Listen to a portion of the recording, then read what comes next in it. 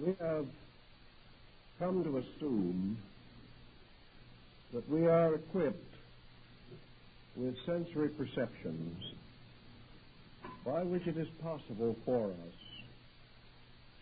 to have a reasonably complete awareness of the world outside of ourselves. We know that this awareness has some limitation. We realize that beyond a certain distance, our vision fails, and sounds too far away cannot be distinctly heard. We also realize that our sensory perceptions may be variously restricted. It is quite possible for the individual to lose keenness of sight or acuteness of hearing, or have any of the sensory perceptions impaired.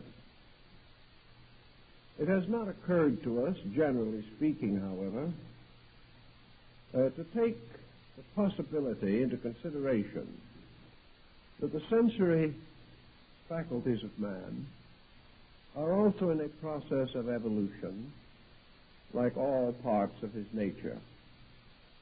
Therefore, that in the course of time, all of these faculties may be more acute, more complete, more adequate than they are at the present time.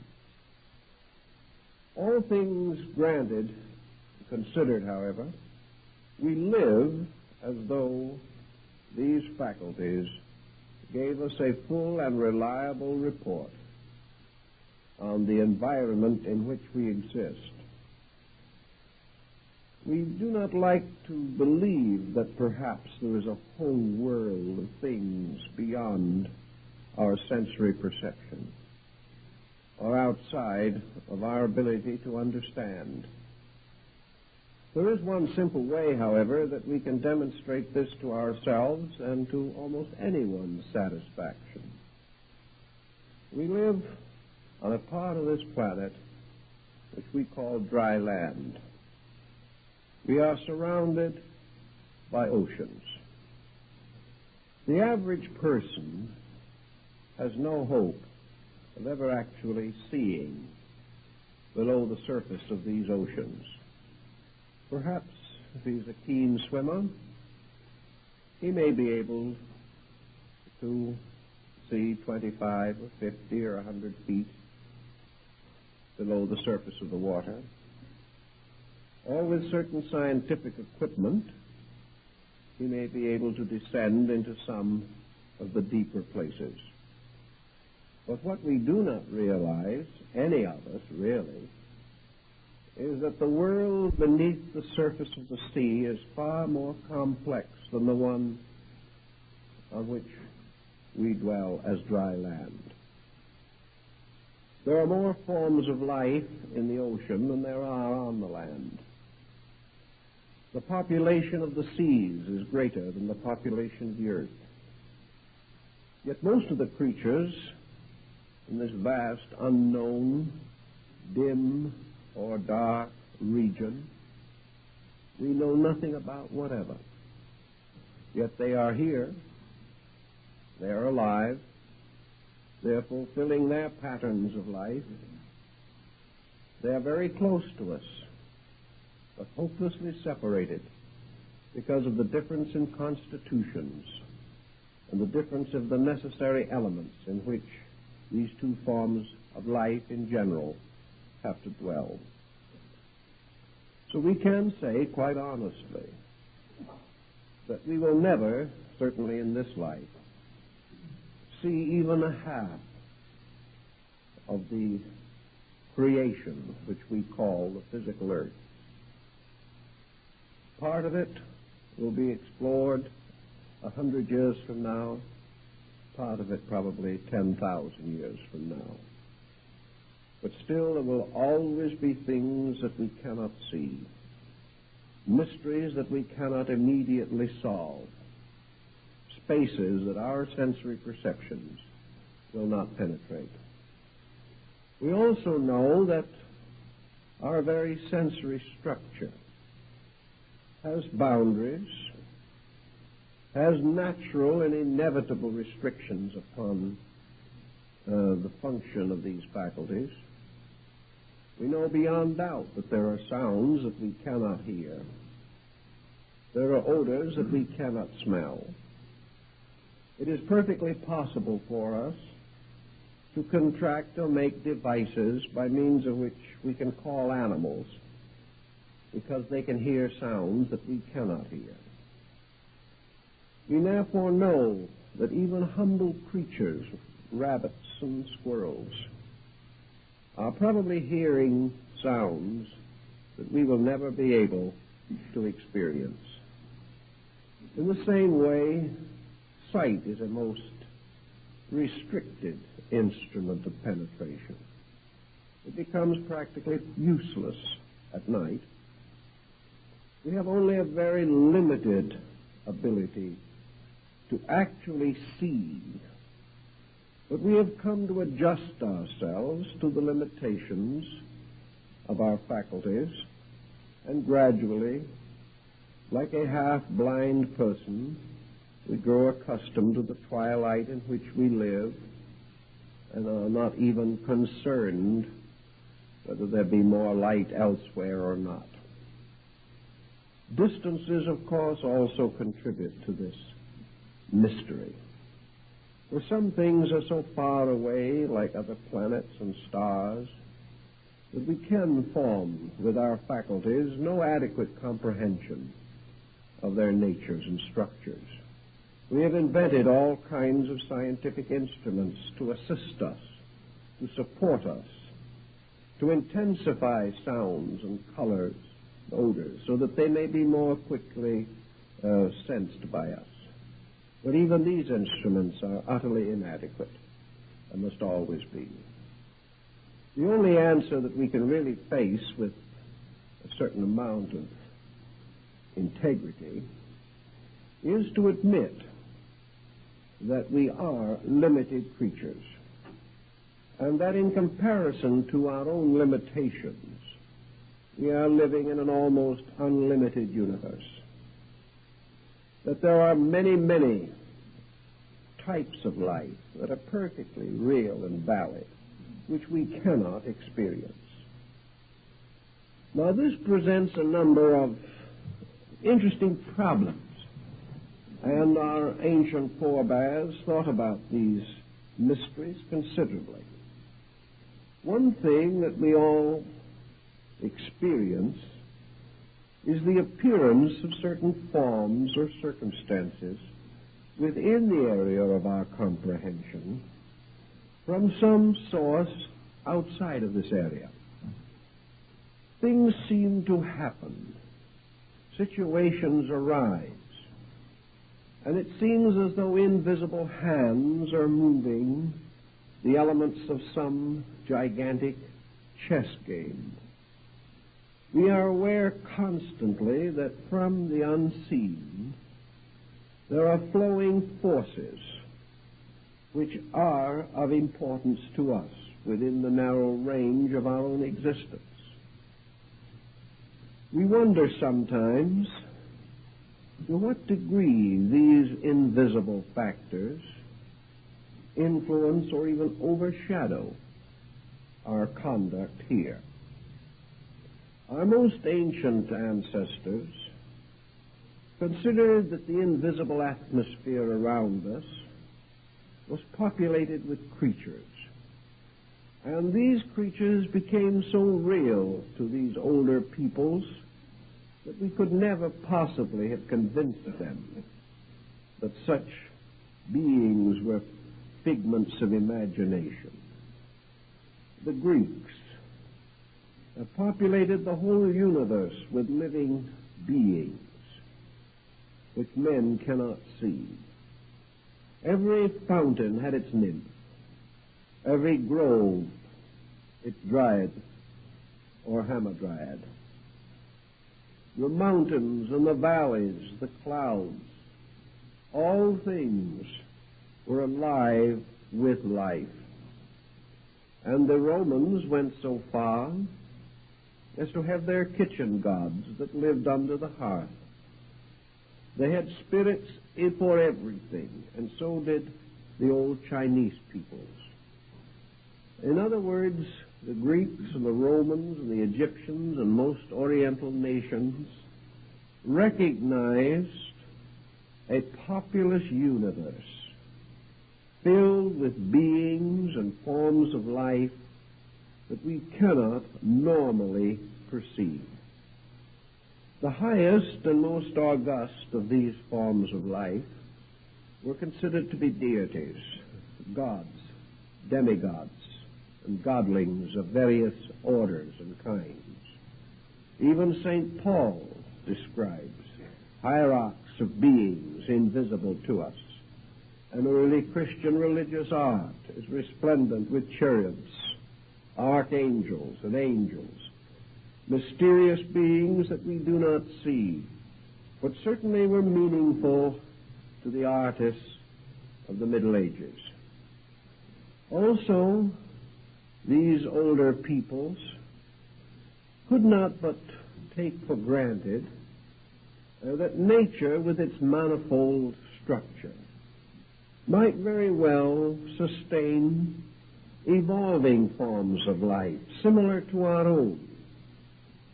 Many different creatures can live in the same place at the same time, so long as the structures of these creatures are dissimilar. Two natures of similar structure cannot occupy the same place. But if the structure is different, if the elements of one body can move through the elements of another without interference, then we have no way of knowing whether other forms are present or not. And Socrates certainly held it to be a reasonable hypothesis that just as surely as men live in their own dimensions, fulfilling in the world of their own vibratory polarization all of the mysteries of existence, so there might well be other peoples living along the shores of the air or within the deep mysteries and fields of space, just as real as we are. And in this case, these other creatures, by the most sober reflection, may have come to the conclusion that we do not exist. It all depends on the point of view. And if this point of view is different, we are isolated by this separateness of attitude or belief. Now, it certainly would normally appear that the belief that there are other kinds of life close to us, pertinent to our affairs, would have to be supported by some kind of evidence. Man just doesn't believe these things for no reason at all. And probably the kind of evidence that has most commonly arisen is the result of internal experiences by certain persons. There has been considerable record that human beings may, under certain conditions, seem to experience dimensions of perception not commonly distributed among us. The visions of saints, the ancient meditations of sages and seers, the testimonies of saviors, all these would seem to sustain that some persons have a more extensive faculty perception range than others. Also, it would appear that this extrasensory band can be developed to some degree, that the individual may be able to intensify this subjective power to know or to intuit or to sense or to know by some strange faculty of inner vision something of the world that is normally concealed from us. We know that as prosaic and common thought a man as Socrates, distinctly described his daemon, a spirit which accompanied him and did not depart until shortly before the death of Socrates. Socrates believed that this daemon really existed, and from every part of the dialogue it would appear that he saw him, conversed with him, and knew him. Now we can say that Socrates was mistaken, that he was deluded, and perhaps because of the curious nature that he possessed, might well have been neurotic, or suffered from some strange aberration, or some division of personality. But whether he did or not has never been satisfactorily demonstrated. But Socrates is only one of thousands who have reported these things, from old times to the most recent day. In East and West, everywhere, there are streams of accounts that under some conditions, certain persons are able to see beyond the ordinary limitations of our sensory perceptions. From these we have received also accounts of unusual or mysterious beings or situations, places, dimensions of time and thought. In this phase of our problem, therefore, we can say that our belief in the existence of these other dimensions and their creatures, this belief has been built from the testimony of our own kind, which is the only point we want to make at the moment. It seems that we have gradually come to believe this out of our own experience. The next point that perhaps is of interest is the fact that for the majority of human beings, such experiences are not natural, normal, or common. Therefore, to most persons, there may be a certain psychological sensing that we live surrounded by invisible forces or conditions, but we really have no valid understanding of what these forces may be. Again, older nations and ancient peoples believed that they could link the two worlds by the mystery of sleep. In sleep, men dream, and in their dreamings they seem to mingle the natural and the unnatural, the normal and the supernormal, in strange fantasy. Some dreams are so real that they are more intense than experiences of waking. And in dreams, men see many things. And in trances, and in various comas, strange experiences are recorded. Sometimes these dream experiences are rather unhappy, and we call them nightmares. Our ancient forebears would never have considered nightmares to be merely hallucinations. They would consider them to have been journeys into the unseen realm. We no longer feel this way about it, but we never have as yet clearly interpreted or solved the riddle of dream experiences. We only assume that we have. This adds up to one point. Most individuals who are happy, normal, reasonable people, well-adjusted with society, are not much inclined to dream. And if they do, they have but very slender memory of their dreaming. Some research would indicate that perhaps we all dream whenever we sleep, but we do not remember. The pressure of these dreams is not great enough to burden us with any continuance or to be carried forward into our waking state. Therefore, the dreamer is most apt to be a neurotic. he is apt to be under pressure of some kind. Perhaps his dreaming will have the hallucination of narcotics. Perhaps he will be suffering from some minor form of delirium tremens. Dreams of this nature are proverbially unpleasant. Perhaps it is only worry or grief or the natural dissipations of our minds and emotions that contribute to our dreaming. But it is evident that most dreams represent an abnormal condition within the psychic integration of the individual. As a result of this, a large part of dreaming is not especially pleasant. Also, it is tied to strange beliefs and fantasies that we hold within our own thinking.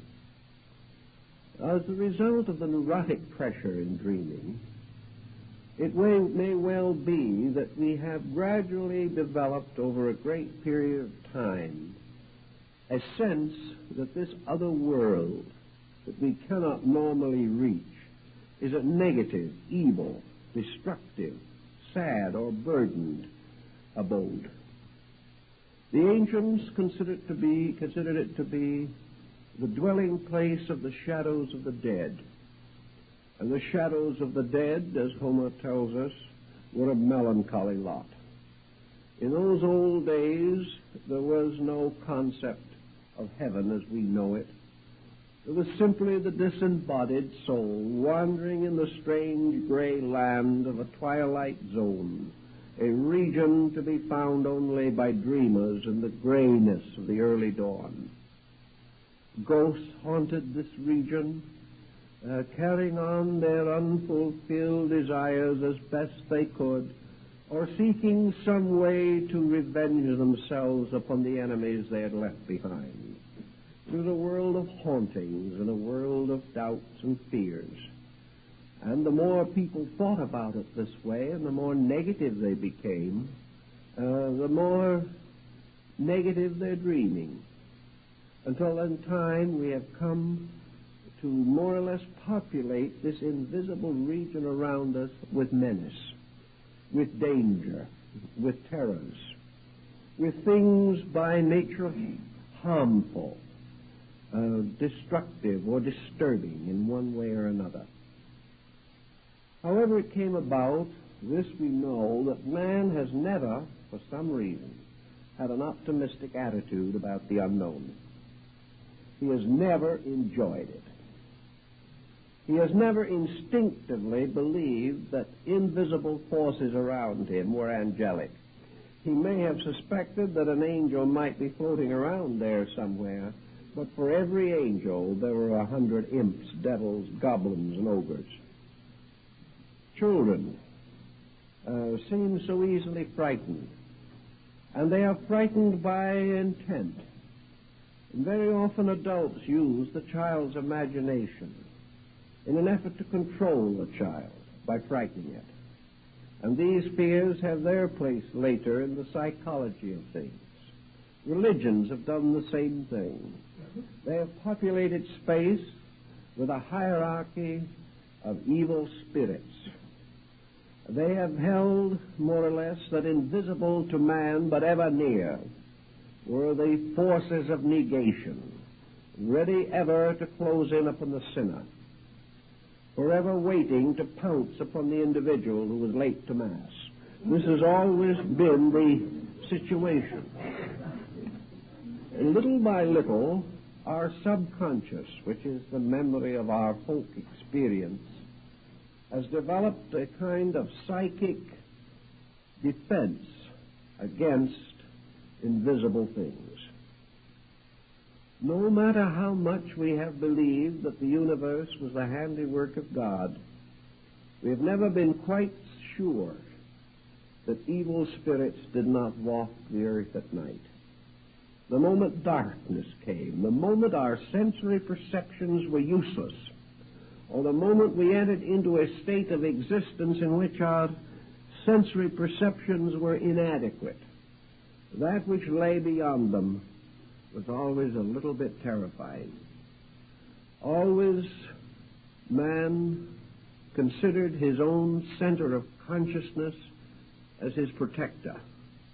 And he lived to defend himself with the little light in his own soul against darkness, on the assumption that darkness was evil. That whatever was out there was not good for him, not well-intentioned toward him. We have gone so recently through this epidemic of fear, of invasion from other planets and so on, that we see even how science fiction, in devising its fables, always has some evil and terrible force that must be met and overcome by man, the hero, in one of his innumerable forms. Always there is something out in the darkness that wants to swallow up hope, swallow up goodness, destroy and injure. While this has been true, especially, I think, of Western man over a long period of time, it was not essentially quite so true of those peoples who really belong to what we term today pantheistic religions. Pantheism had a deep love of nature built into its structure. And people who loved the earth in its natural way, who regarded with the deepest admiration the sunrise and the sunset, who saw in everything beauty, to the degree that they achieved this within their own consciousness, they came more and more to consider the invisible world as essentially kind. They did not have the same theological fears that have afflicted Western man for the last several thousands of years. This means also that to these other peoples of other kinds and races and types, the principal phenomena of life were less dangerous or less filled with fears and doubts. I think that the old pagans perhaps died with a better hope than most modern folks. For modern people are divided into two essential groups.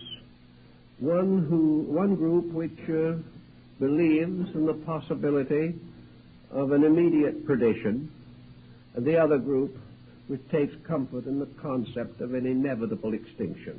These two groups have very little to be cheerful about. But so many of the older peoples looked on it differently. I've known several old American Indians who had a rather pleasant thought about the whole thing.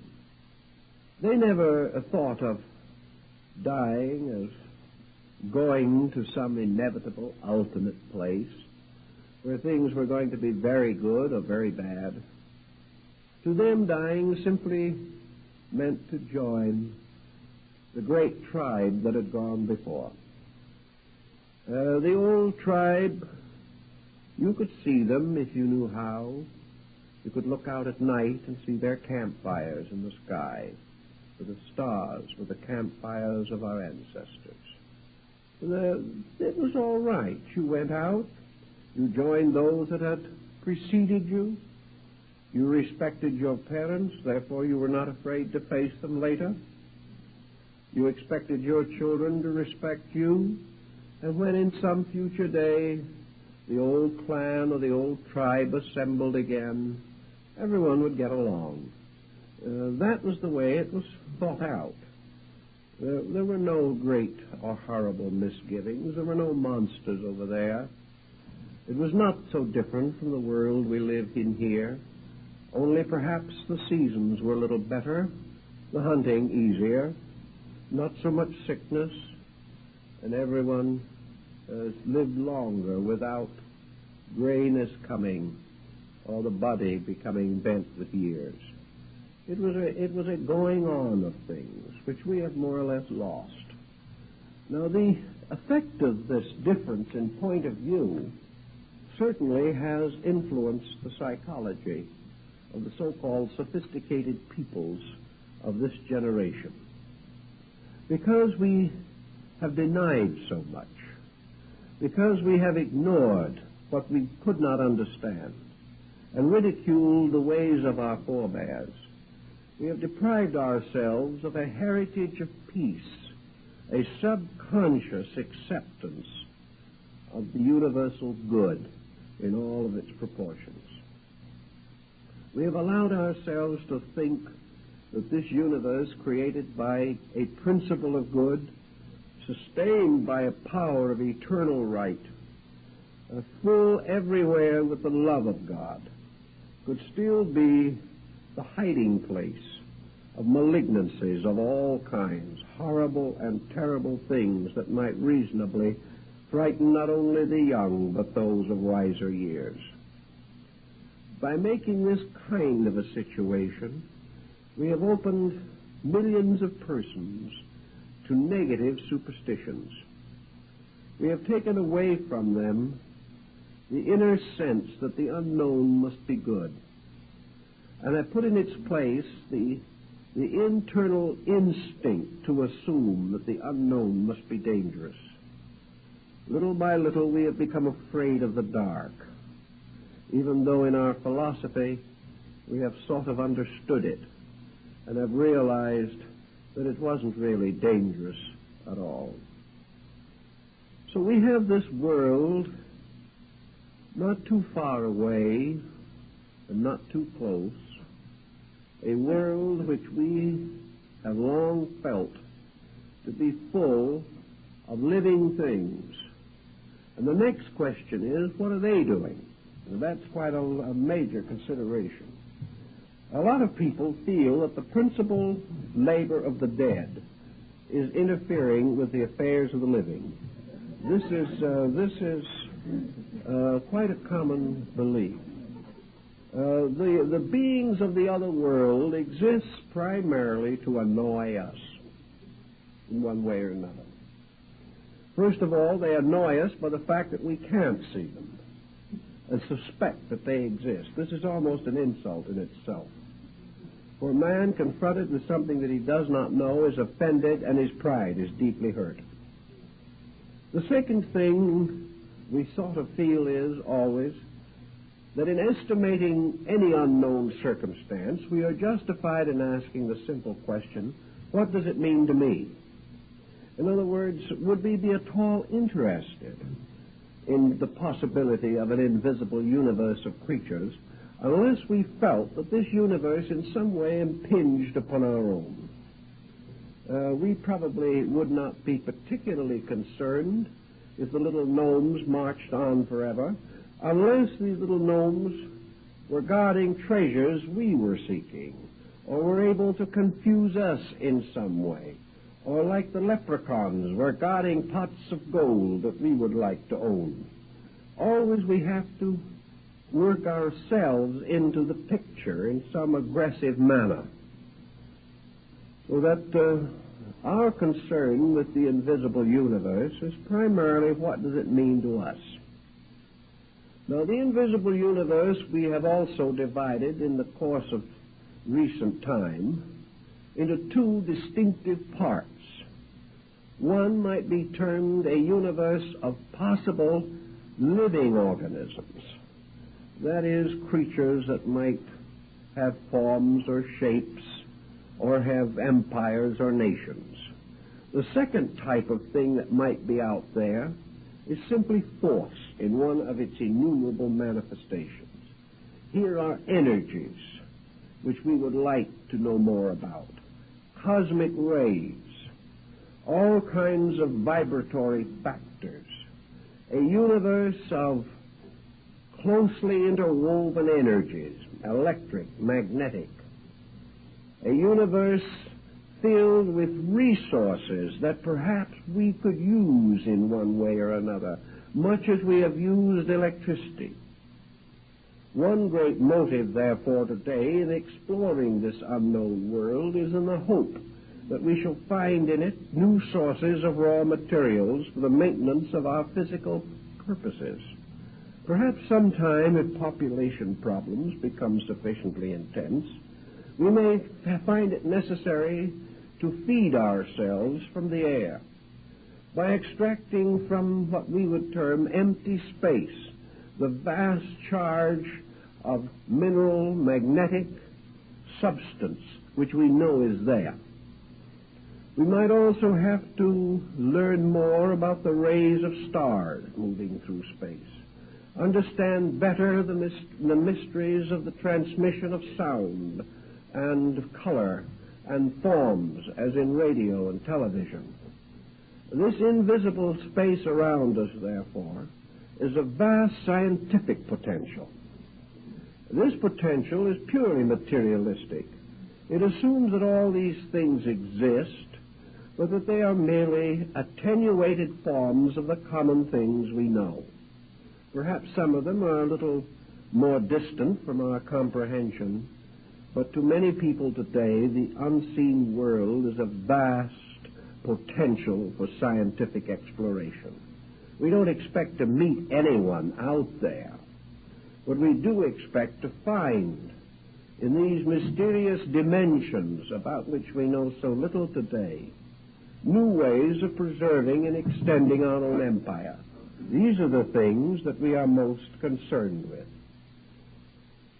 This means, of course, that the philosophical or religious import of such considerations are left for mystics and idealists and dreamers to take on. And some do.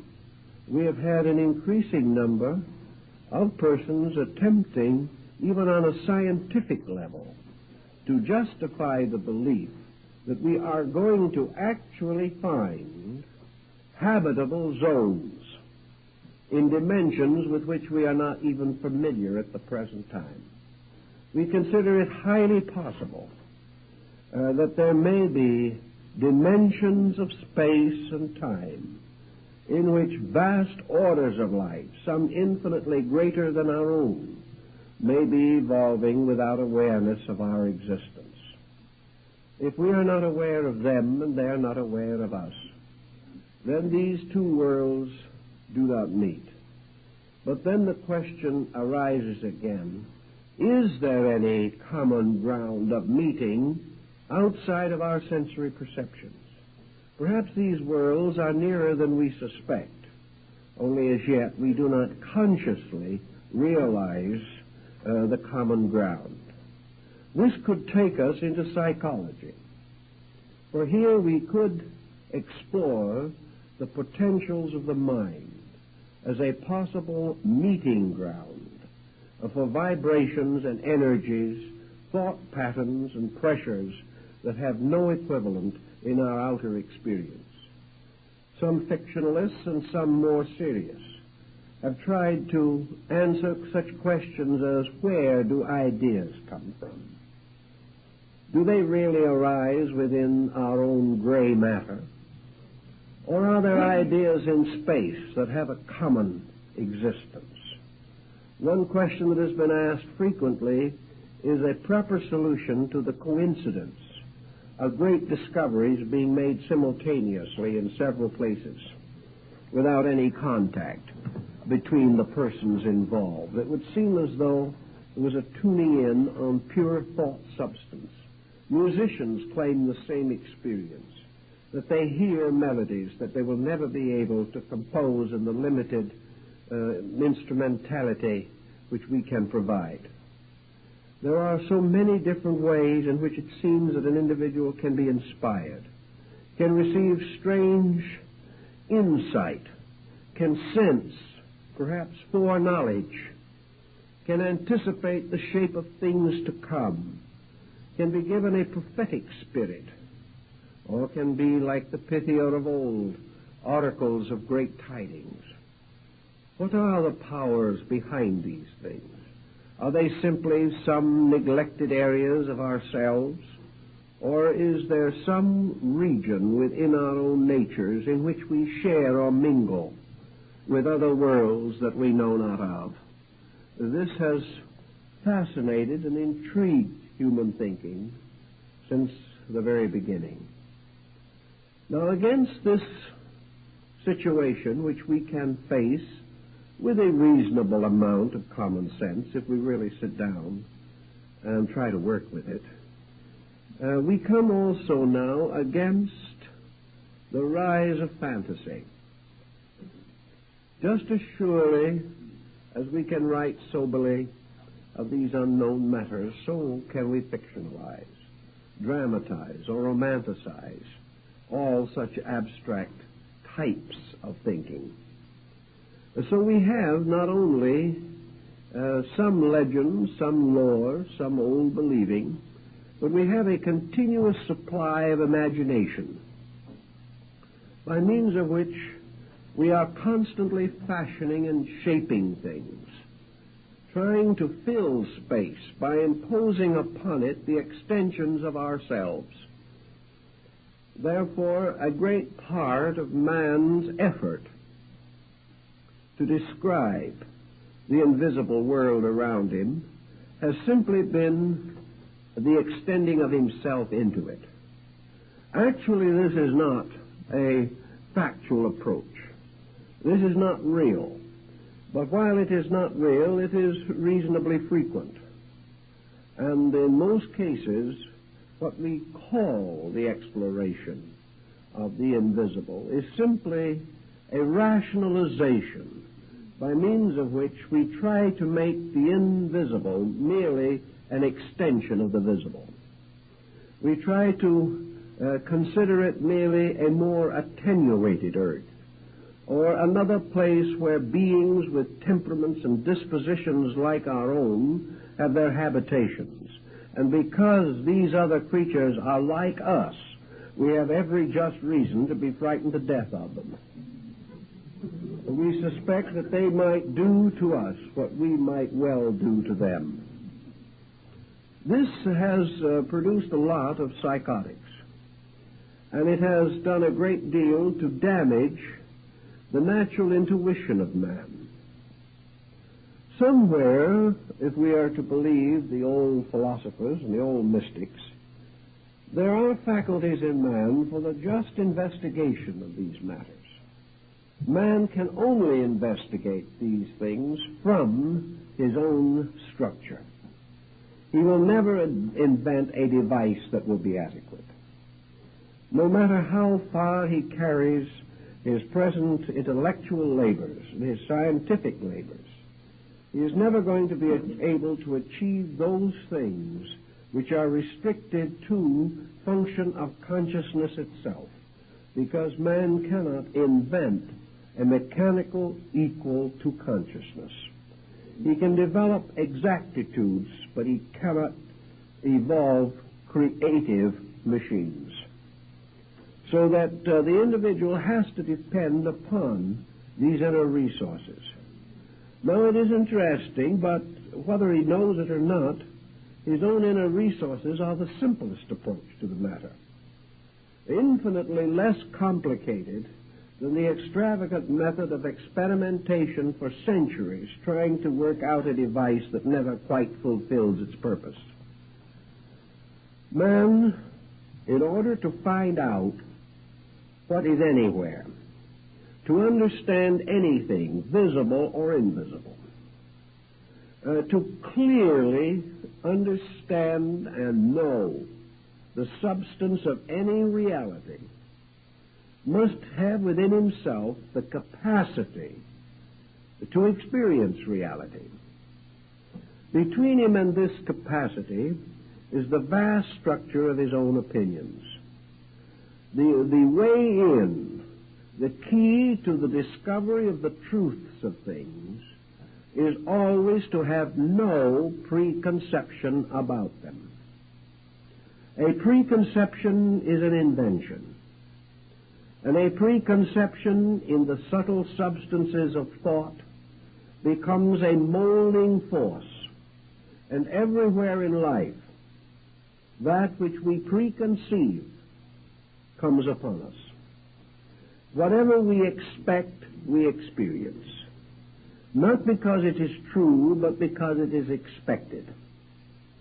And from the mysterious substances of things which we cannot analyze adequately, we are continuously seeing the reflected images of our own preconceptions about these things. Now, man is a creature of preconceptions.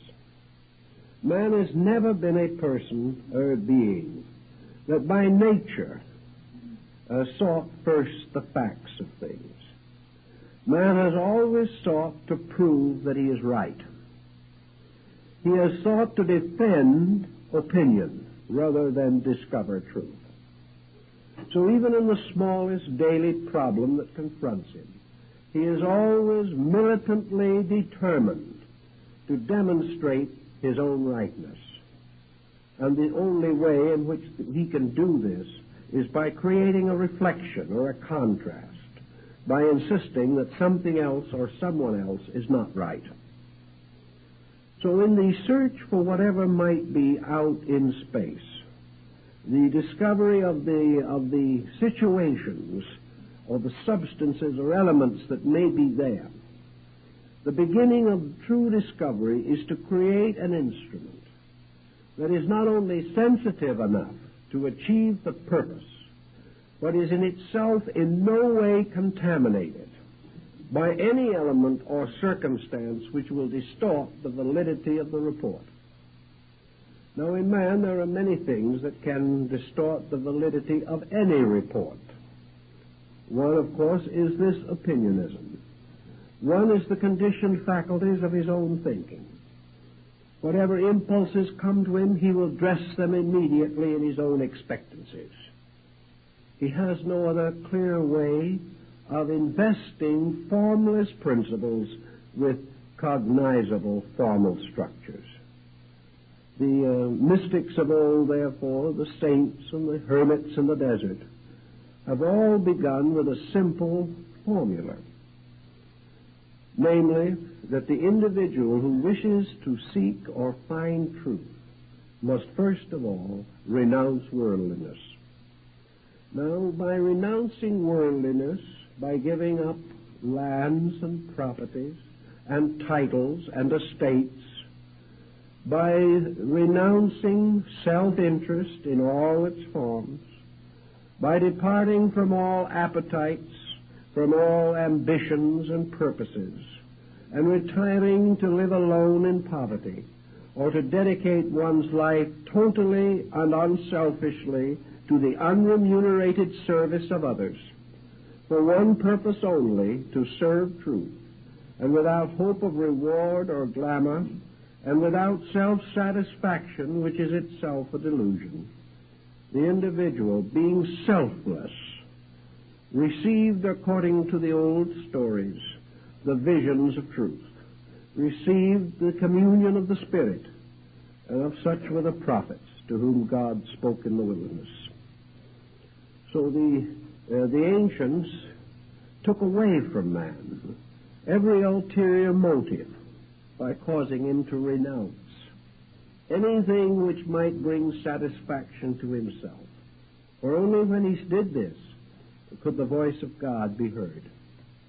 Well, we live in a different kind of world from that, but the principle remains essentially true, that man reaching out to experience the unknown universe around him must not have within himself any emotion or any attitude that is going to color this experience. If he has any such conditioning circumstance, he will only reflect himself, and he will never know what was actually there. The very personal experience will obliterate the possibility of contact with something greater. If he therefore is convinced that this universe around him is full of fearful things, he will experience only its fearfulness. What its substance is, he will never know. For every demon he expects, he will find a demon. For every evil spirit that he believes to be there, he will find an evil spirit. Because he will find always what he expects, and in the magic mirror of space will see only his own face reflected. The only way to break through, then, is to reflect nothing from yourself, to have no preconception, to have no attitude, to have no feeling or belief about the thing. but to try with absolute sincerity to experience neutrally the nature of this thing itself. Now, to do this is not easy, and I would strongly advise no one to start on it late in the evening. Actually, before it is possible to explore these higher dimensions, as in the examples of advanced yoga and in the higher disciplines of Tantra and even of Zen, long before the individual can attempt or should attempt any such exploration of things, he has the long task of self-preparation. It is utterly ridiculous for anyone to assume that he can approach the unknown with complete peace of mind at the present degree of his development. He must first go a long way in self-discipline before he is free from both fear and hope. For just as surely as the images of fear are but delusions, so most of the images of hope are likewise unfactual. So instead of an exploration, we simply live in a strange shadow world of our own expectancies, believing that we are greater than we are or less than we are, that we are in danger of some kind of strange punishment or an immediate hope of some mysterious reward. But actually, the true substance of this unknown condition is unexperienced. We do not have any concept of its true nature. Buddha likened this final experience to the Mahaparinirvana itself. For in this absolute contact with space and eternity, we come into one with all the root and causal essences of things. We do not know what is there, but we know we must become like it to experience it. And we know that as far as our own perceptions are concerned, this mystery is absolute quietude, absolute peace, absolute silence, absolute rest. And until we find this in ourselves, we cannot walk through the curtains that divide the world. If we try to go in any other way, instead of passing into the other region, we merely pass into the negative abode of our own subconscious. And there we struggle with circumstances with which we should never have afflicted ourselves. So in this way, we try to summarize the first aspect of our problem, which now sums up to the simple fact that with the exception of a few highly disciplined and highly conditioned people, there is very little contact between these two conditions of space. There is very little contact between the worlds as we know them, because the vibratory polarities are sufficiently separate that only occasionally is there a flash across this region or this realm. And such a contact is based upon some strange passing sympathy that comes and goes. It is a mystery. It is something that is lawful, but we do not understand its laws. For all intent and purposes, man has also been created with some kind of a defense mechanism. And this was given to him on purpose.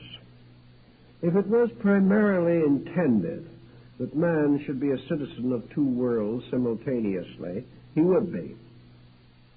If it was proper to his need at the moment that he should see this other side of place and space, he would.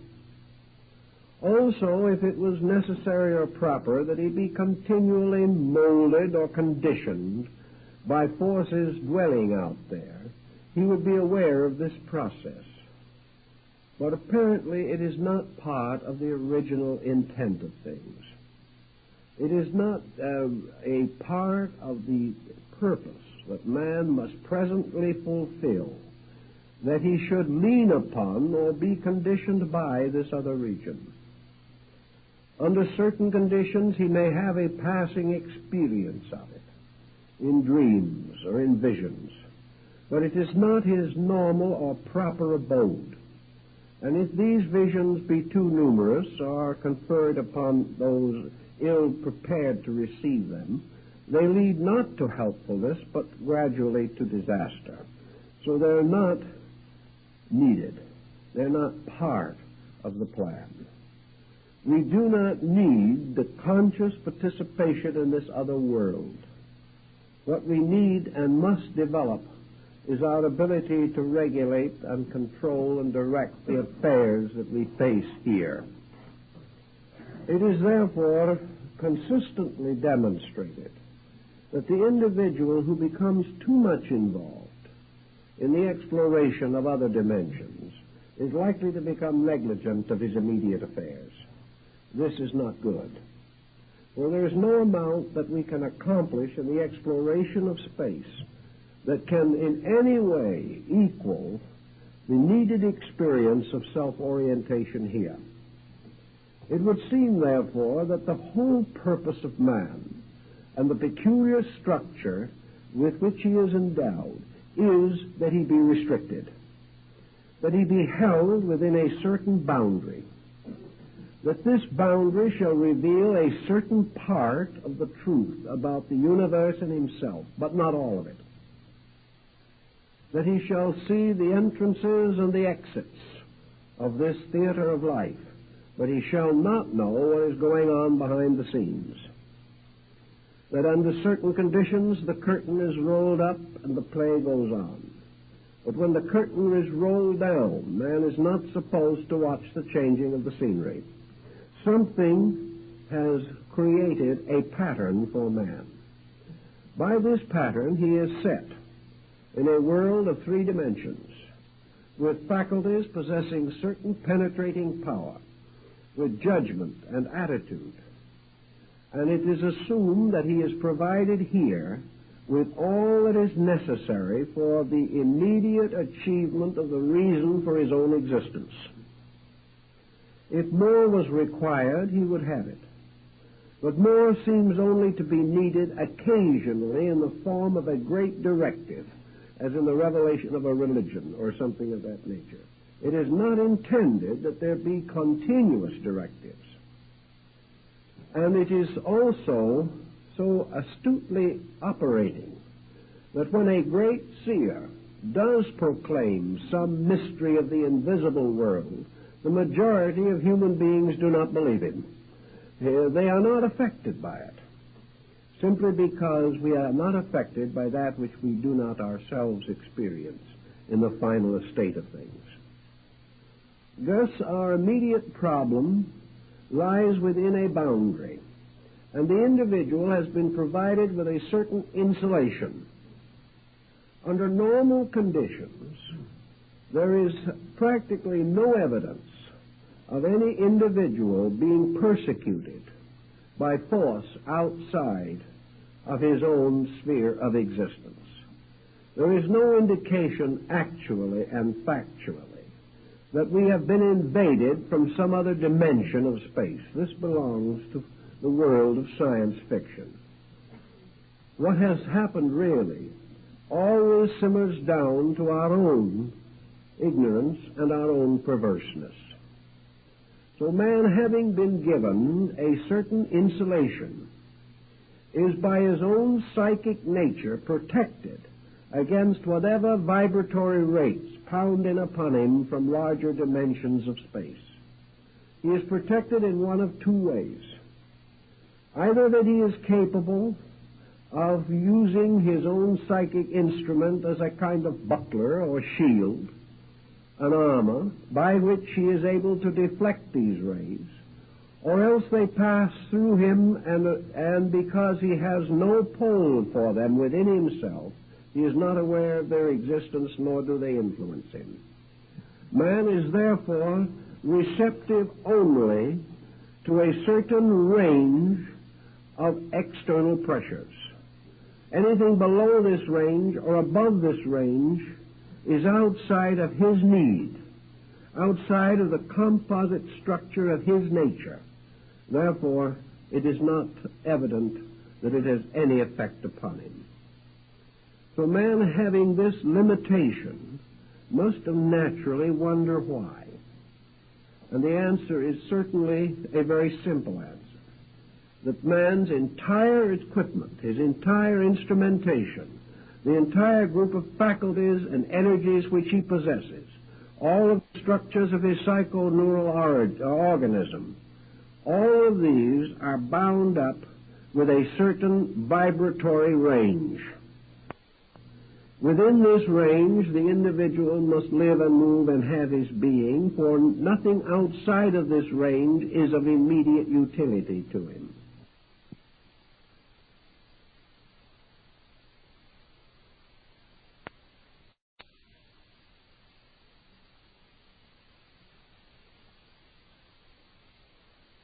Such larger participation in the cosmos as he may require is automatically provided for by nature itself, that he shall therefore receive his proper allotment of energy from the sun, or receive what he needs from the various cosmic energies in space. This allotment is his inevitably. But for the rest, he is supposed to function within a certain range. And within this certain range, he has about all he can achieve. And ancient peoples recognized, therefore, that man already lives in two kinds of worlds, but that instead of these worlds being the physical universe as he sees it, and the invisible universe around it, these worlds are actually the visible universe as he sees it, and the invisible regions within himself. In the unknown world, which must constantly concern the human being, is his own inner life. And his own inner life is the symbol which he has attempted to justify by casting his reflection upon space. Space, the outside, the invisible universe around us, is merely a symbol for the unknown within us. And theoretically, in order to solve any region of the outside mystery, we must solve the corresponding region of the inside mystery. So the human being has the same problem almost as the first remarks we made about the planet. As the planet consists of dry land and water, and the creatures of the sea are more numerous than those of the land, so man is also, even physically and psychophysically, two beings, a land body or land creature, composed of his external faculties and perceptions, and a creature of deep oceans, these oceans being the subconscious within himself. This subconscious is strangely populated. The inner life of the individual is far more mysterious than his outer. It is also more complex and more meaningful. But because we have lived in the objective side of our nature, almost since the dawn of our creation, and because also the faculties that we know are all more or less pointed outward to give us contact with environment but not with self, we have labored under the continuous disadvantage that we lack the organized, obvious means of exploring the one region which is the challenge we all must face. Everything, therefore, that we reflect upon the unknown around us is due to the distortions of the unknown within us. And this unknown within us has given rise to all the fears, all the doubts, all the uncertainties, all the griefs and grievances with which we have attempted to mutilate the outer universe. Every problem that we fear on the outside exists only on the inside. This means that the individual from within himself is constantly releasing orders of mysterious beings. These mysterious beings are benevolent or evil creatures, according to the qualities of our own thought emotional patterns that bring them into existence. But all of them become the mysterious inhabitants of sleep, the mysterious monsters of dreams and nightmares and visions. So the person attempting to solve the mystery of himself by reference to the outside space is trying to continue to use the faculties with which he examines environment in the belief that if he can go far enough into the invisible around him, he will find cause. This he cannot do any more than he can find the cause of life by building a spaceship that could take him to the furthest star in our galaxy. He might learn in that way to understand that star, but the secret of life and of reality will be as far from him as it is today, because he cannot travel outwardly to discover that which can be experienced only inwardly. Truth can be discovered only by experience. A man can experience nothing but himself. He can contemplate all kinds of things, but the vital experience of I know can only come from the internal life of the person. So in the next consideration that we have to think about man. Now, what kind of a creature is man? Man is visible and invisible. This we realize. His visible parts bind him to the known world. His invisible parts seem to unite him to the unknown world. And yet man is not part, really, of another kind of world, because what we call the unknown in this case is only that which transcends sensory perception. We have many references and accounts of the inner construction of man himself in relationship to the universe. Almost all of these accounts finally agree that man himself is a kind of miniature world, and that just as surely as the solar system was believed theologically to consist of heaven, earth, and hell, so man is likewise a triad, consisting of a divine nature, a human nature, and a strange, shadowy sub-nature, which was his inferno, and which has always tormented him and always will. And it is this inferno which he must some way cope with. And in the ancient writings we are told, for instance, that Jesus, after the crucifixion, descended into limbo and redeemed the souls of the lost. In other words, he descended into the infernal region. In Buddhism, the same concept is described, in which the Buddha is said to have multiplied his nature so that he appeared simultaneously in all of the 49 realms of Avicii, or the underworld, and there redeemed the souls of the dead. And the presence which he left behind when he left these regions was the lotus, which to all these became the symbol of eternal hope. But this Avicii problem, this whole problem of the under-region, means that the individual, in order to attain freedom, particularly from the cycle of transmigratory existence, has to redeem his own underworld. Now, in attempting to redeem his own underworld, he is in exactly the same problem as the medieval, who saw this underworld around him, lapping upon the very steps of the cathedral. He was only able to hide in sanctuary or tuck himself under the edge of some bishop's robe to avoid perdition before the day was out.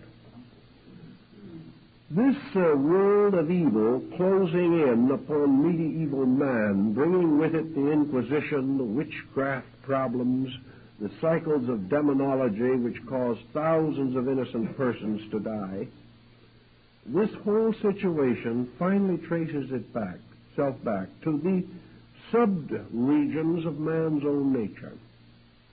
For there is in every individual this region of negation, this region into which is constantly flowing the endless mistakes of living, this region which is kept alive by the errors of life, this region in which everything that is negative, everything that is destructive, everything that is selfish, continues on to create psychic vortices, vortices which the ancients like to think of as demons, various elementaries of negative and horrible proportions. But man was creating out of his own negation a hierarchy of infernal monsters. These are the ones which he gives a certain life to by vitalizing them with his own thoughts, with his own intensities, with his own emotions, sustaining them by his own self-willfulness, by the bitterness of his attitudes, by his criticism and condemnation. These things are constantly building evil.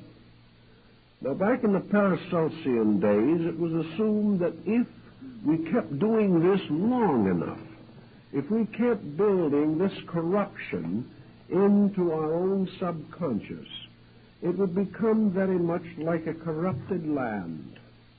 It would be a place in which plagues might well arise. Many of the ancient peoples believed that what we call germs and bacteria and things of this nature are really manifestations of this psychic evil that lurks within things, that the destructive forces of life which take form in lower kingdoms are in reality the embodiments of the negative psychic pressures of living things, that they are the devourers, the destroyers, the corrupters of flesh, and that therefore the individual may interpret this in two ways. Either that perhaps sickness, physical sickness, is caused by this gradual increasing pressure of negation in the subjective part of self, or else that this negation becomes a swarm of semi-living elementary creatures, and that these creatures, like strange fungus or like mysterious creatures, parasites, can take hold of and drain the body of its resources and the mind and heart of their values and energies. In any event, the ancients held it to be self-evident that man carries within himself this region of his own undoing, and that his first and real purpose is to solve this, that this is his own underworld, the mysterious eighth sphere of the gnosis, this world which has really no existence, but is continually forced into the seemingness of existence by the seemingness of evil in the deeds and thoughts and emotions of living things. Thus, in the Persian philosophy, we have the war between light and darkness, but light is ultimately victorious. And in the struggle between all good and all evil in the nature of things, truth is ultimately victorious. For it is truth and truth alone that can set us free. And truth in this case represents always the disciplines of a doctrine of integrity, by means of which we drain this swamp of its corruptions.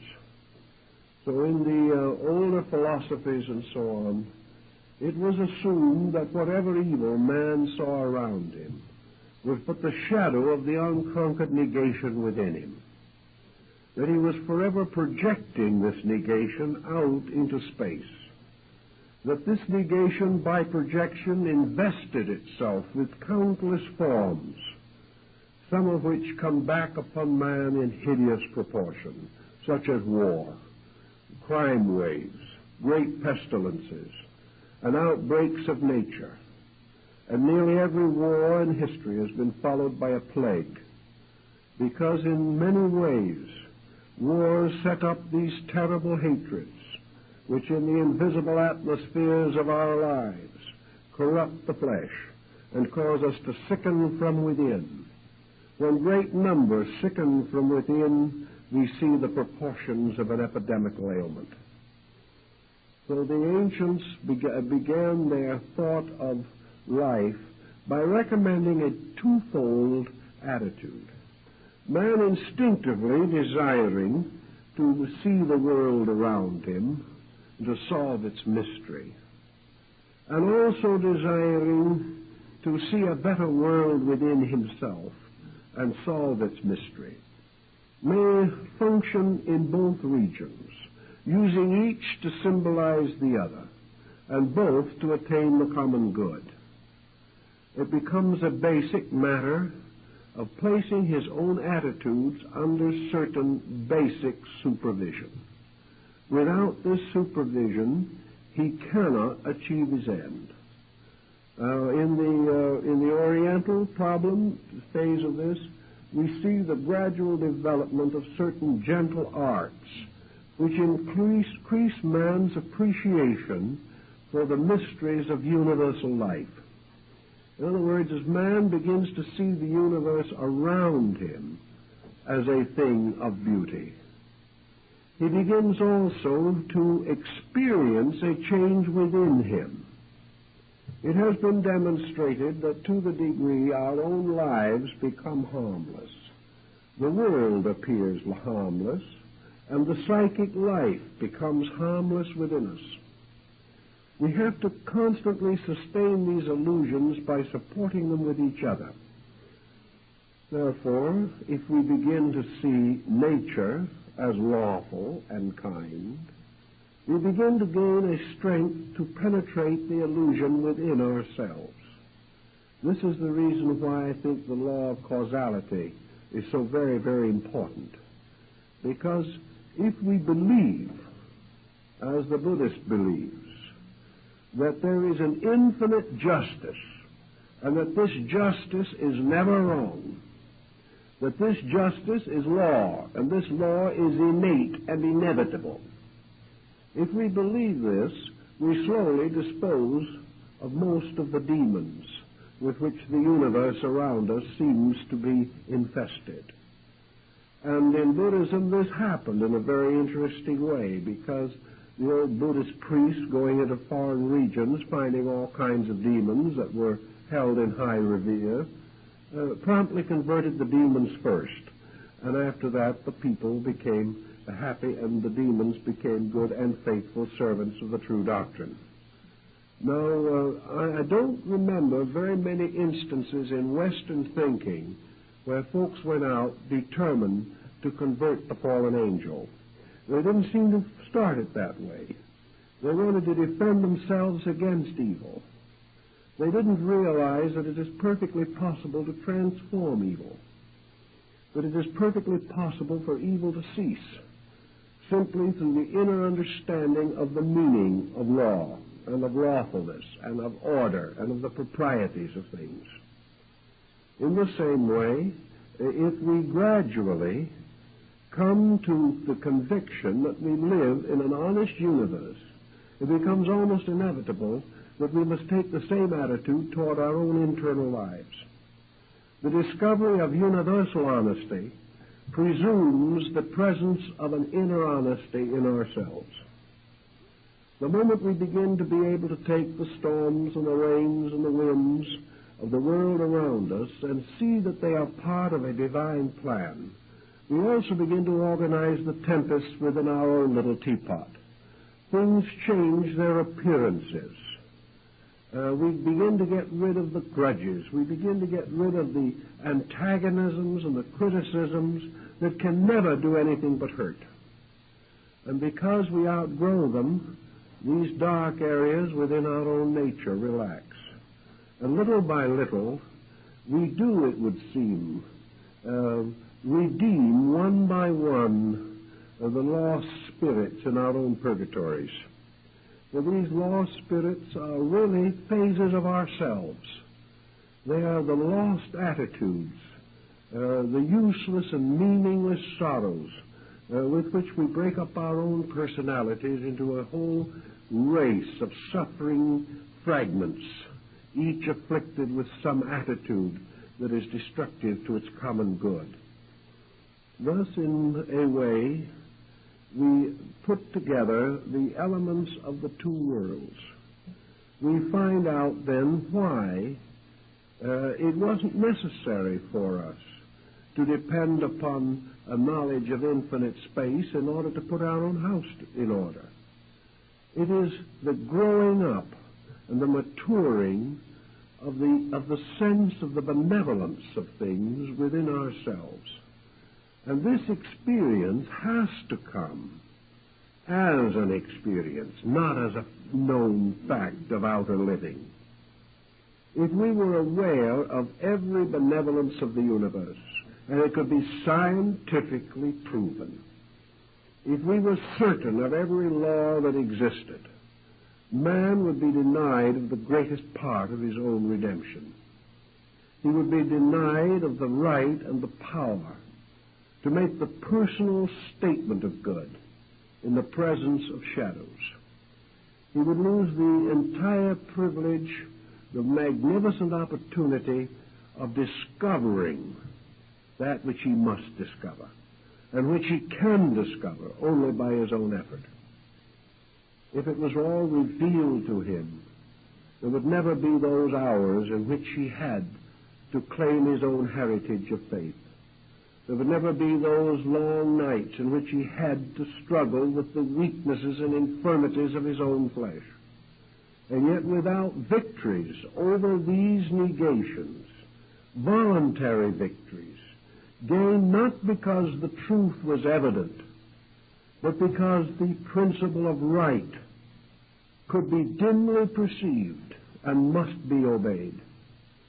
The individual then grows, not by what is handed to him, but by what he achieves out of the smallness of his own insight. Knowing a little, he must make a good decision. By this he grows. But if he knew all, there would be no need for decision. And somewhere in this structure of man, the pattern says that he must grow through the gradual process of affirming the realities and having the courage to live by principles which he cannot prove, but which in his consciousness he knows to be true. This is the real challenge, that having projected a certain conviction, as Wallace cast the heart of Bruce into the battle, so man must follow this conviction and fulfill it. He must, with the small courage of partial insight, meet the challenge of his own spiritual need. He does not accomplish this, in some way his own growth is frustrated. To make this challenge inevitable, two things have to be present in nature, and the universe, visible or invisible, must keep these rules. One thing is, there cannot be anything out there in the unknown of space that can prevent man from achieving his own destiny. There can't be something out there with a hammer that can knock him down for no reason. There cannot be a vengeful spirit or an evil sprite that can in any way stand between the individual and that which is his proper destiny. Thus, the invisible world around him cannot make him or break him. Whatever its contribution is, he will know in due time. But there is nothing out there that can take from his stature or add to it. If there was one thing utterly unknown to him and utterly beyond his control, which was inimical to his destiny, man would be completely frustrated.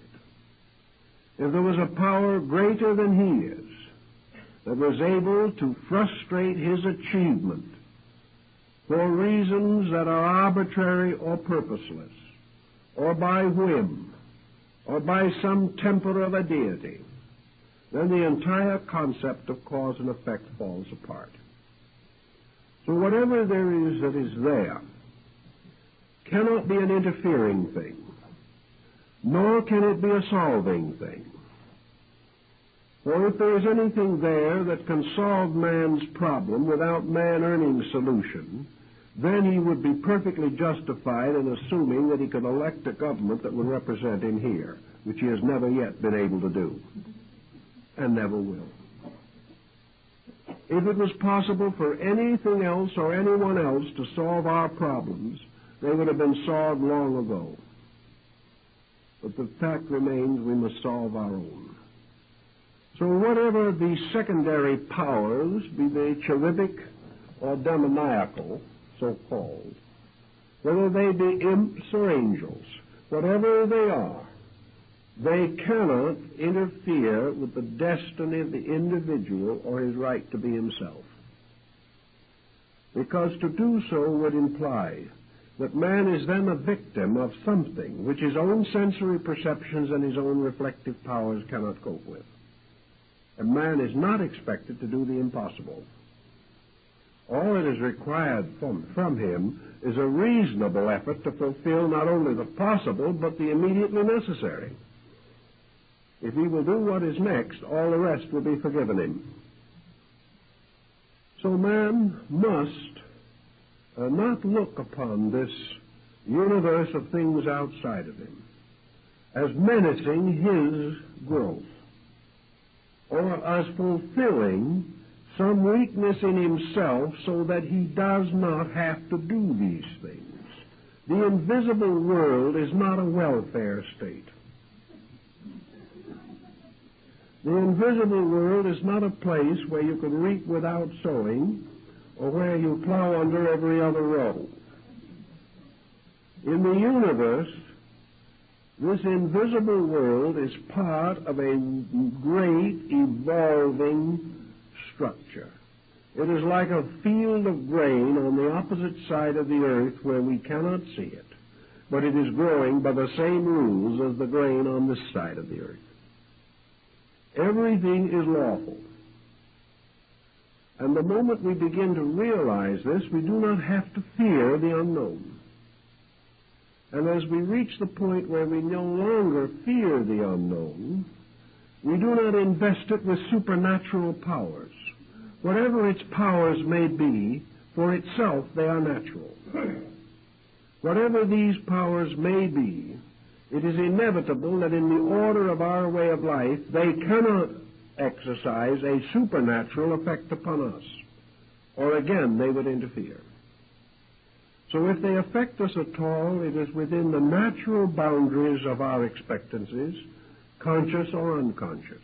Perhaps they are affecting us, perhaps they help digest our food, perhaps they regulate the liver, we do not know. But whatever those forces are, they are normal and reasonable. They are not destructive, they are not angry, they are not evil. They can do nothing to prevent us from achieving, nor can they make our achievement inevitable. So against this background, the individual must follow the admonition of the wise and work out his own salvation with diligence. He must work out his salvation perfectly certain that the universe around him will cooperate with his own labor. That as he fulfills his responsibilities and his duties, the laws working through space reward him in right measure. Therefore, that in this space that we do not see or understand, there are the workings of laws. These laws rewarding everything according to its achievements, according to its motives, according to its insight and its dedications. And that which is itself without purpose is rewarded in that way, without purpose.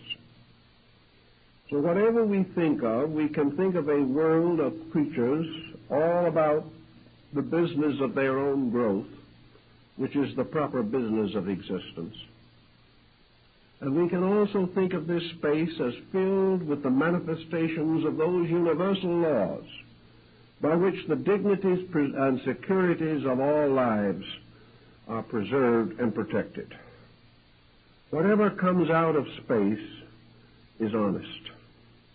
Whatever comes out of the invisible is the ever-working of the law. Whatever other things may exist in space, which have no relation to man at the moment, these other things fulfill their destinies, but they do not impinge upon us. If we can get this thought thoroughly set in our own minds, we will not ask space for favors, nor will we build defenses in our own minds against the strange darkness that lurks there. We will accept space just as we accept night, as the unseen part of a common world, and that in this night there are creatures that belong to the night, and in the day there are creatures that belong to the day, that the alternation of day and night is essential to the regulation of nature. So all things fulfill themselves in their proper sequences and in their proper patterns. Man has no reason to fear.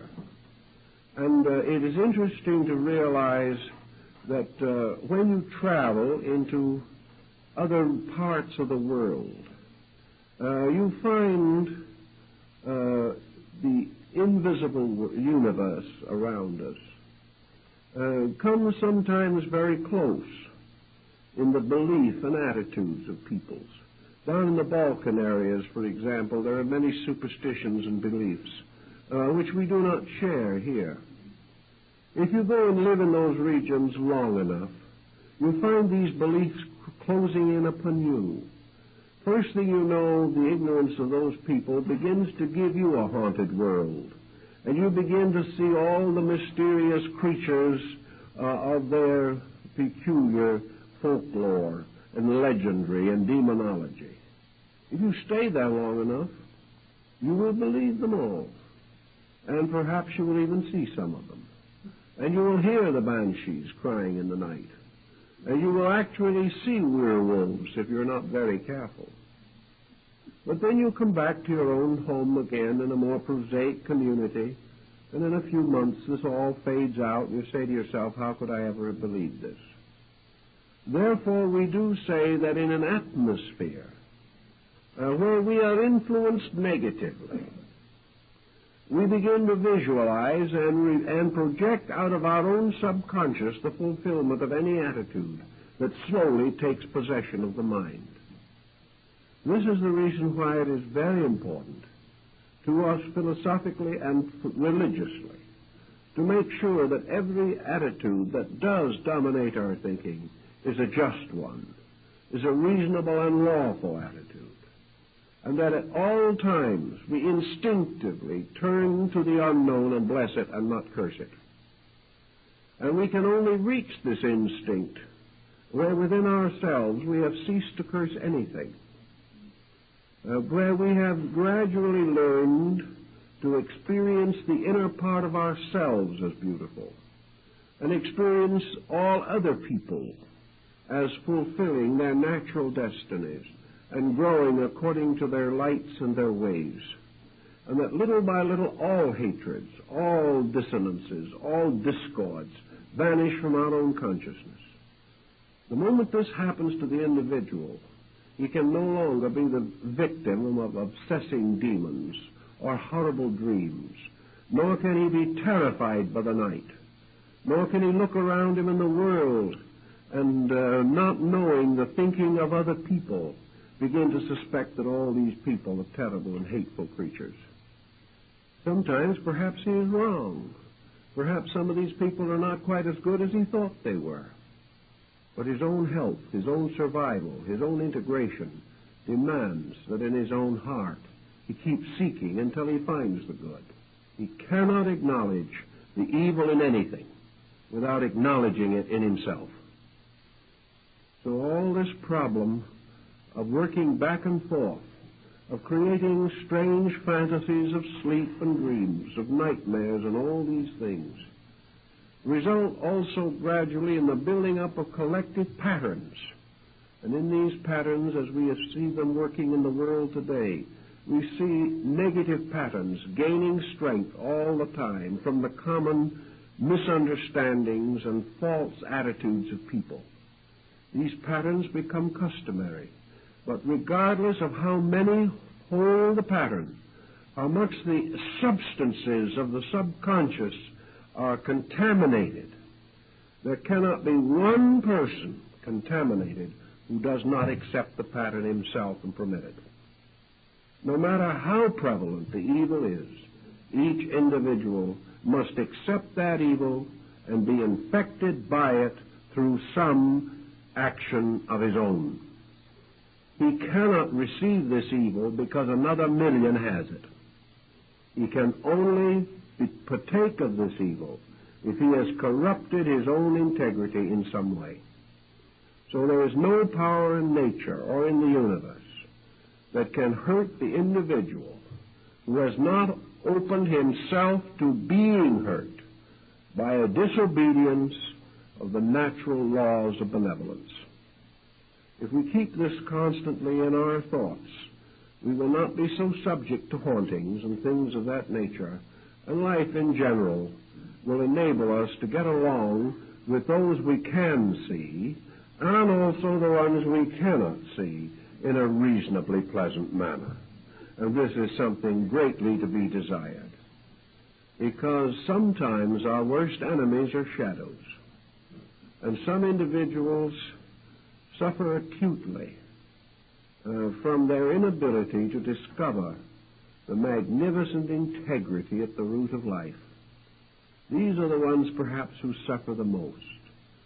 It is hard to find a friend who is false, but it is much more difficult to live in a universe that seems to be false.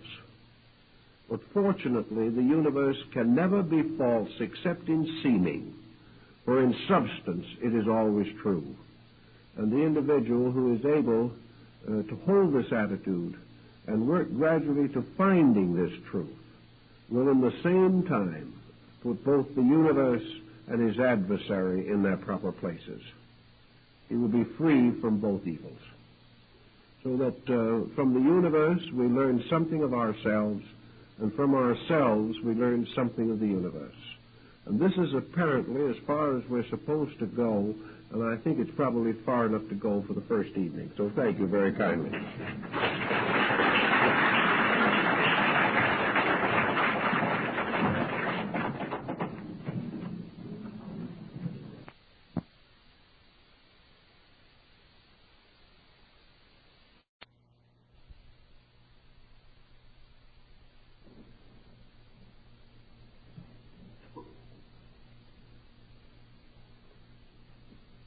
This evening we have a subject that is almost certain to become controversial.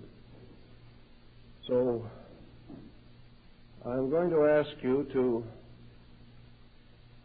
think as quietly and carefully as you can and see if perhaps some of the points that I want to make are really more obvious than you might first imagine. We must give a certain background to this discussion, because actually most of our concepts of demonism, black magic, witchcraft, and diabolism belong to long traditional concepts and beliefs which have endured in our way of life over thousands of years. First of all, I think we should make one rather important differentiation. Most of the demons of antiquity were comparatively respectable creatures. The ancients believed that there were in nature spirits, both good and bad. Good spirits they called gods, or in nature worship, kami, or elemental beings. Evil spirits they regarded as more spiteful and malicious by their natural intention. And these two orders of invisibles were used to explain a variety of natural phenomena. When things went well with man, he was grateful to his gods. And when things went badly, he propitiated his devils. For he assumed at an early time, and apparently quite sensibly, that God and the subordinate deities that attended the Supreme Being could not be the cause of evil. Yet as a mortal physical creature, man experienced certain disasters which he called evil. He found himself plagued with circumstances destructive to his happiness, his health, and even his life. He had to explain how it was that a good God ruling over a good world could produce destructive situations. To meet this need, orders of beings subordinate to deities, but still by nature malicious, were conjured into reality.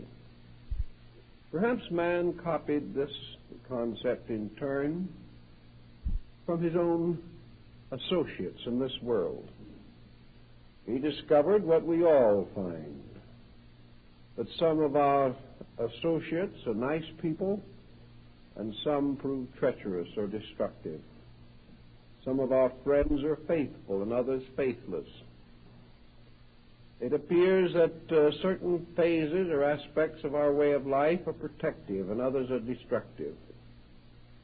And today we explain these differences on moral or ethical or cultural or legal grounds, but still we are faced by these two parallel lines of occurrences, one helpful and the other hurtful.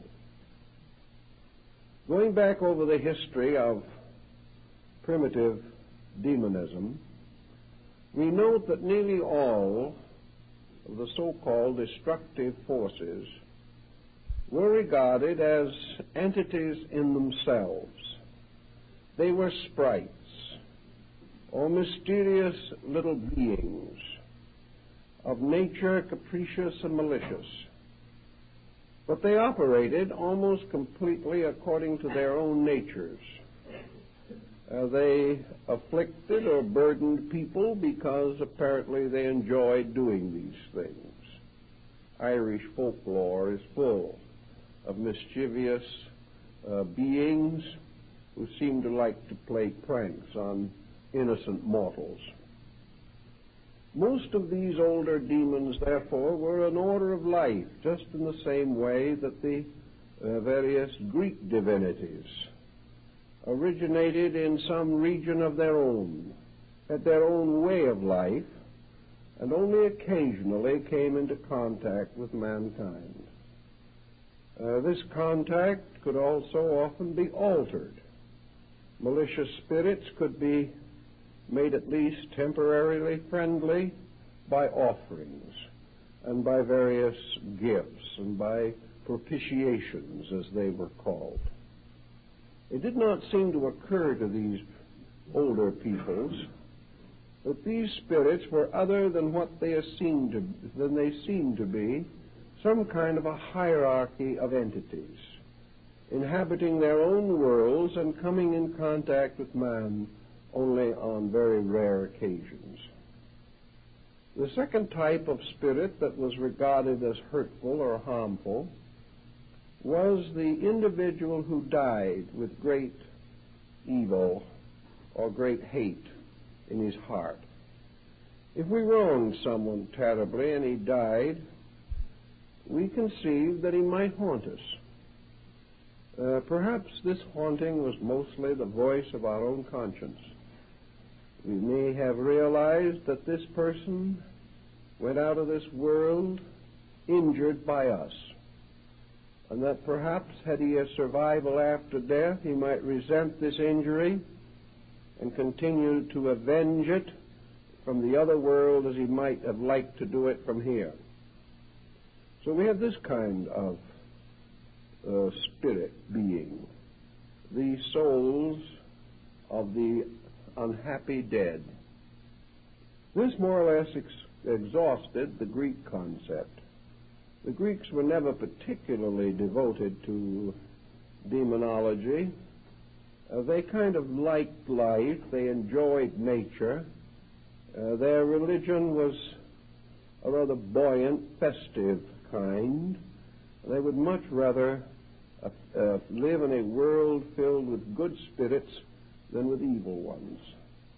Our word demon, however, has been derived from the Greek. But in the Greek form, daemon, it did not signify an evil being at all.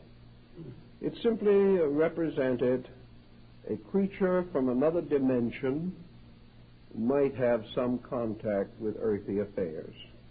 Socrates had a demon, according to his own records, and this was a godlike creature who warned him of impending evil and harm and protected him on many occasions through life. So the Greek concept of the daemon was very little different from their concept of the demigod, except perhaps that the daemon was a little more available, was present upon requirement more definitely and more consistently. We have practically no records among the Greeks, for instance, that they ever tried to use one of their spirits to harm any other person. These spirits were protectors and guardians and friends.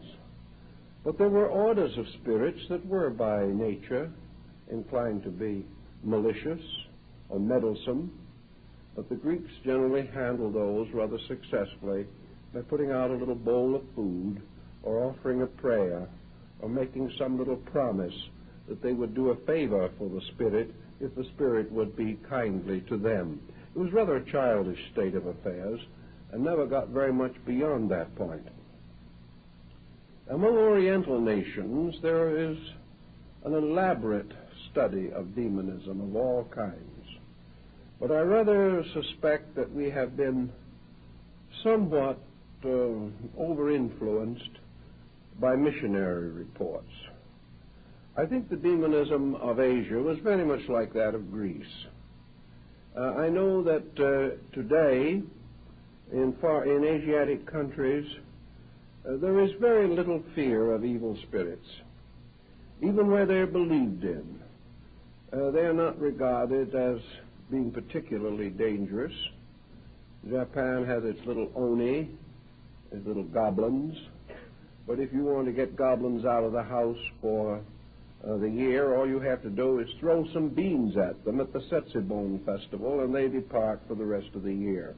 They're really not very tenacious or especially difficult. I saw a book of Japanese paintings not long ago called Recreations of Hell. It was a delightful little thing which would indicate that the oni, or spirits, were more or less unionized or something of that nature, and that in their spare time they went fishing, had picnics, and gathered in some quiet bamboo grove and drank sake together. This seemed to be about their principal activity. Now, in almost all countries where Buddhism has been introduced, we have the same consistent story, namely that the Buddhist teachers immediately converted the demons. Demons just didn't have a chance where Buddhist missionaries went out. Even in Tibet, when Padmasambhava converted the country, He converted all of the evil spirits, and they all became good Buddhists, and they became servants of righteousness ever after.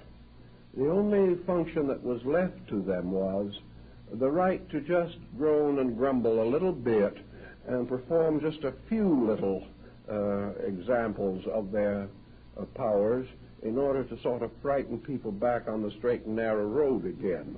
They became helpers whose only remaining function was to warn people against being bad. Now, this situation also seems to follow in many other parts of the world. China is supposed to have had more demons than all the firecrackers in Asia could frighten away. But again, these demons did not seem to be particularly ferocious. We have many representations in painting and carving of the most horrible scenes of demons punishing lost souls. But no one really seemed to pay much attention to it, and there's no indication that it improved the virtue of the people to any appreciable degree. These ideas just didn't sink in. The native attitude just was not appropriate to it. The general way of life was essentially, well, you can't say happy exactly, because many of these people were miserably underprivileged. At least we may say that the general temper was optimistic. People wanted to believe that good things would happen not only in this world but the world to come. And they also had a deep conviction that whatever their religion was, that their prayers and their mantrams and their various teachings would insure them against being very deeply plagued by any sinister force. In none of these older countries do we find a kind of demonism in which the demon can stand against God. There is no possibility of rebellion on this level. The demon is a nuisance, principally, represented as perhaps having some minor right to plague unfortunate humans, but even the demon himself rather inclined to repent of his evil ways and depart with very slight encouragement. Actually, I think the Chinese, most of these people, were more afraid of ghosts than they were of demons. Our philosophy in the West, however, seems to have from the beginning developed a rather neurotic attitude on this subject. In both the Old and New Testament, demonology seems to play a very real and significant part. And then as we went along through time, particularly in the Dark Ages, demons became very terrible sources of negative belief. They plagued everybody. The early Christian missionaries enlarged the population of the infernal region by populating it with all the pagans and all their divinities. This made it a rather congested area. Furthermore, the early church developed some very aggressive attitudes about how easy it was for a human being to lose his soul. He hardly had to do anything except miss one Mass and he was in trouble. Evil was ever nigh unto him, as St. Paul tells us, and he meant it. And he meant it very literally. And because of this, we see in Western civilization, all the way from the Mediterranean to Ireland, and all the way from the southern tip of Sicily to the most Nordic lands, this very great fear, this almost neurotic pressure in which the individual lived in an almost constant terror of some weird and terrible force. Here again, however, most of the pattern was firmly set upon what might be called demonism in its classical sense. The demon punished sin. The demons didn't bother good people. They had no reason to. But they had a strange and immediate power over sinners. It would almost seem as though deity had assigned them the right to do this. That whenever a person broke the good rules, he was subject to the punishments and afflictions and burdens that the demons would administer as the agents of divine wrath or punishment. The church, however, had its ups and downs on the subject of demonism. Altogether, I think we can say that the general trend of early Christianity was against demonism. It existed very strongly in local areas. It raised considerable trouble and confusion from time to time. But every once in a while, something that was either common sense or a clearer vision of things would always step in and clear the situation for a while. I think that we can say that the demonism, as it was popularly practiced even in Europe, was never really according to the church canons. It was simply something that local peoples, especially the ignorant, the peasants, and the fearful, the neurotic, the psychotic, developed, and which the clergy in turn tried to exorcise with holy water and church candles. The attitude was periodically to clear this atmosphere and to not allow the concept of demonism to build too strongly in the early church history. Wherever it did build, wherever we had waves of this, we had also waves of incredible cruelty. We had horrible disasters, largely the result of morbid imagination. Now, every nation, every people of the world has produced neurotics of some kind. They're an inevitable part of life. Certainly they are more abundant where the pressures of life have a tendency to become abnormal. But there's always someone to whom healthy, natural, optimistic matters have no meaning. There are always people who live and brood and feel and fear and worry and hate and fuss and maintain jealous, negative attitudes toward each other. Such persons have always existed everywhere in the history of our race. So, there have always been psychotics. And today the psychotic presents very much the same problem that he did 3,000 years ago, 2,000 years ago. The difference now is that he is operating against a background that is not nearly as credulous as it was in the early times. When a psychotic today sees horrible and destructive visions, this doesn't become the basis of another witchcraft outbreak. It simply now means that this person is judged to be mentally ill. A few hundred years ago, he was not so judged. He could be taken to the steps of the church and exorcised. If he did not recover, he might be subject to torture. If he still did not mend his ways or repent his claims or pretensions, he might well be burned at the stake. This situation does not hold today because we simply have a different attitude toward it. But back 1,500 years ago, when Europe was comparatively illiterate, when almost nothing was known of mental medicine, the hysterical person, the unbalanced individual, the psychotic, was an object of the greatest fear. In different areas, of course, this also differed Among the Greeks, an insane person was said to be under the protection of the gods and was therefore never injured or bothered in any way. But in Europe during the Dark Ages, any person mentally unbalanced was assumed to be possessed of an evil spirit. Something had to be done to get this evil spirit out.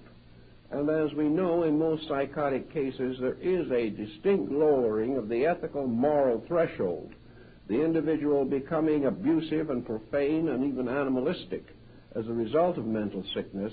It is easy to understand why older nations felt that this person had suddenly become inhabited by some very low and malevolent being. We don't want to labor this phase of the matter too much, but we do know that in the subconscious of our people, in the subconscious of the race, all these old beliefs still lurk. We are, even now, unless we are completely materialistic in our attitudes, a little inclined to wonder, to question, to suspect that perhaps some of these old beliefs had validity. Perhaps somewhere around there is something that does have a forked tail and horns that might cause embarrassment at some moment. This belief, because it has come down to us, and because it has survived in many primitive areas of society, even today, requires or suggests considerable thought. First of all, we know that in modern society, demonism as it was practiced or held to be true in ancient times is now almost totally reserved to so-called backward peoples. It is still largely found in isolated, underprivileged areas. It is found among people who are comparatively illiterate, whose advantages in life have been few, who have been strongly introverted into patterns in which their tribe or their family or their community has been spirit-ridden and ghost-ridden for ages. It does not appear too often in what might be termed a level of higher mental attainment. It is limited to primitive areas which should give us some idea as to the real state of the matter. Now, in more modern times, during what has been called the Middle Ages, there appeared another problem that really does not stem from real, honest, good old-fashioned constructive demonism. It is a different brand of this belief, and it has been called diabolism. And diabolism, or black magic, as it has gradually come to be known, indicates or holds the concept that of two things. First, that evil spirits naturally existing can be controlled or brought into the service of a magician, as in the case of Faust, and that this evil spirit will do the bidding of his master for a certain length of time, sign a pact with him, perhaps sign it in blood. In the European museums and libraries, there are a number of these original pacts, neatly signed in blood. These pacts bound an evil spirit to man for a time.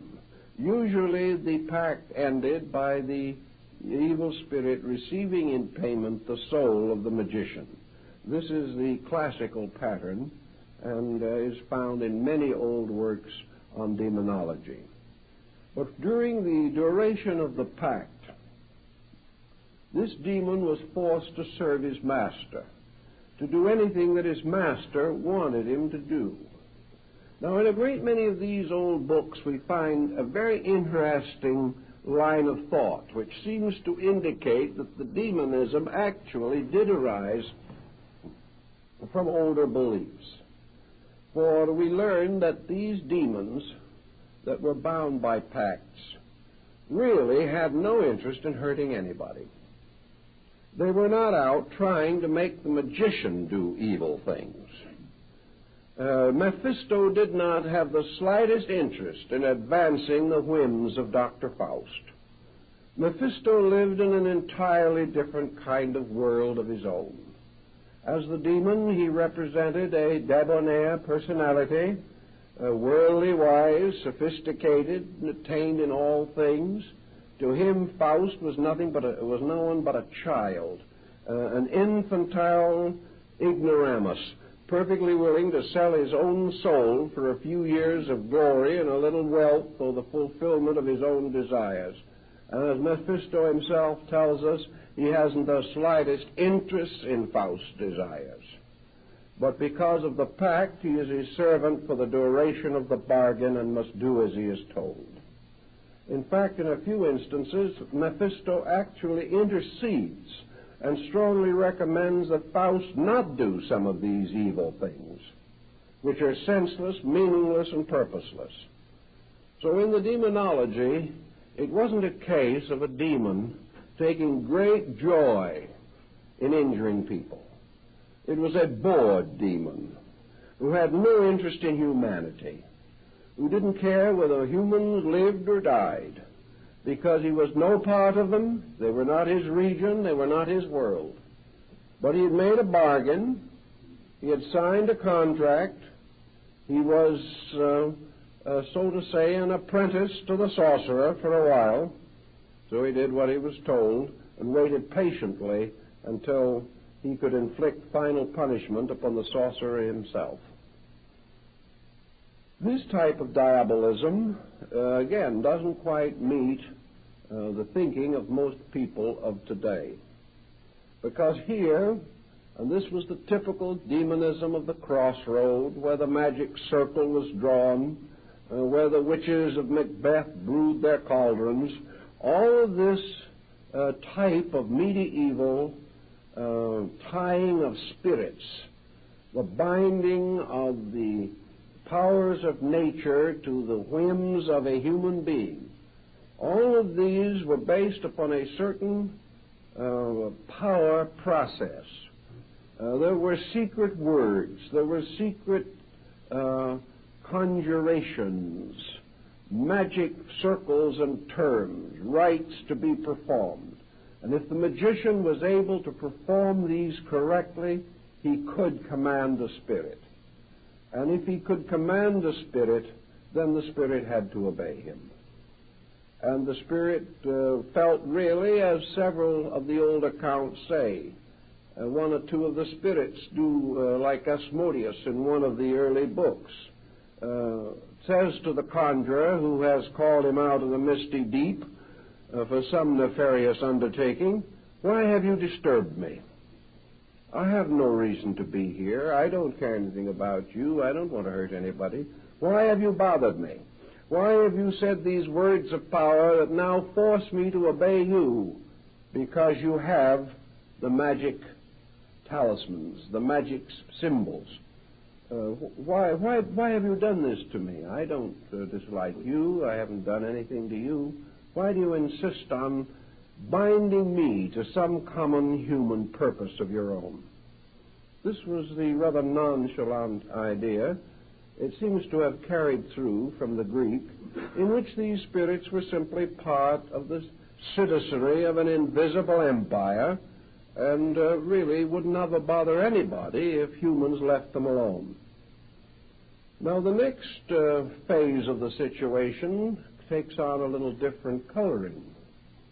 As a result of the binding of spirits by these conjurations and these magical formulas, it came to be believed that human beings could hurt each other. This was a very late development in the idea of demonology, that human beings should want to use evil forces to afflict each other. This was not part of the original concept at all. Ghosts might haunt those who hurt them in life, but not innocent people. And in most countries, the ghost is a kind of a wavering symbol floating in the atmosphere in graveyards at night or something, but not inclined to do anything more than be there, although its presence might frighten some superstitious person out of his wits. But it was not really any particular idea. The concept that either evil wanted to conquer good or could conquer good came late. The idea that man might want to use evil, some kind of an invisible or magical evil, to hurt other people, this was simply not part of primitive ethics in the majority of instances. It arises occasionally, but is certainly of the exception rather than of the rule.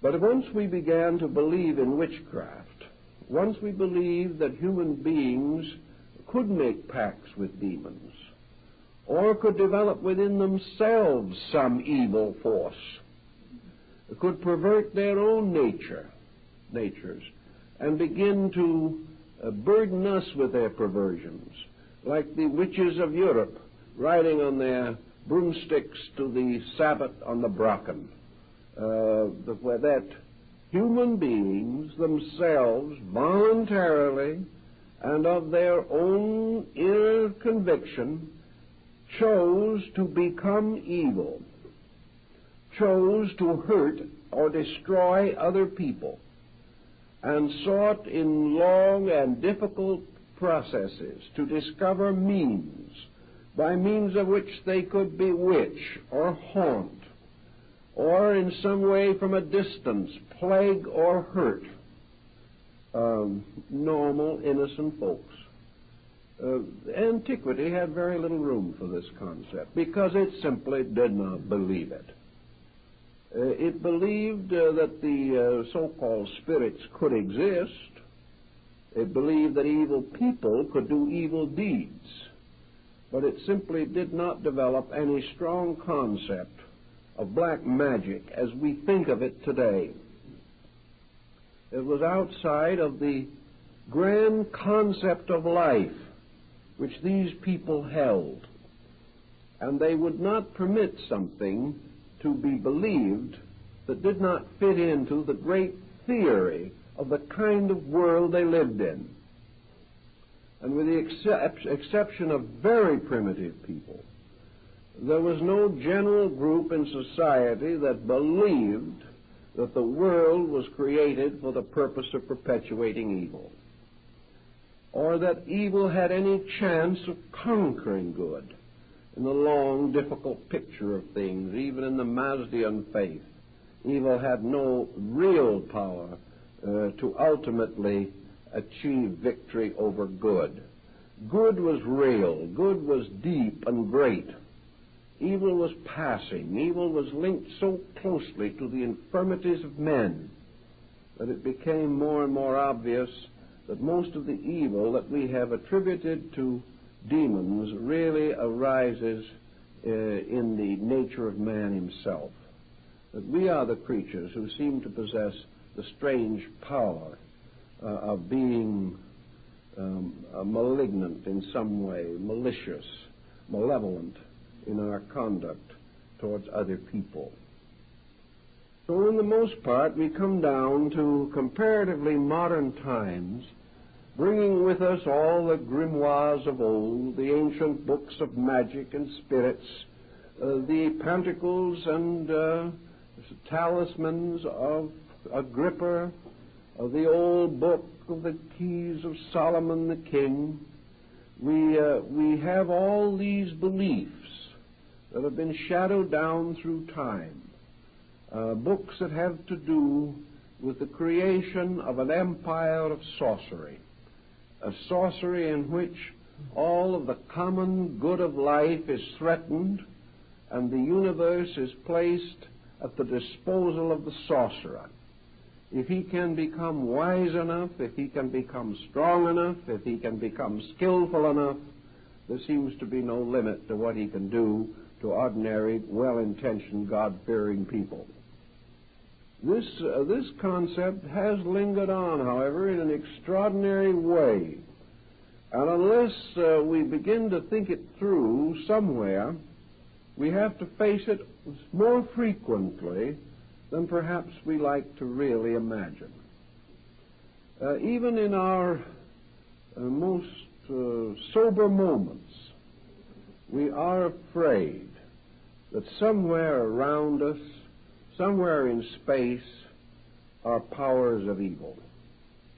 That these powers of evil, operating upon us from the invisible, or coming into focus here through persons of evil nature, that these forces can do us great harm.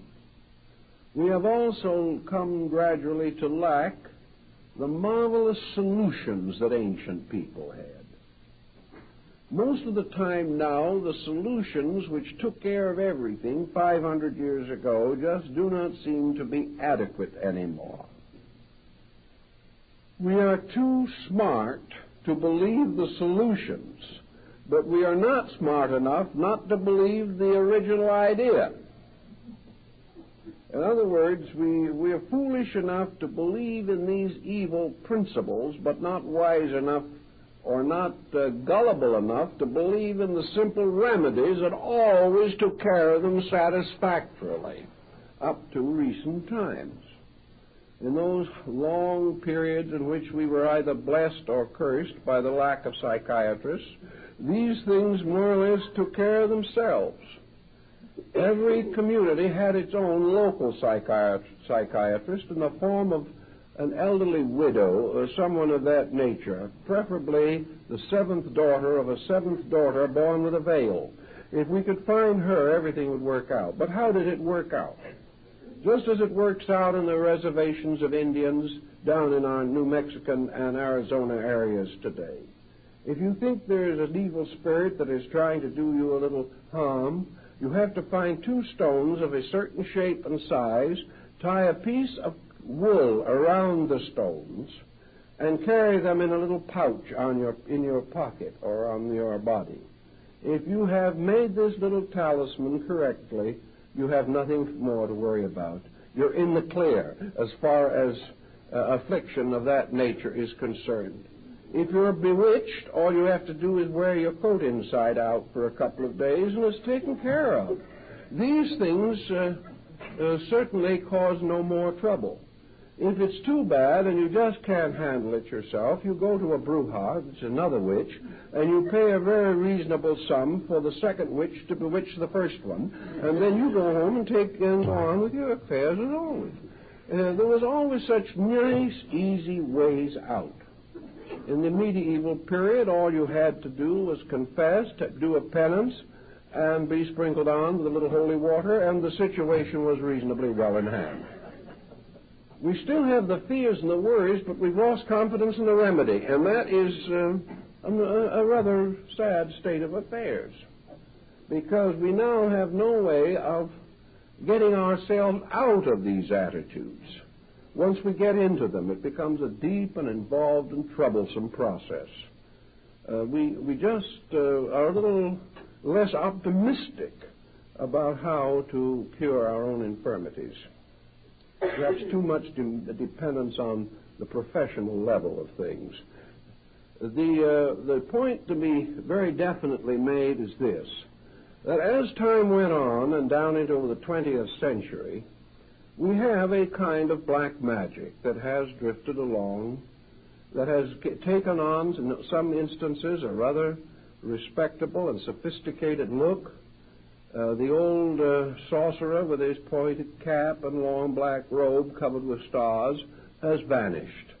We have now what might almost be termed the mental magician. He has taken the place of all these other things. But we do still believe that people exist who want to hurt us. We also believe that there are certain persons who can hurt us. And whether this hurting is done by means of chaining a demon, or whether it is done by the natural orneriness of the magician himself, makes very little difference to the sufferer. He actually believes that he is in constant psychic or spiritual danger due to the malicious intent of someone else. Now, that this should be a belief is quite understandable. Our so-called level or veneer of sophistication is pretty thin, and beneath the surface of our so-called mental advancements and attainments, there is still very much of the primitive and very much of the frightened. We all live very largely influenced by fear. And fear is a mysterious thing and is most deadly and most dangerous when the object of that fear is most difficult to isolate or distinguish. Blind fear is the most terrible thing of all, because there's no way you can open your eyes for it. It is simply there as a terrible compulsion to terror within yourself. And nothing that man has ever developed in the form of sophistications apparently can touch this basic atavistic anxiety which is within him. So we are all born with it. We all have to struggle with it, and we all have to solve it much as we solve every other problem in life, mostly by common sense, also by building positive beliefs or convictions that are larger than the negative ones. If we would sit down quietly by ourselves, perhaps, and think some of these things through, we would be forced to make decisions. But by the time we are thoroughly frightened, we are in no mood to make decisions. The immediate terror is greater than any judgment that we can be expected to focus on the situation. So the same problem that answers ignorance in every other form must be applicable to this form. The only answer lies in the individual developing within himself positive resources of understanding and insight that simply will not permit him to take on negative and essentially destructive attitudes. And whenever in the history of civilization men have followed strongly after constructive beliefs, demonism has faded out. Whenever these beliefs were themselves compromised and men fell back again upon their terrors, demonism increased again. Therefore, we are reasonably certain that wherever the individual does develop inner resources, he is able to protect himself far better from blind fears.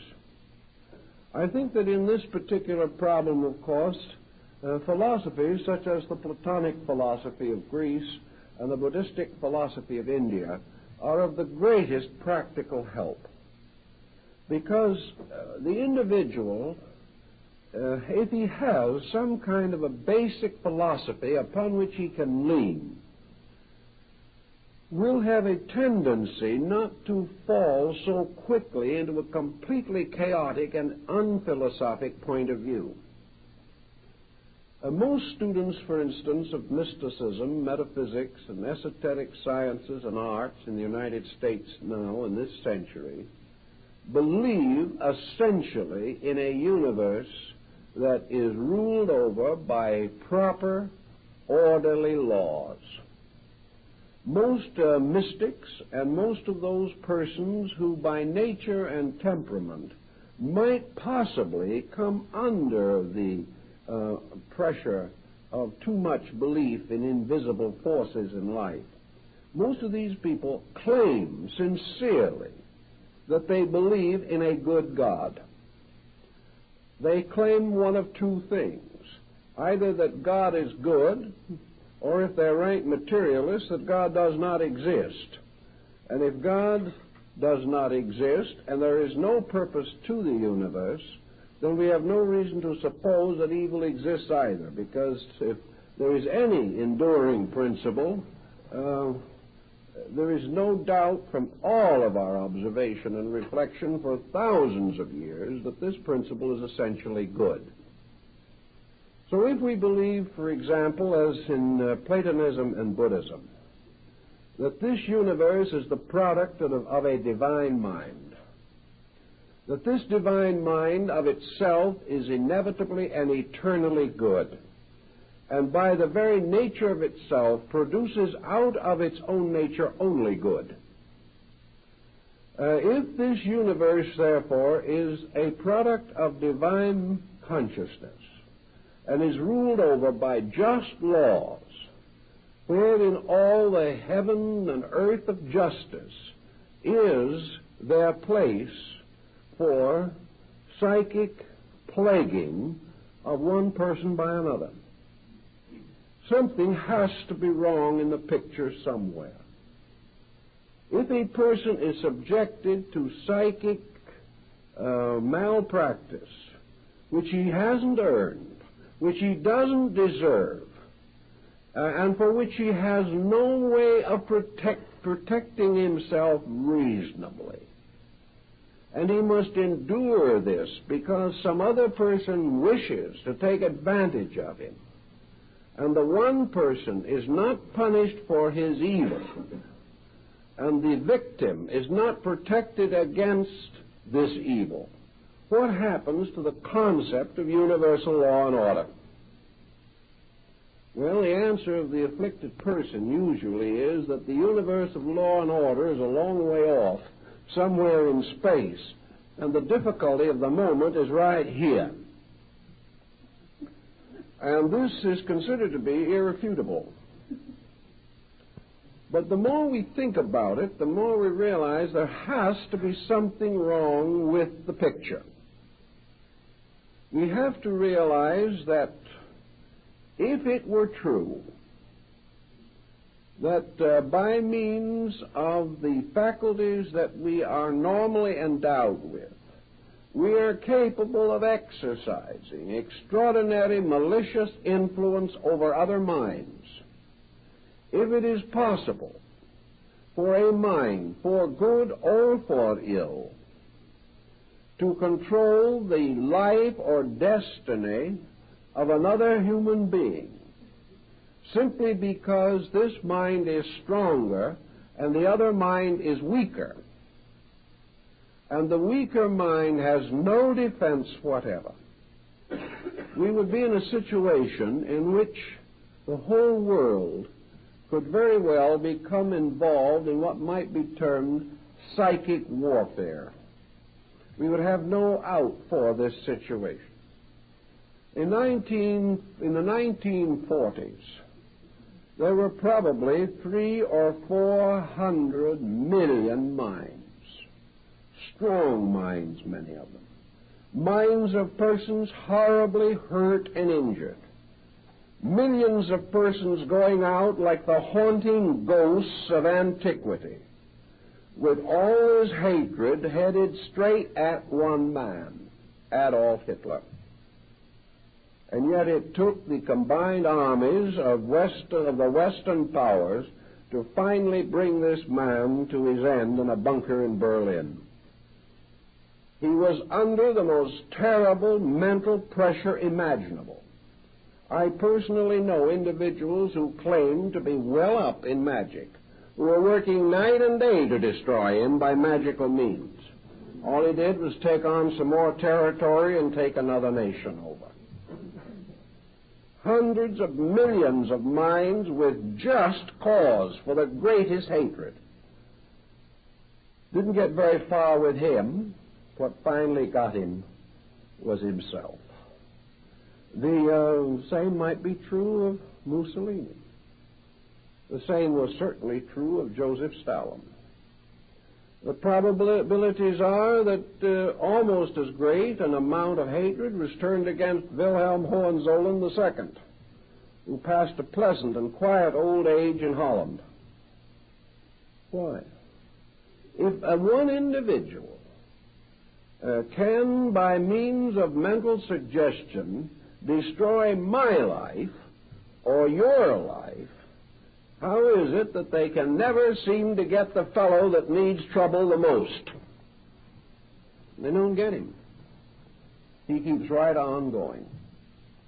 And the reason why he almost certainly keeps on going is because he doesn't believe that these other people can do it. He is so sure of himself. Hohenzollern with his me and Gott. Hitler, the man of destiny. Napoleon, the man of destiny. It was their own arrogance, their own conceit, their own stubborn unwillingness to listen to anyone else that finally destroyed them. But the sorrow, the pain, the agony of minds did not do it. The prayers lifted up against these tyrants did not seem to operate very effectively.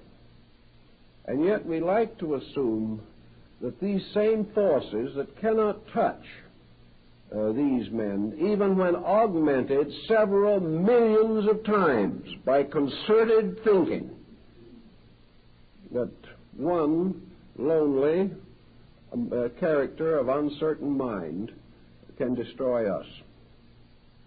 Actually, we have to re-evaluate this entire situation. And it is a little difficult to do because there are things we so desperately want to believe.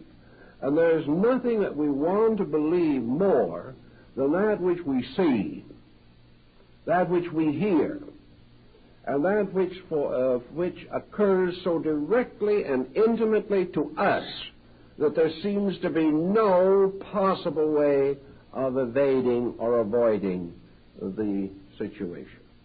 What we see that happens seems so factual that we cannot escape it.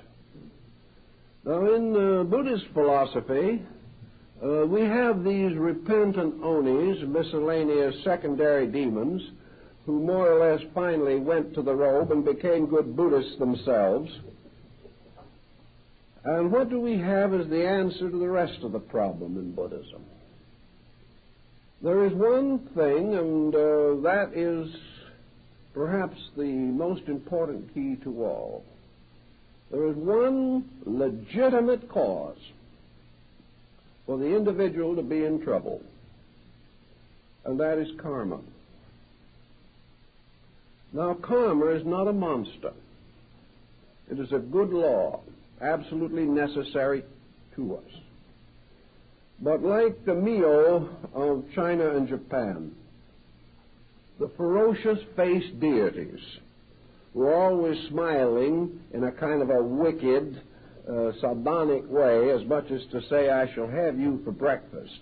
These Mio, or Fudo Mio, represent karma.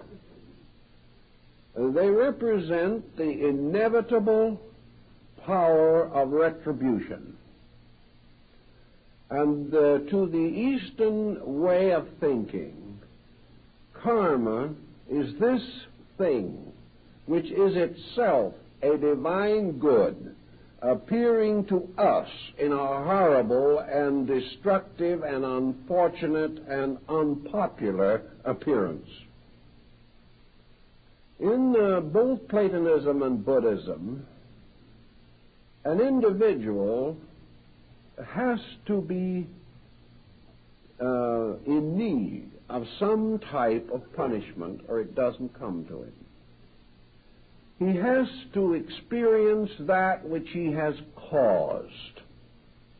Let us say, for example, that back somewhere in the Middle Ages, a second or third-rate sorcerer appeared who really believed, perhaps, that he could use these evil forces for his own advantage. Perhaps he didn't use them really for his own advantage. Perhaps he didn't even know whether he did or not. All he knew was that when he prayed that a person would die, that person would sicken and die. And it was obvious, therefore, that his prayers had done it. We know today that this does not necessarily constitute the answer, but as far as our medieval sorcerer is concerned, he may have believed it. So we might assume that all the way down through time, there have been individuals who have sold their souls for wealth, for power, for the fulfillment of their ambitions, and for the fulfillment of their appetites. These individuals have conspired against the public good. They have cheated and stolen and bribed. They have done all kinds of unpleasant things. Perhaps when they did them, they thought it was all right to do them. We've got the whole generation of people now making the most stupid possible mistakes with a very good attitude on the whole thing. I've talked to people recently who have admitted frankly that they see no reason why they should not get the last dollar they can, no matter who they take it from.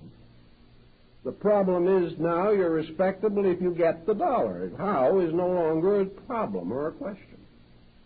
So people compromised their principles down through time. Some did it in the name of religion. Some did it in the name of power. Some did it in the name of business. Some did it in the name of the learned professions. But they exploited. They took unfair advantage. They used knowledge and skill to hurt with. And this essentially is black magic. They used the intelligence which they had to enslave other people instead of to free them. They used their scientific skill to make objects and weapons of destruction. And we're producing a lot of them right now. But they took the God-given faculties that man has and have used these faculties to terrorize other people, to destroy the securities of living, and to leave this world perhaps a barren sphere in space if someone doesn't come along and straighten out the problem and the tangle. Now, these people, unfortunately, are subject to a law that they don't know anything about, most of them, and that is the law of cause and effect. These individuals have set up compensations. They have set up compensations not merely because they were ignorant, because nature takes ignorance into consideration. They are setting up compensations because they know they are wrong, and yet they prefer to do it that way. Every time we get mad at someone, we know we are wrong, but we keep on doing it. And after a while, we have a thrombosis, which is the way nature catches up with us.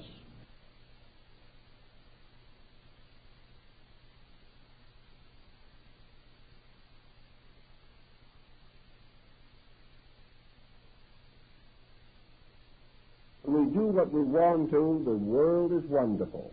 But a thrombosis is sent by the devil. We haven't realized that in many instances, the devil, which is merely a form of the deity Fudo or Yama or Mara in India, is the luring, flame-encircled image of karma. The natural ills that we have done coming back to us. But we remember the words of Mephisto in Faust, when Faust asks the demon who he is. And Mephisto answers, the spirit of negation, part of the power that still works for good while ever scheming ill. This is karma. In other words, the demon is simply the long way toward the good, the roundabout way through the mistakes that man himself makes. So there is one way in which things can go wrong with us that we cannot explain. Paracelsus, who probably is accredited with knowing more about demons than any other medieval thinker, tells us that there are no miraculous circumstances in life, that a miracle is only the effect, the cause of which is unknown, but that cause must be equal to the effect that it produces. So what we term psychic persecution today is an effect. There has to be a cause for it. And where are we going to find the cause? Where in the universe can we find a just cause that something unfortunate should happen to us? The only possible answer is that the just cause has to be ourselves. There has to be a lesson which we must accept. There has to be unfinished business. When this moves in upon us, we can join the Hindus and the Romans and the medieval Christians and the Goths and the Celts in assuming that an evil spirit is bringing it in a pack on his back. But this evil spirit, so-called, is nothing but the retributional aspect of universal law. A good spirit, a saintly spirit, is the spirit of the reward for good. The evil spirit is the spirit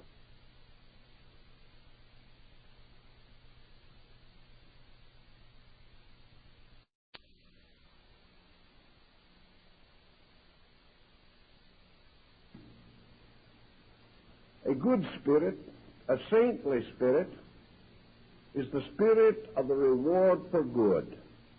The evil spirit is the spirit of the punishment for ill. So nearly all of the infirmities which we would like to shift onto the shoulders of either some actually well-intentioned little demon of one kind or another, or upon some person with malicious intention to us, we have to finally face the fact that in the universe, law and order must be maintained. Now, this does not mean for a moment that another person may not try to hurt us. Let us clearly realize that there are a great many parlor sorcerers, even in this century. There are people who would love to hurt us, perhaps. Not many, fortunately, but some. There are certainly individuals who, disbelieving our principles, are praying to God to punish us. Perhaps they have entirely misunderstood and misjudged us, but we are not receiving any constructive mental influences from them.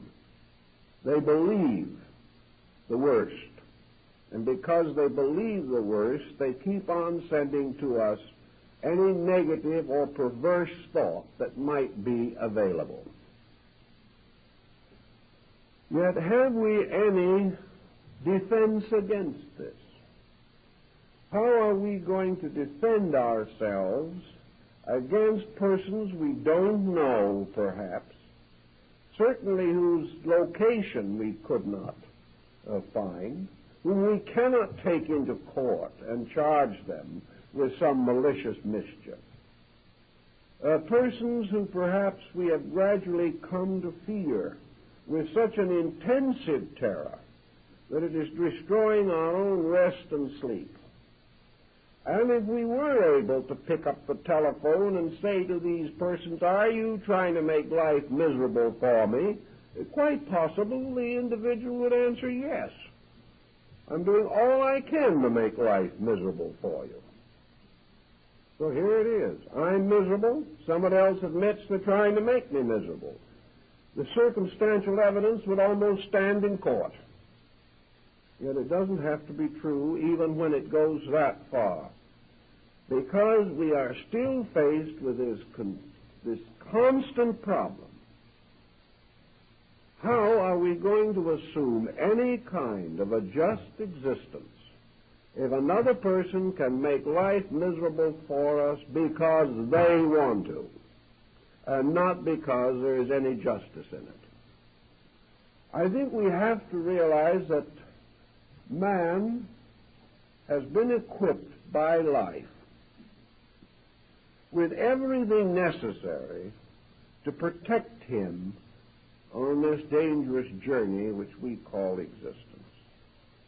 Just as surely as he has gradually developed means for the protection of his outer body, as he has developed all that is required to preserve himself as far as possible against almost any creature except his own kind, we realize that man is psychically well equipped to defend himself.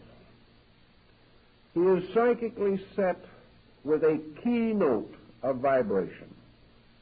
No two human beings have the same keynote.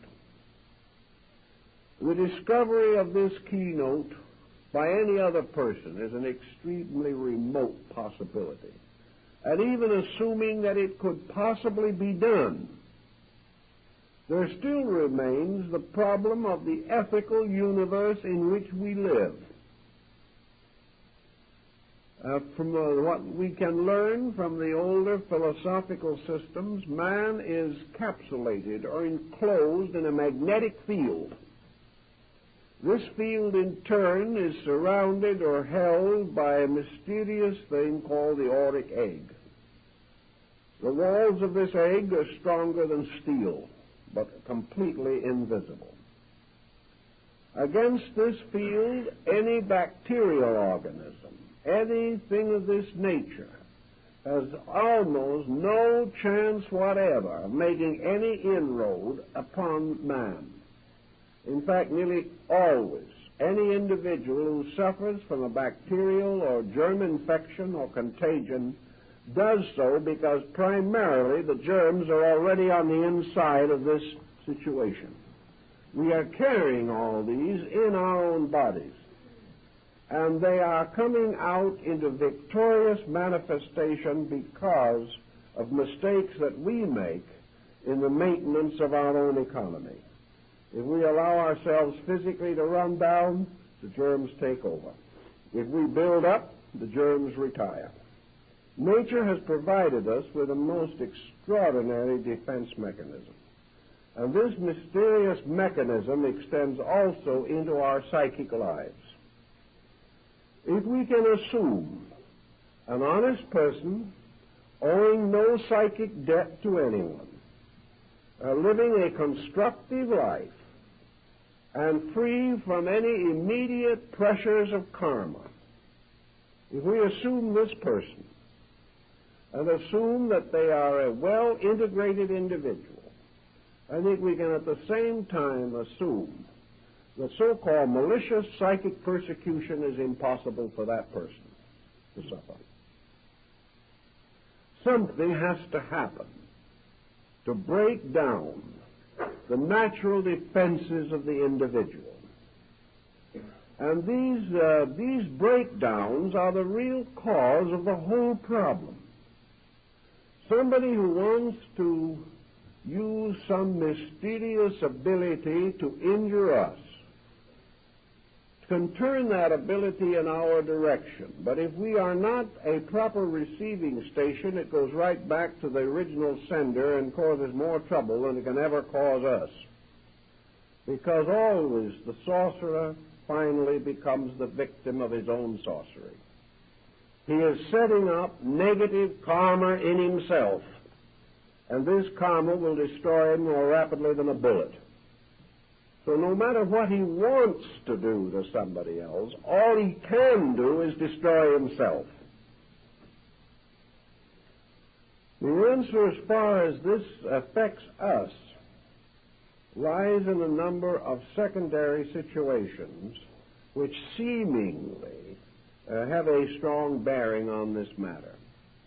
One of these secondary situations that I'd like to particularly mention is that there seems to be a proven and demonstrable fact of thought transference. In other words, we are unable to disprove and have no desire to disprove that the thought of one person can be communicated to another. I think we will find as time goes on that this power will increase with man, and that in time it is very possible that the principal form of communication will be by thought transference. Thought transference, however, is only another step beyond radio, television, and the telephone. It began with the telegraph and perhaps smoke signals long, long ago. But when the telephone was invented, we did not have a wave of psychic persecution nor an epidemic of sorcery. We have not had it with television. We've had several forms of negative thinking, but we haven't had any evidence that the fact that I can pick up a telephone and talk to you is any indication that I can hurt you. At least I can always assume that if you don't like what I have to say, you can hang up the phone. Also, there is no reason for you to do anything that I say, regardless of what I say. I can look at you and say I am the ghost of the pharaoh Ramesses the Great, and I'm paying 10 cents to send this phone call directly from Cairo, and I expect you to do what I tell you to. And in the majority of cases, the receiver will hang up. There is no reason, there is nothing to indicate that thought transference is a legitimate basis of mental persecution. The fact that a thought can get through no more means that the person who receives that thought is vulnerable to some negative force than it would be if he picked up the telephone. Thought transference, it is true, does come into us, perhaps in a rather mysterious way.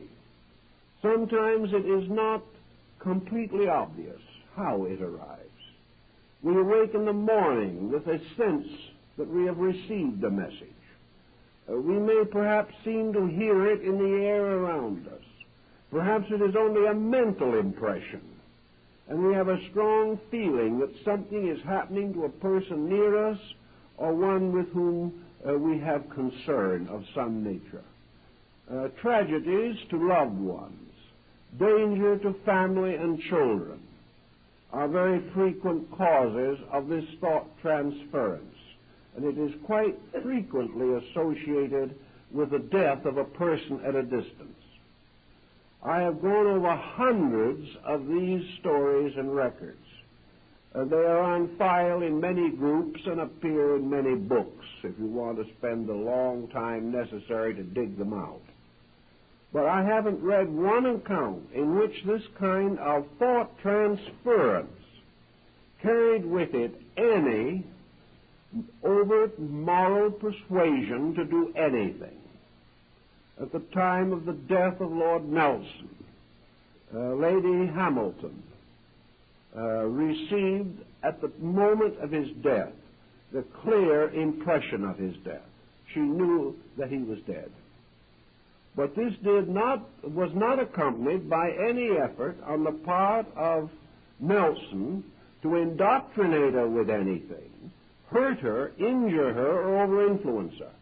It was just the spontaneous pressure of a great desire to communicate. Now, most of your thought transference has practically no normal, vicious associations. Telepathy is not a proof that one person can hurt another mentally. Even presuming, which is difficult because usually in cases of telepathy, there is a very strong basic rapport between persons involved. But even presuming that an individual with evil intention was able to send a thought of a destructive nature, it still must pass through the consciousness of the receiving person, who has at every step of the way the right to resist it, the right to deny it, the right to declare it invalid and unsound or evil, and therefore to refuse it or to decline it completely. There is no way in which this can be prevented unless, of course, the person who receives it secretly wants to do what this thought implies. But there is very little probability of transmission on this basis anyway, because we find always that the necessary rapport is sympathy. Hatred is no ground for sympathy. Evil is no ground for sympathy. There is no sympathy between an evil person and a good person. Therefore, the sensitivity necessary for normal communication simply is absent. In addition to these circumstances, we do know that very often, by study, that individuals who claim to have been negatively over-influenced have really, actually, been induced to do that which they have secretly wanted to do, but which they have not wished to acknowledge that they wanted to do, and would prefer to pass the blame on to someone else. If we want to assume for any reason whatever that in spite of all these situations, there still appears that we are subject to some kind of negative, destructive force, then I think we should give two areas very definite and complete study and consideration. One is the fact that we are all carrying unfinished karmic business. That it is perfectly possible that at any moment we can stumble over something and fall on our faces. It is perfectly possible that someone will back into us on the road. It is possible at any moment we could have a heart attack. It is also possible that at any moment our business affairs or our various activities in life might be disturbed. It is perfectly possible that our children will not be sympathetic, that we will have friends alienated, that we will suffer many kinds of personal, psychological, physical, neurological infirmities. These are quite possible. No sorcery is necessary in cases of this kind. And this is particularly true where the individual is introverted, hypersensitive, highly nervous, worrisome, or potentially neurotic. Thus, looking around desperately for an explanation for why something happens to us, it is not necessary to have this other sorcerer somewhere in the background as the probable cause of the trouble. It's not impossible that somebody might like to. There are groups in this country at the present time that are teaching various genteel forms of sorcery. They are teaching all kinds of strange beliefs. Some of them are very secret and very strange. Even in New York at the present time, you can buy in open stores various preparations to be used for magical purposes, to overcome your enemies, to create love filters for various reasons or other.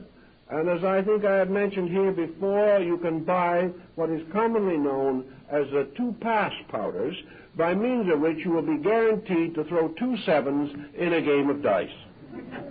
These things can be bought today and are sold in great quantities to people who certainly should know better, but never will.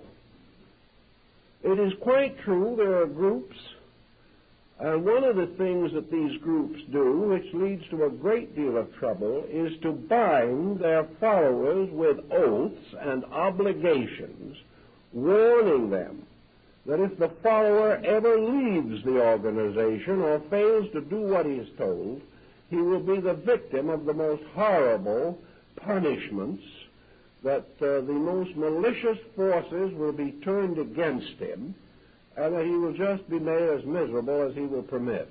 This is actually done, and it is done by groups that claim to be overflowing with brotherly love and Christian fraternity.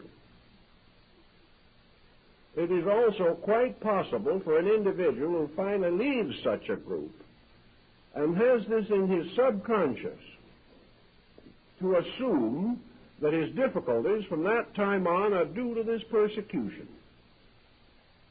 There are also groups that teach various kinds of development exercises, and do it all the time, by means of which the natural nervous system can be very seriously disturbed. The problem can involve a great many different practices which are essentially harmful to the normal function of the body, and may consequently set up situations in the nervous system that can lead to exaggerated psychic phenomena, hallucination, and things of this nature. There are also groups that are every day actually teaching various forms of auto-hypnosis, assuring the followers that these are advanced courses in yoga, when all the individual can ever get of a yogic nature is what he hypnotizes himself into believing that he has got. This is going on every day. And a certain type of individual will always fall for it. When he gets into this miraculous blunderland in which all common sense is lost, in which everything that might make law and order evaporates, it is perfectly possible and even reasonable that he should begin to suspect the atmosphere to be simply filled with sprites and monsters, that everything around him is filled with maliciousness, because so many of these practices and theories and stories are themselves essentially malicious. Anyone who would curse somebody for leaving a certain organization isn't fit to have an organization, but there's some of them that do. This type of thing causes a great deal of negative anxiety. And when the natural problems of karma step in, this can have a very definite effect upon the individual, because it is certain that there's only one kind of karma that is suitable for a person who has tried to over-influence someone else, and that is to believe that somebody else is trying to over-influence him. He has caused sorrow in this area, and it is in this area that he must pay for that mistake. And in one way or another, people are constantly trying to over-influence each other. Therefore, this type of situation is not especially rare. And if it happens to arise from some karmic background in which the original pattern was set down 300 or 400 years ago, the person today does not see the justice of it or the value of it or the meaning of it in his present embodiment. But he passes through these experiences by which he gradually learns the sacredness of the rights of other people to take care of their own affairs. So out of the peculiar juxtaposition of two circumstances, it has come to be assumed that these circumstances are related. It has come to be assumed that the individual who joins some organization for a doubtful reason, coming under some form of unfortunate situation as the result of so joining, then proceeds to suffer from the very conditions which his own consciousness have opened him to. Also, the combination of the fact that gradually he has lost the power to discriminate. He has sold out. And if we sell out to anything, we're in trouble. If we sell out to a political party, the country's in trouble. If we sell out to some theological sect, it may finally compress us and limit us until it destroys our value. Anything that we sell out to will turn on us and hurt us. So we have all kinds of things also that motivate people into various so-called esoteric situations. Probably one of the greatest and most common of these motivations is simply that the individual is looking for a reason to be alive. These people may be lonely, neurotic people. They're people who desperately want to be important, and to them all kinds of esoteric matters contribute to importance. The individual who has never been able to influence himself correctly will love to influence the rest of humanity. So these people trying to find interest in life, trying to find forgetfulness to their various limitations, trying to get new areas of influence, trying to buy their way into a valuable life, trying to develop powers which will enable them to accomplish mentally what they have no desire to earn physically. All kinds of strange motives, some of them too obscure to be discovered until perhaps long afterwards by the working of karma itself. No human being could discover them. But all of these negative motives, all of these unreasonable attitudes, all these sellouts, in which the individual compromises his principles for some concept of gain, all these come back. And it looks to the individual that the very persons with whom he has previously worked have turned on him. Perhaps they would like to, but they can get nowhere unless within his own nature he has broken down the patterns of integrity and opened himself to karma. Then the thing he is being punished by is not what the other individual is trying to do to him, but by the compromises which the person himself made, by which it might have been reasonable to assume that the other person could have gotten at him. But the individual is haunting himself. He is doing it in 1,000 different ways. And his old ego, which has been carried with him for many embodiments, is still struggling to unload its toxic load of karma. And if this load of karma in some time or other meant that we had tyrannized, and in some way we have to experience the payment for this, then we shall be the victims of tyranny.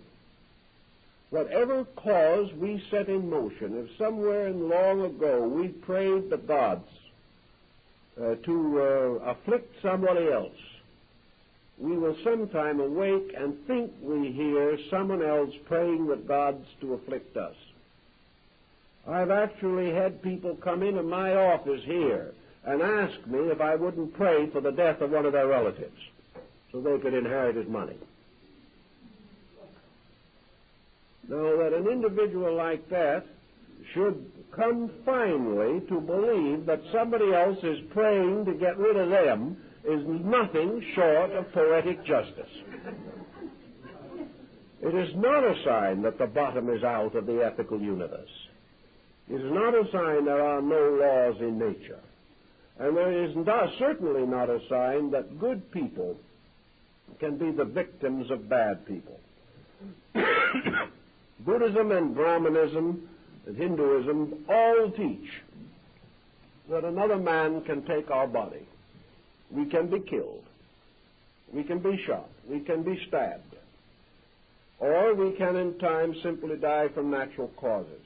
Our physical bodies are vulnerable. They belong to this world, and they can be taken from us by the various incidents and accidents of life. But to all these systems, this is not important. Actually, the only thing that is important to man is the integrity of his own consciousness. While he is able to keep this, the rest of his fate and destiny are secure. There is nothing else that he need to fear. There is nothing that he can successfully fear. And there's nothing that fear can do for him except make him sick. Therefore, if a person finds themselves in this kind of a situation where they think that they are the victims of some malicious mental force being turned against them, let them always remember certain things. That whether such a force exists or not, the fact that we believe that it is doing this to us can do us the greatest harm. Also, most metaphysicians of even the traditional school tell us frankly and firmly, and have said so again and again, that if we change this believing, if we return only good for evil, if we return only strength against weakness, if we reply only in the most constructive way to any seeming circumstance which is incomprehensible to us, we are then, by every level, every count, and every theory, doing the greatest possible good for all situations concerned. In other words, if in the presence of some such a negative thought, we can simply go no further than to say that we still believe that there's somebody trying to hurt us, but that the only answer that we have is to bless that other person, and to realize that as far as the universal principle is concerned, this person who might be trying to hurt us should be the object of sympathy. They're the one in trouble, not us. They're the ones who are in need of assistance. For the moment, for any reason, we wish to hurt another, we are in the most desperate danger ourselves, not because of the fact that we are opening our natures to some strange, infernal, perditional punishment, but simply because this type of thinking sets up psychosomatic patterns within ourselves which will destroy our bodies, minds, and hearts. So any individual who is anxious to do evil, desirous of exploiting anyone else for any reason, should be the object of our greatest and deepest sympathy. They are not big, strong people endangering us. They are little, weak people endangering themselves. If we will take this attitude consistently, we will find that they cannot, directly or indirectly, do any harm to anybody. And the main point is that whether we believe they are doing anything to us or not, and whether in the course of time we discover that the whole thing was our own attitude and not anyone trying to hurt us, regardless of how we want to explain it, our own cheerful, constructive, idealistically, spiritually correct attitude at that time is our greatest protection and our greatest solution. So regardless how we want to explain it, the answer always remains that we must gradually replace fear with faith, that we must lose all interest in assuming or believing that anything or anyone wants to injure us or can injure us. Now, this does not mean that we don't have to read the small type in the contract. This does not mean that physically we are not subject to the common laws of the practices of our times. But it does mean that in things relating to spiritual matters and to religious matters, the individual is absolutely safe as long as his own attitudes are absolutely constructive. As long as he knows firmly and completely within himself that he is setting in motion known negative psychic forces, he can be perfectly certain that no one else can hurt him, but most of all, he will not hurt himself. And if this attitude is really appreciated and really understood, really worked with, there would not be a great deal of black magic in our generation. Because black magic is not just something that another person can practice on us. Black magic is something we can practice on ourselves. Black magic arises the moment we try to solve the problems of our own experience negatively. The moment the individual believes in the reality of evil, he is just as much practicing black magic as the individual who turns the force against someone else, because he is now turning negation against himself. And he is certain ultimately to frighten himself out of his own wits. Now, there are many episodes and incidents described of the raising of spirits on crossroads late at night. And these spirits have been occasionally seen. And any Irishman can tell you they can be seen any time. All you have to be is a good Irishman to see them.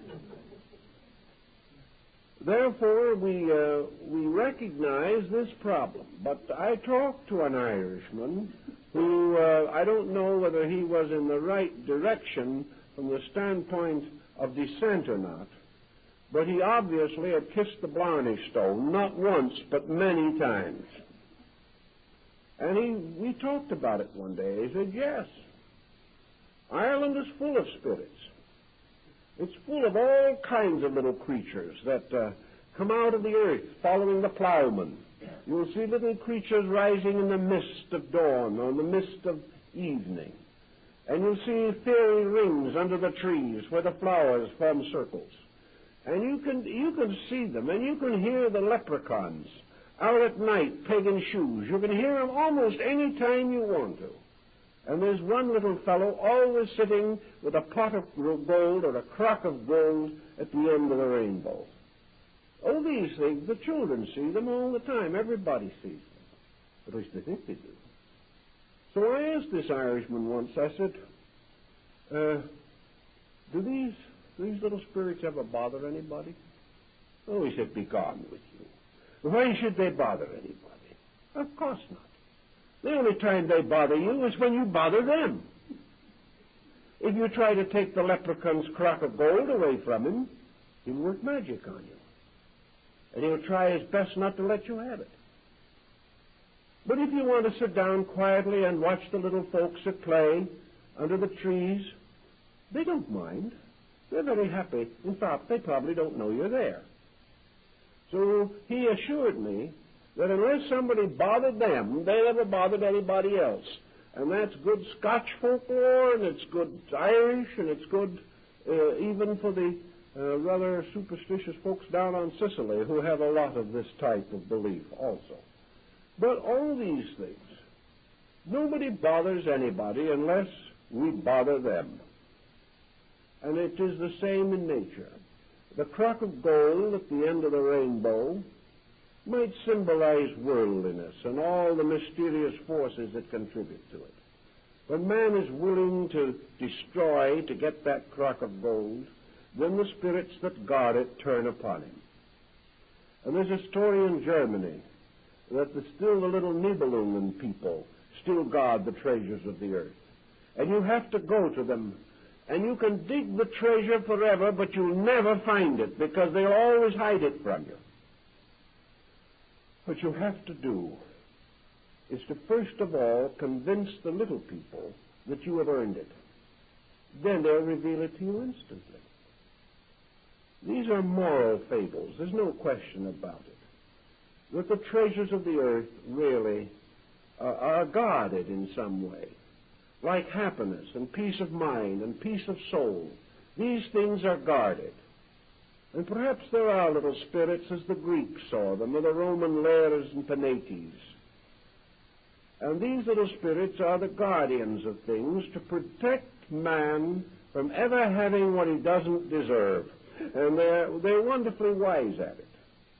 And the man who wants wealth without earning it considers these little spirits demons, because they stand between him and what he wants.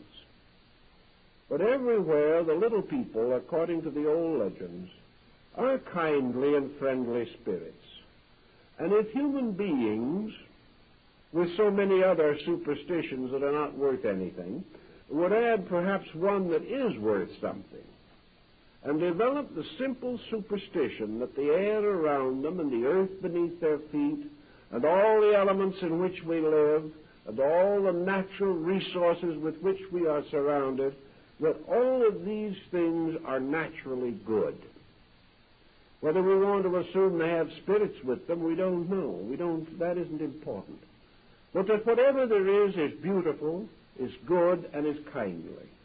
And the unknown and the unseen are only the extensions of this. That a thing doesn't suddenly become bad because we can't see it anymore. But that space far out is no more peopled with evil than the glens and the fens of Ireland. That these things are merely the unknown, unconquered universe of realities extending on and on, filled with law, filled with beauty, and filled with good. And if man will keep faith with this good, and he will live harmoniously with it, and will not break the patterns by his own negative psychology and create a negative psychotic condition in himself, he can live on through the years of his life and from life to life in a universe that is essentially good, which has some problems, some unfinished business, in which we are ready to pay our debts, and we're ready to try to do to others as we'd have others do to us, but with it all a great basic faith. And if we have this faith that everything is essentially good in principle, and that in man this principle may be obscured, but it is still basically there, and beyond the selfishness of our daily conduct, there is in every person a spirit that is trying to be good, and that this spirit, through karma, is ultimately going to win. And little by little, the failings and weaknesses of man will be dissolved by universal law, and in the end, we will all come to that good which was originally ordained for us. If we keep these thoughts in mind, and do not permit ourselves to wallow in self-pity, negation, fear, and doubt, we won't have any trouble with black magic. We won't have any trouble with demons. And if by any chance we should meet one somewhere, it'll be a very kindly little fellow who will be more amusing than difficult. Because actually, there's no reason why the old Buddhist monk wasn't quite correct when he went by one of these little demons, simply patted it on the head and blessed it. It was all part of a good world. It's all part of a universe of good things. And if the good finds itself strong and rich in our own consciousness, there is nothing else that we need to fear. Well, I think our time is up. Thank you very much.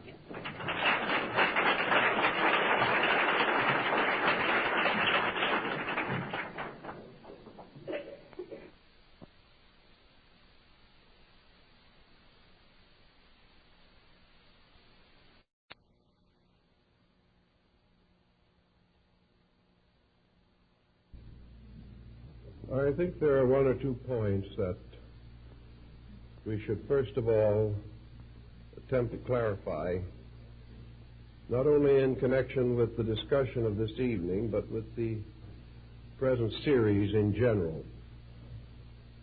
This is not intended to convey any disrespect for the ideas of psychic phenomena. We're not attempting to disprove psychic phenomena.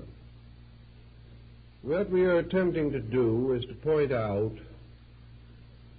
personal experiences, particularly in those areas of so-called or actual psychic phenomena, which have a direct bearing upon the psychological integration of the individual. Various types of obsession or spirit possession have been recorded since the very beginning of human experience. Many references to these subjects are to be found in the Bible, and they occur in the sacred writings of many other countries. Possession by demons is part of the oldest legendary and lore of our human race. We also realize that for many thousands of years, all so-called psychic phenomena had to be interpreted in terms of observation only. There was no knowledge as to the more subtle workings of the human psychological entity. There was no way of differentiating between, for instance, a legitimate example of spirit control and hysteria. We know definitely, from going back over the old records, that many mistakes were made in the interpretation of these various mysteries which involve ghosts and diabolism generally. There was no way in which it could be otherwise, because all that could be done was to judge from appearances, from the seemingness of things. And from this seemingness, even today, we suffer considerably, not only in our objective, but in our subjective consciousness. Even at this time, any form of mental disturbance is terrifying to the average person. Something in him goes back to the most primitive atavistic experiences of his race. He does not know how to cope with this type of situation. Very often he has no clear concept of right attitude toward the mentally disturbed. He is afraid of them, or else he takes the position that they're putting it all on, or that they could straighten themselves out if they wanted to, and things of this nature. It's very hard for us to handle this type of ailment even now. It is one of the most difficult and thankless jobs in the world. This brings us definitely to several situations that I think we have to clarify. First of all, the term obsession, as it is now used, has two distinct meanings. Obsession in old times and among metaphysicians today implies the control of the conscious faculties of a person by the consciousness of some other being. Obsession, therefore, is really an individual whose inner life has been taken over or stolen from him by something else. And this something else or someone else is now using the body of that person. This type of obsession, of course, belongs largely to the older theological concepts. It was believed in for thousands of years before any modern psychological theory was available, and various exorcisms to drive out these obsessing or possessing spirits are recorded in all the religious literature of mankind. The second type of meaning for the word obsession is very largely recent. And obsession has come psychologically to mean that the individual is possessed by some fragment of his own total personality. By obsession is meant an extraordinary fixation of some kind. Therefore, we say that a person is obsessed by an idea, that he is possessed by a notion. We feel that under certain conditions also, certain phases of the personality can become completely possessive, that the individual can be possessed by his own fears, by his own worries, by his own anxieties. And the moment the person loses control of his total personality, and some other part of that personality usurps power, we are inclined to think of it as obsession. A man, as we realize, is made up of a number of different natures, a number of different fragmentary personalities. Under normal conditions, these are all subservient to the dominant psychic mood. They are dominant only perhaps in dreams or in sleep, but in consciousness the fragments are under the control of a leader. And this leader is the normal self-consciousness of the person. While this leadership is maintained, any effort to break the natural harmony of such organization is observed as a dangerous symptom.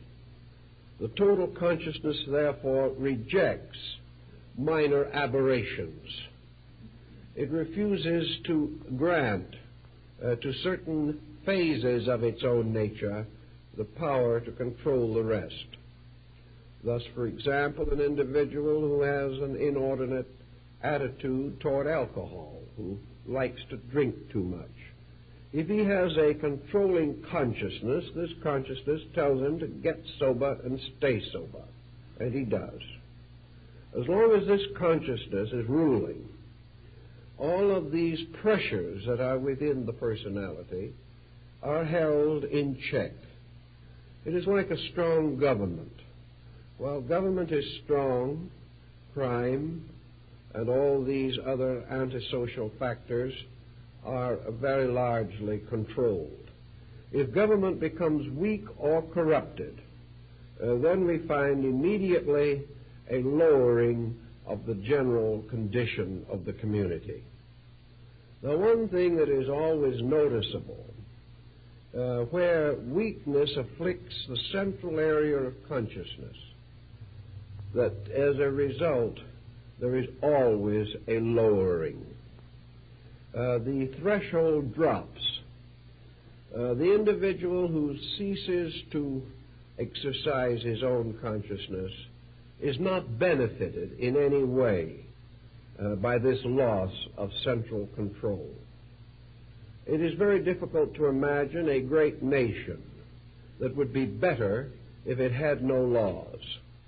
Actually, there are a few people to whom perhaps the absence of law would have very little effect upon living.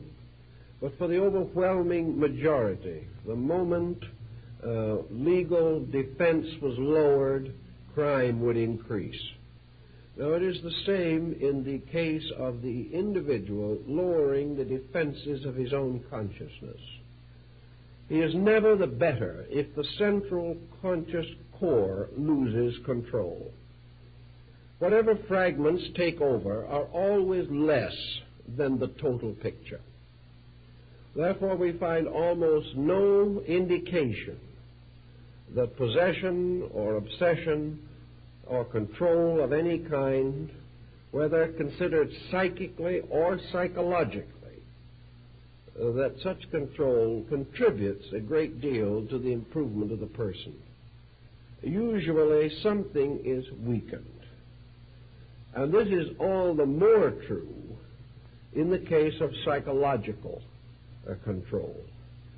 Now, the old religions of the world have pointed out that there have been legitimate instances in which a comparatively humble person has been overshadowed by a great spiritual being. That for one reason or another, the individual has come to be possessed by a sacred or holy spirit, that a holy spirit has descended upon them, as the mysterious spirit that descended upon the apostles at Pentecost. Obviously, we would not expect a divine spirit descending upon an individual to hurt them, to corrupt them, or to lead them away from the paths of righteousness and right conduct. Thus, from even the time of Aquinas and Albertus Magnus in the Middle Ages, it was customary to divide spirits into constructive and destructive. And perhaps we can formulate a very simple rule. If a person is controlled by a higher part of his own nature than normally controls him, We may then say that he has an extension of consciousness, that he has a mystical experience, that his consciousness becomes more illumined, more enlightened, and out of the consequences of this illumination, he is dedicated to a holy life, or at least he is dedicated to some course of action superior to his condition prior to this enlightenment. Thus we can say that the mystical enlightenment of Jesus or the enlightenment of Buddha represented consciousness unfolding into a greater dimension. It is quite evident that from such a positive consciousness, and the Neoplatonists have given us considerable material bearing on this, that the individual is improved. Thus we have to assume that an individual who has a legitimate spiritual experience is not injured thereby. By converse circumstance, an individual who is injured by any kind of a metaphysical experience cannot regard this experience as constructive. If he is injured, then the circumstance is not good. If he is improved, then perhaps the circumstance is good. But he has to be very careful in measuring the degrees and conditions of his improvement. Improvement is not measured in a sense of self-satisfaction.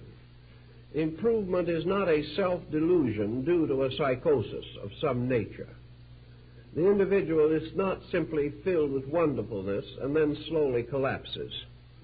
This sense of superiority, of the attainment of a greater or higher level, must always be measured in terms of a better adjusted life, that the person has a larger area of constructive, real living. He is not gradually disappearing into a phantom inhabited realm. He does not vanish into a mysterious cloud of celestials. The truly enlightened person becomes a more useful, a more reasonable, a better self-disciplined, better integrated individual with better attitudes toward every situation that can arise in life. Therefore, we have no argument whatever with any situation which causes the person to grow. If it happens that he is perfectly convinced that this growth is due to possession by a superior entity, that is his business. If he regards it as the result of a deeper internal integration with his own consciousness, this is also according to his own conviction, and he should follow his conviction. The problem is a very simple one. By their works, so shall ye know them. But if in any problem of this nature that arises, we observe that the experiences are attended by deterioration, then we must question very greatly not only the nature of the experience, but the advisability of the continuance of any circumstance contributing to it. For instance, we have all kinds of funny things that happen. People who will come in and they'll say to me, I had the most wonderful spiritual experience a few nights ago. Will you explain it for me? Now, they're perfectly certain that if they tell me the story, I can explain it for them. And yet there's something strange about a spiritual experience which in no way helps the individual to explain it himself.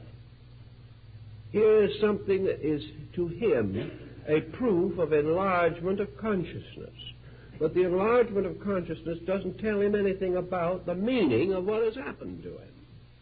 So we must check this one aside as being, at least shall we say, doubtful. There is something unrealistic about it. The individual who becomes more and more spiritual without any increase in wisdom or insight, it's a little dangerous situation. It's something that we have to think about very carefully. Now, in the beginning, these situations perhaps are extremely borderline.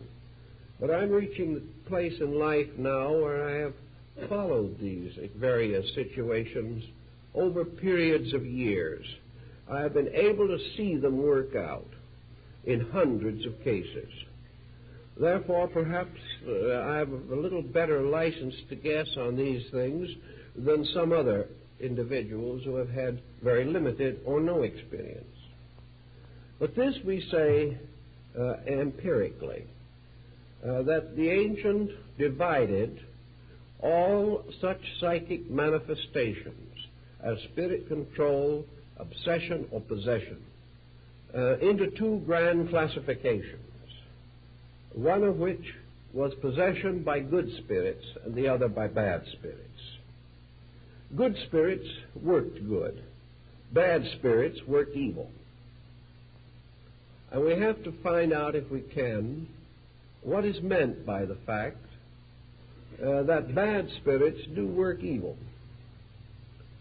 The first thing that you observe in most cases is that the individual coming under an obsessional or possessional condition begins to lower his threshold. This is one of the most common symptoms that we have. And the only answer immediately is that whatever it is, the situation is bad. This person is less a person than he was before. He may not do what I have seen some do, get down on the grass in front of his house and bark like a dog.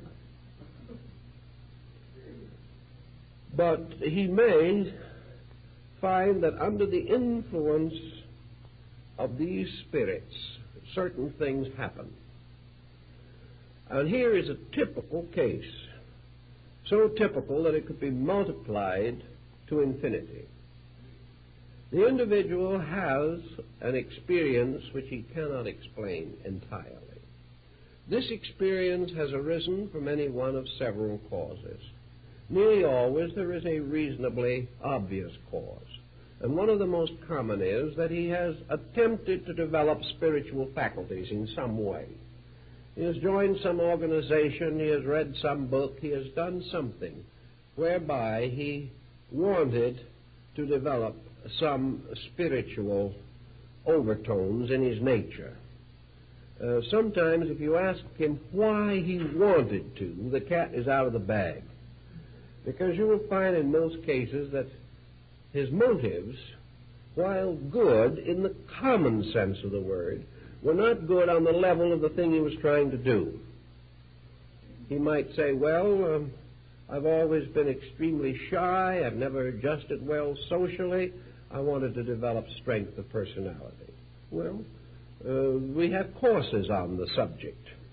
No one would regard this as especially bad, but I think that an individual who is having these kind of personality deficiencies should go somewhere where they can teach him to make friends and influence people.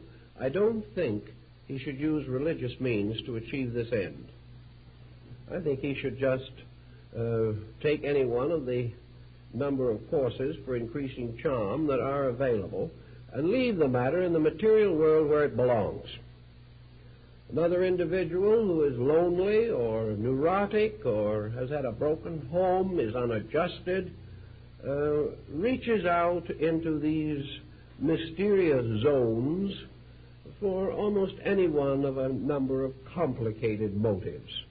Most of these motives are not essentially the correct one.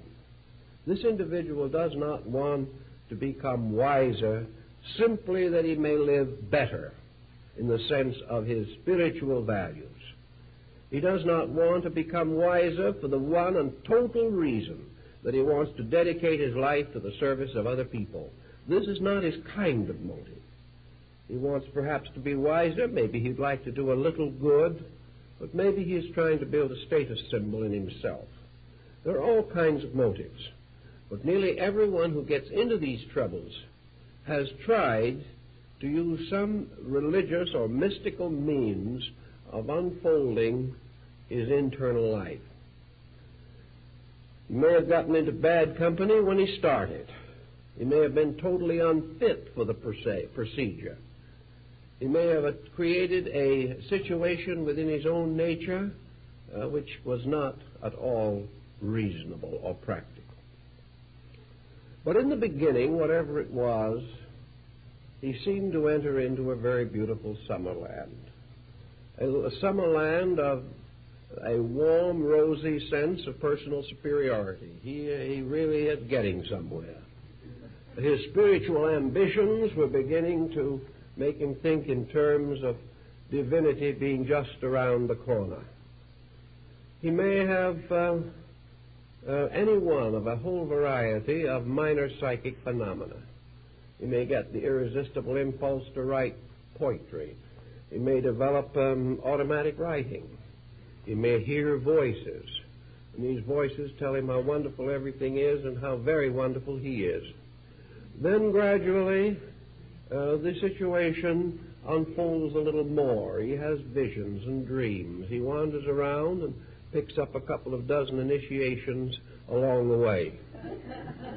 By this time, he is on his way to spiritual aristocracy. Things are getting more important, more wonderful every moment, and he has also accumulated the manuscripts of at least 3 books on spiritual values that are going to change the course of human destiny. This goes on for a while. Sometimes it goes on for a year, sometimes for several years. And then something begins to go bad. Little by little, these internal experiences lose something of their beauty. They begin to lose something of their purity. The individual slowly begins to sense that there is an evil presence somewhere in this. He begins to suspect very strongly that he is being taken over by some kind of a destructive force. The marvelous, ecstatic symptoms of mysticism that he has experienced now begin to be rather creeping, fearful things associated almost with the fears and frights of a person in a haunted house. Little by little, these spiritual forces around him turn into demons. They plague him. They won't let him sleep. They cause all kinds of strange sensations in his body. They attack his emotional structure. They increase his animal instincts profoundly. Little by little, he becomes frightened to death of some kind of a Pandora's box he has opened and cannot close again. And instead of going on to greater and greater bliss, he gradually sinks into a terror that not only can destroy his happiness, but may very well ultimately destroy his reason. Now, this pattern is so familiar, so constant, that it is very difficult not to give it some consideration. In the early stages of the problem, when everything is beautiful, you can't tell the person that he's headed into trouble. After he gets a little way into trouble, you can't tell him it's his own fault. He won't believe you anymore. And when he is in really deep trouble, you can't do anything for him because he will not accept any reasonable attitude toward his situation. All he wants you to do is to tell him how terribly somebody else is injuring him. Now, in this procedure also, the individual, gradually sensing a rising tide of evil around him, who begins to sense these negative forces creeping in, whose sleep is disturbed, who has this sense of the presence of hatred and hateful things, begins to try to explain it. Who is trying to hurt him? Well, at this stage of the game, he can hit on almost anyone. Sometimes these people turn on their very nearest and dearest friends, accusing them of every kind of psychic malpractice. Sometimes they turn upon religious leaders whom they regard as being responsible for their condition. Very often they turn upon any individual who has a mysterious look or who has perhaps in some way seemed to be distantly related to the situation. From that time on, this strange injury becomes a problem of psychic malpractice. The individual suffering from the situation can only think of one answer. Someone is attempting to destroy him. And as it goes on and on and on, he gains greater fear of this destroying thing. And because of its gradual inroad upon his own consciousness and integration, he loses by degrees any power to resist it. He loses any way to solve this problem. And if by some chance he might be the victim of some person who is sending evil thoughts to him, he is sure that these evil thoughts are arriving. In most cases that I have known, people who are supposed to send evil thoughts haven't got enough energy in them to send anything, and no skill with which to direct anything they did send. But to someone who is being hurt, each of these other weaklings, these persons who have no real knowledge of anything, take on the appearance of Svengalis. Each one is endowed or imbued with tremendous black and evil forces. Before it's over, the person is simply fighting back in the ghost world of Central Africa or something of that nature. He's back in the jungle of the witch doctor and the juju man, a jungle of Vuitton, as it is called in the West Indies, a jungle of sorcery and witchcraft that seems strangely and mysteriously out of place in the 20th century world in which we live. But to those who suffer, this is nothing funny. Their own problem is an extremely serious and difficult one. And they are gradually bringing themselves into a situation of mind and emotion in which they are going to fight desperately against help. And as it becomes more and more obvious the situation that they are in, they become more and more like the truly mentally sick, who will accuse everyone who tries to help them of wanting to hurt them more. It is a very discouraging, confusing, difficult situation. It is because of this type of thing, which I have seen repeated so frequently, that I am slow to advise anyone to lift this lid of the Pandora's box. There seems to be very little that can come out of the box that is worth the danger associated with it. Individuals who have dabbled with these subjects have become founders of organizations and leaders of movements, and they have developed followings, and their followings are getting into trouble all the time. No one seems to know what the real facts are. Everyone is sure that they are living in a world of vampires and warlocks. They believe definitely in werewolves and werebats. And there is nothing in these legends of Dracula that they have not experienced in some way. Now, this isn't really a very happy state of affairs. It seems so desperately unnecessary. It would seem as though something within the individual should pick him out of this dilemma at an early date. Why he does not pick himself out of it perhaps is best understood when we analyze problems involving alcoholism and narcotic addiction.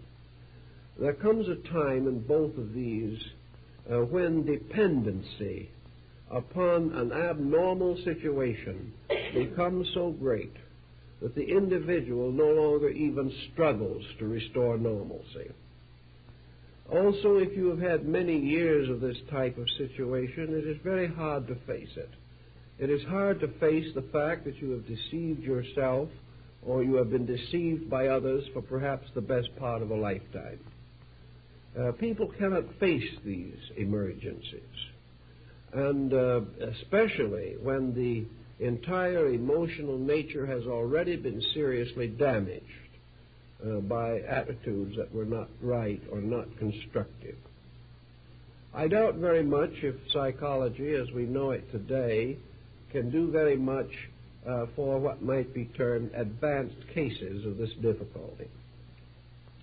Once the individual reaches an advanced stage, he fights all help, because the only thing he wants to prove is that he is right. He does not want to get well. He wants to prove that he is suffering because he has been terribly hurt, injured, or afflicted. It is far more important for him to be able to prove the presence of a demon than it is to get rid of the demon. It's hard to believe this, but there are so many people who just have to be right. And they would rather die than admit that they are not right. And in this area, if you will not admit that you are not right, you're very apt to die. And so in time, these cases disappear and others take their place, but the old mystery goes on. And while the area is comparatively limited, the difficulties within it can be extremely terrifying to those who are picked up in some such a situation. The only answers that we know or have for these problems are rather simple, and yet in many instances they are adequate. The first problem you have to find is some way of convincing the person in trouble that a trained outsider who knows this field and knows the situations thoroughly is more likely to be right than they are. Now, this is hard to do. One way upon which some have succeeded was by charging $50 an interview. Somehow we feel an individual must be terribly right if we have to pay him $50. We listen to him then. Even we don't agree with him, we listen to him, because it's costing us money. Well, this is one way in which sometimes you can create an attitude of respect. It isn't the best, but it's sometimes the only one there is. You cannot help these people unless you can, in some way, convince them that you know more about their problem than they do. Most of them will declare that this is impossible because they are living with the problem. Yet in many areas we know that there are patterns and plans of things which can be grasped or understood better by an outsider than a person who is involved in the situation. This is sometimes true of marriage counseling, where a third person can be very much more effective than the two who are deeply involved, either romantically or in controversy. It is also true that the average physician can give us some help in matters of dyspepsia, when perhaps we would not be able to correct the condition alone. From experience we gain certain knowledge, and from this knowledge we can help if the individual is willing to accept the help. He is most likely to accept it almost in any area where there has not been some form of psychic interference. But where the psychic nature is disturbed, the individual is very slow and reluctant to accept help unless it is what he expects and wants. You must agree with him first.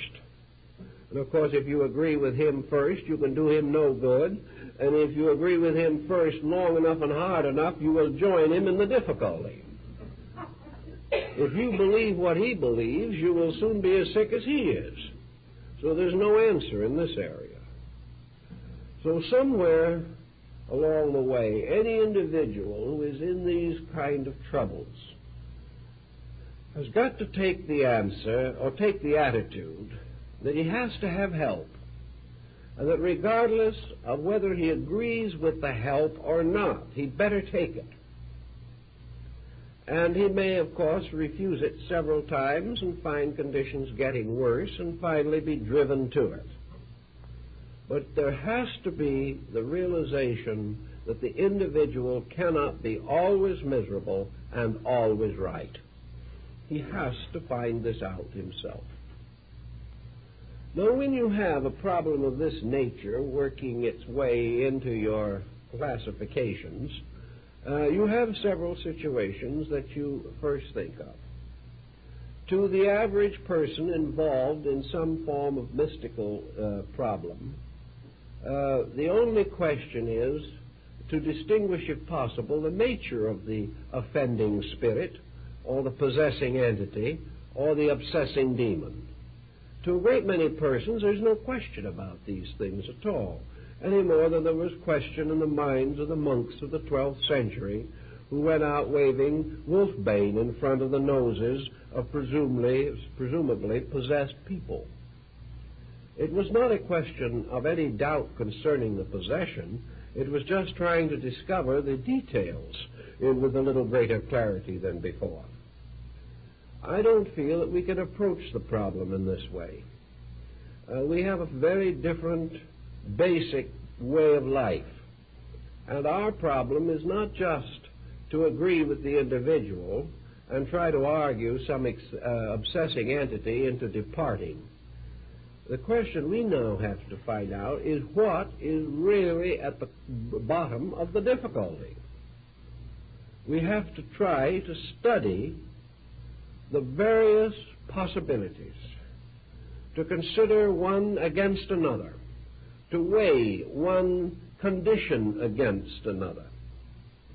We no longer, for example, today believe, as the Greeks did, that everyone who has epilepsy is inhabited by a god, that a special deity is responsible for epilepsy, and that all individuals having it are by that factor alone divine beings. We question that very strongly today. And I think from experience of thousands of years, we have a right to question it. And we have a right to question a great many other things that were once generally believed. So a person comes to us discussing or describing symptoms which might arise from 50 different causes. As far as he is concerned, they can only arise from one cause, the cause that he has attributed to them. But if we go no further than to pat him on the back and say, that's right, we are not helping him any, because if he is right, he is in worse trouble than he probably thought he was.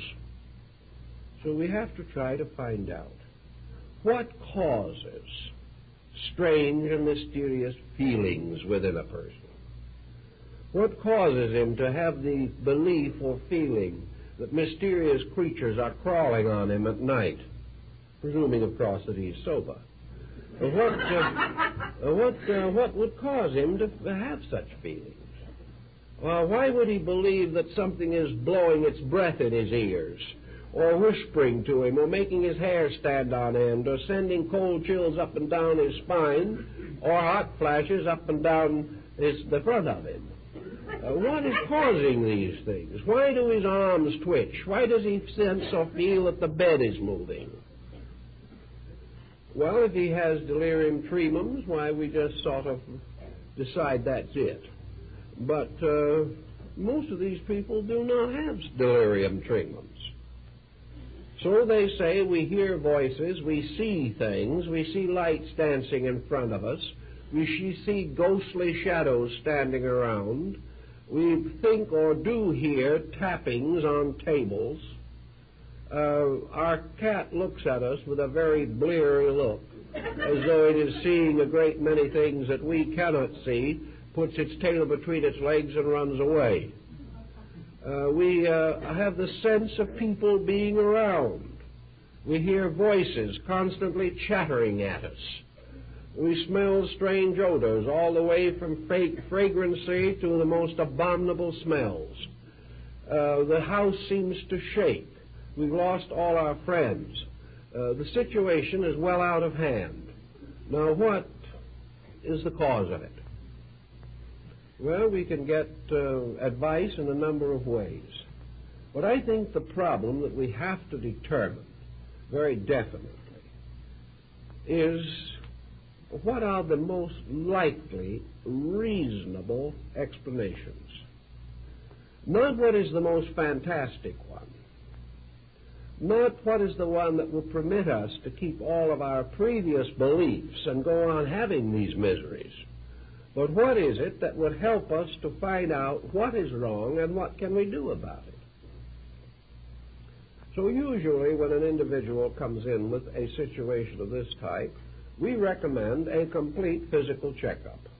It is so prosaic that they look at us with the deepest sense of, we would say, almost repugnance. They didn't believe anyone could be stupid enough to make that suggestion. But it pays off in a great many cases.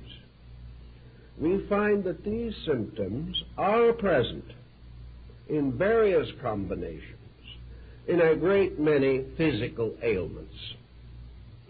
These symptoms also sometimes announce the inroads of sickness. If the symptoms are quickly caught, the individual makes a good recovery. If physical symptoms are mistaken for spiritual symptoms and the individual tries to combat them by mental means year after year, he is liable to wake up someday in too advanced a case of physical sickness to hope for a recovery. So let us be very simple about these things and very direct. I have known cases of very complicated metaphysical symptoms that with a literal interpretation could mean almost anything, that were finally traced to high blood pressure. And when the blood pressure was corrected, the symptoms ceased. Now, a legitimate spiritual entity does not depart because the blood pressure is normal. Therefore, we have every reason to assume that any treatment that removes the symptoms permanently without addiction to any drug or medication must have come fairly close to the cause. We also find that a great many of these symptoms arise from compound stress pressures. We find that individuals do not always have the same kind of battle fatigue in this world. What we used to call a nervous breakdown can arise from any number of different causes. It can arise from any stress that reaches a condition when it becomes unendurable. And each person has a different breaking point. Now, some individuals, when they have a truly nervous breakdown, simply have a general dislocation, we might say, of the sympathetic nervous system. They simply become nervously uncoordinated. They cannot stand strain. They develop symptoms of hysteria. They are unable to work. They have to have a rest, and they have to allow the nervous system to recuperate. An ordinary, old-fashioned, well-developed nervous breakdown, while it isn't an ailment at all, is simply fatigue. It is something that has worn us down. Now you say to an individual, is there any possibility that your ailment is a fatigue ailment? Are you suffering from nervous exhaustion? The individual will say, of course not. I haven't done anything to cause a nervous exhaustion. And so you press back into the life a little bit and you find 3 unhappy marriages. That's just as likely to cause nervous exhaustion as a 16-hour day for 10 years under the most heavy mental responsibility. The individual is unhappy. The individual is unadjusted, neurotic, lonely. The individual is hypersensitive. have gradually driven away their friends. Sometimes they're simply antisocial. They can't get along at all in the world in which they live. They have nothing but criticism for every law, every country, and every official in the nation. These criticisms may be in many instances well-founded, but no individual can afford to live with them himself, because his constant criticizing attitude will destroy him. So after we get all through, we find that the person has been giving himself some kind of a psychic beating for half a lifetime. And this beating may be fear, it may be worry, it may be self-pity, it may be living with the realization or remembrance of ungrateful children, it may be fear of some physical ailment or infirmity, it may be a tragedy in marriage, it may be a continuing failure in business, or ungrateful children, or anything you want to have. But the individual who lives in a condition of being continually miserable about something or anything, or who is constantly suffering from self-pity, self-blame, or simple selfishness, which causes him to demand things that are unreasonable or impossible to him. Any person who lives with this long enough can go to pieces. So when we find the individual who has psychic difficulties, we say to this individual, are you a happy, busy, well-adjusted person with a proper circle of friends, interesting activities and avocational interests? Are you naturally cheerful and optimistic? Are you inclined to look forward with hope and friendship and kindness to the future? Do you have a religion that gives you strength and calmness? Are you free from unreasonable fears? And have you your own temperament under reasonable control? Now, it's not once in 10,000 times that that person can honestly answer yes. It might happen, but it'll be very rare. The individual in these difficulties is nearly always a person who is shadowed by some kind of a negative attitude. Now, some people don't develop these attitudes. They're born with them. We have to face this. And this perhaps has a bearing upon their problem, because having been born this way, they do not know they are different.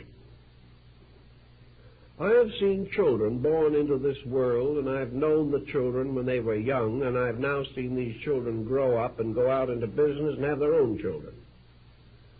And I'm always very worried when I see a small child who has a certain kind of a gray heaviness on their features.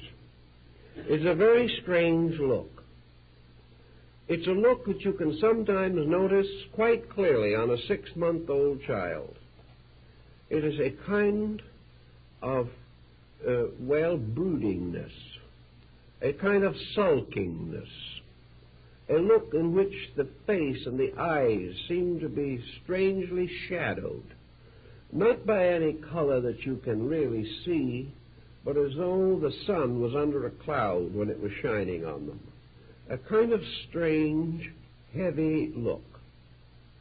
9 times out of 10, these children will grow up to be extremely unadjusted people.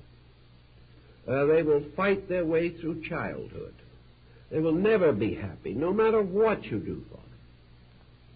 They will never be appreciative, no matter what you give them. They will misinterpret everything that you try to do or say. They will resent punishment even when it is needed. They will escape from discipline by every subterfuge imaginable. And usually, in an effort to get their own way, they develop early in life the habit of the tantrum. The tantrum being this emotional outburst which is at first a theatrical production on the part of the child simply to discomfort the parent and to get its own way, because the parent just doesn't want to live through this type of thing. And if the child gets away with it a few times, the tantrum becomes the basis of hysteria. And from that time on, in every emergency of life, the individual will slip into an hysterical condition. As time goes on, this hysteria closes in. Wherever we have, therefore, any of these severe temperamental pressures, we have an individual who can gradually create a variety of reactions from within himself which he cannot understand. Hysteria is a mysterious term. In the mid-Victorian period, an individual who was hysterical was usually a young lady who proceeded to faint in somebody's arms. This was about all the world knew about hysteria. Today we know that hysteria is not the same thing as an hysterical spell. The individual who faints gracefully in somebody's arms is in no danger at all, because they've decided where they were going to land before they fell. The problem today is the hysteria that breaks through, often a rather strong, perhaps overly disciplined personality. And breaking through may assume a group of different phenomenal aspects. We have hysterical blindness, in which the individual is factually and actually blind, but there is nothing wrong with their eyes. We have an hysterical diabetes, in which blood sugar will run very high to a dangerous point and can be fatal, but the individual does not actually have diabetes. We can have hysterical deafness, and people have had it for 20 years. We can have hysterical paralysis, in which the individual can be held to a wheelchair for half a lifetime. And occasionally we have these so-called recorded miracles, in which a person apparently suffering from some one of these incurable ailments, which cannot be otherwise diagnosed by even the average specialist in the field, has what might be termed a miraculous recovery. He miraculously got over something he never had. But hysteria gave him all of the symptoms of that ailment. Now, if hysteria can cause you to be palsied for 20 years, or can prevent you from being able to get out of a wheelchair for half a lifetime, we realize that hysteria can not only affect the physical body, but the entire psychic integration. The individual under hysteria may have practically any type of delusion. The individual under hysteria can hypnotize himself. And under auto-hypnosis, you can see and hear and talk to things which have been created out of your own mind, just as certainly as under a professional hypnotist, you can assume that the living room rug is a river and take off your shoes and socks and try to wade across it. You can have visual phenomena. And to the average person, that which he sees has to be true. That is part of his philosophy of life. Therefore, when this type of thing takes on some psychical overtone, it never occurs to him to doubt it. You cannot tell him that he didn't see the ghost, because he did see it. And all the effort in the world to try to convince him of the real facts are meaningless, because he is making a basic mistake. He is forgetting the power of his own consciousness to force visualization. He is forgetting the fact that by the process of auto-hypnosis, he can see anything that he demands to see. He can hear anything. He can just as easily perform a ream of automatic writing.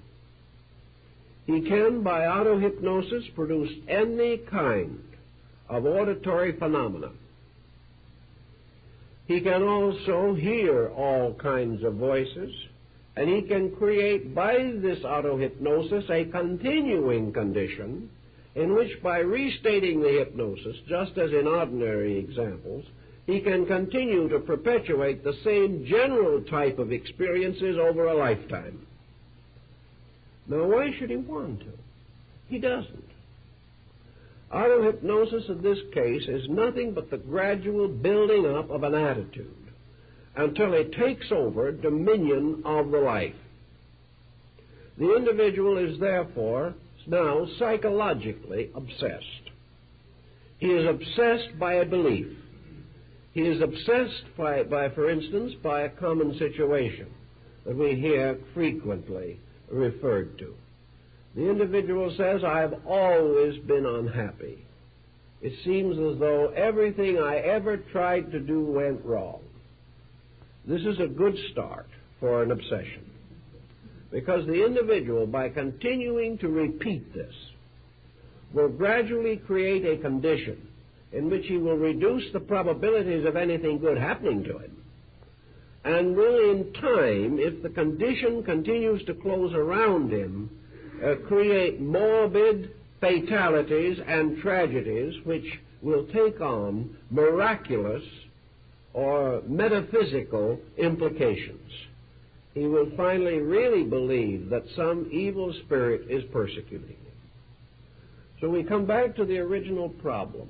Is the person who is in trouble a really well-integrated person in himself? If he isn't, this is one of his difficulties. The next problem that frequently presents itself is a religious one. What is the religious conviction of the individual who gets into these difficulties? The answer usually has to be one of two. First, that the individual belongs to some religious movement that believes in this, that believes that these demons are going to be possible, and has threatened, perhaps, the sufferer with some penalty for disobedience, and the sufferer, having the sense of guilt within himself, has thereby regarded it necessary for him to accept the punishment. The second type of person most likely to be in trouble is the one religiously bewildered, who has no firm foundations, who has no clear concept of religious values, and has really no interest in trying to understand the basic philosophies of life upon which a strong, well-oriented character can be built. We do not find many good students of philosophy and related matters in this kind of trouble. We find people who have not thought too clearly, and therefore to whom anything may be true. If they have been deeply thoughtful and have put the universe in order under a pattern of laws, they have then immediately asked themselves, what have I done that is wrong when I get into trouble? But where they are not so well integrated, their first question is, who is hurting me when I don't deserve it? So the problem of trying to understand whether we deserve certain experiences or not comes under the philosophical aspect of the problem.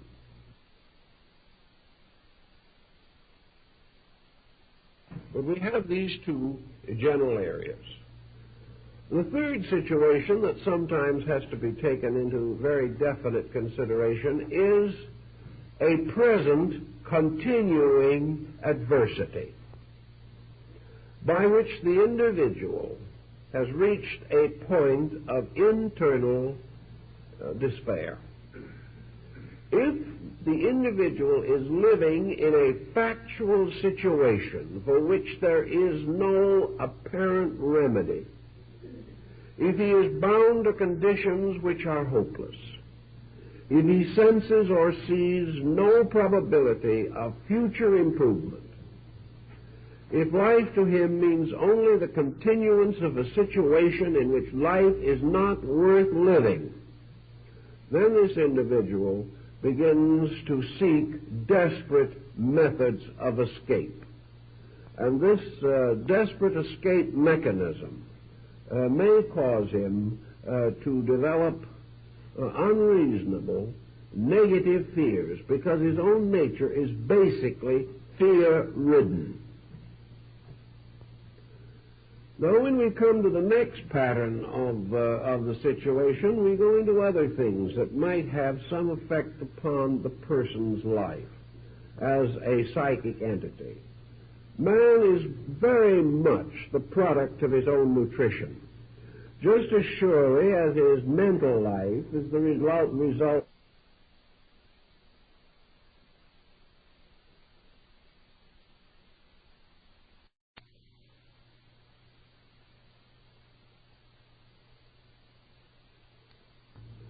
So his physical life, which includes the manifestation of his mental and emotional patterns, may very well be heavily influenced by the way it is fed. I think there is no doubt in the world that the unusual increase in various forms of psychic and psychological difficulties can be in part at least attributed to the excessive abuse of medications and a definite failure of right nutritional patterns. If the individual is improperly nourished, he is uncomfortable, and discomfort is the beginning of misery, and misery spreads. The individual who is physically uncomfortable or is physically without adequate supporting energy is a natural possibility for psychic depression. If his energies do not maintain him, if he doesn't get up in the morning feeling like facing the day with a good hope, if he has to crawl around hour after hour half dead, it is very easy for him to fall into negative mental and emotional patterns. And if this goes on long enough and he has recourse to stimulants to get a day's work done, he is on his way to further trouble.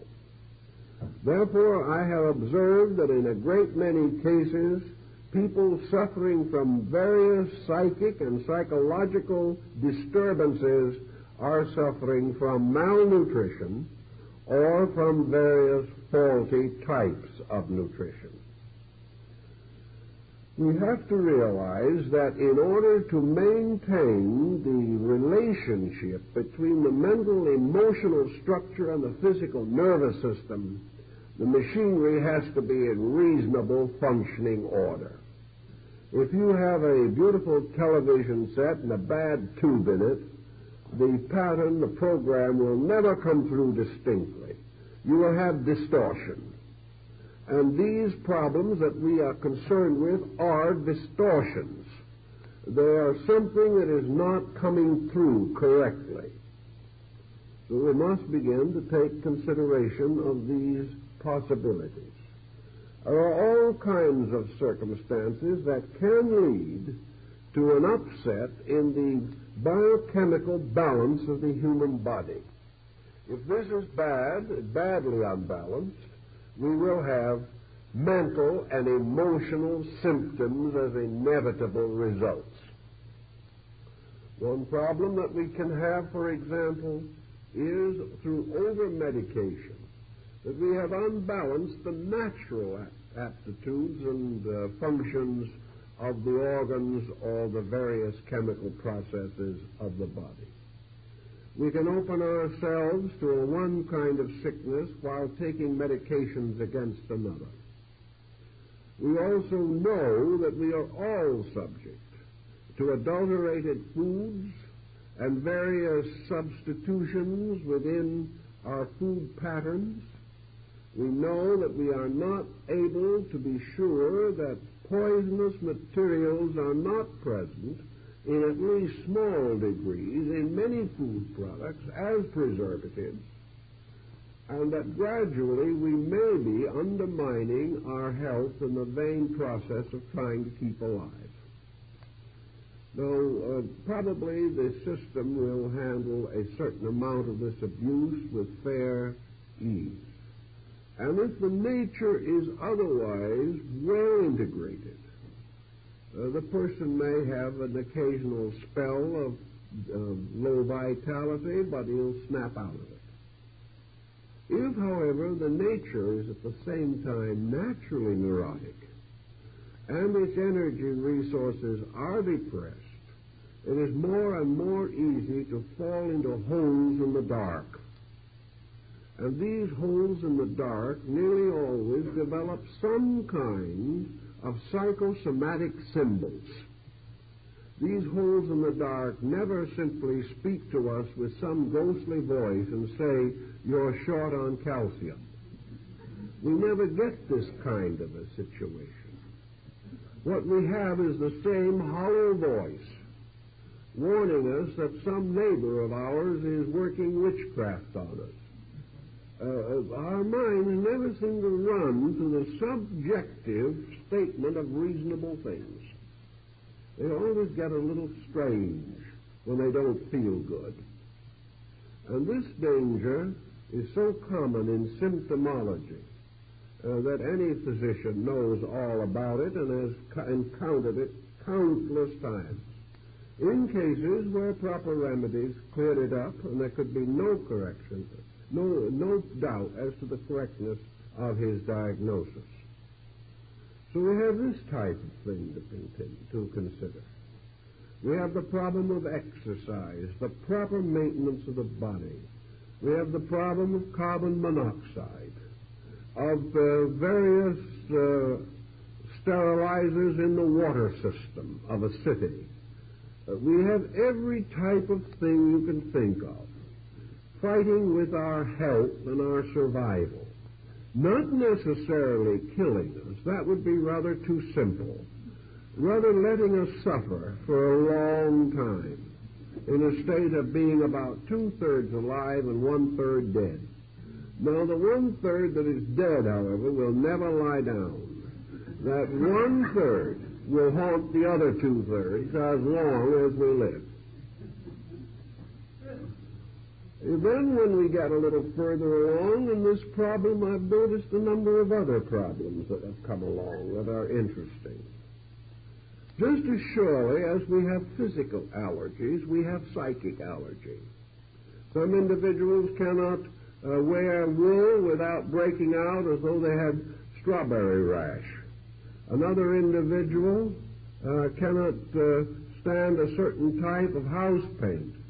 He breaks out with a rash that looks as though he had been rolling around in a bed of poison ivy. All kinds of allergies arise in the personal life. Now, we all also have psychic allergies. We all of us have certain things which psychically or psychologically we particularly resent.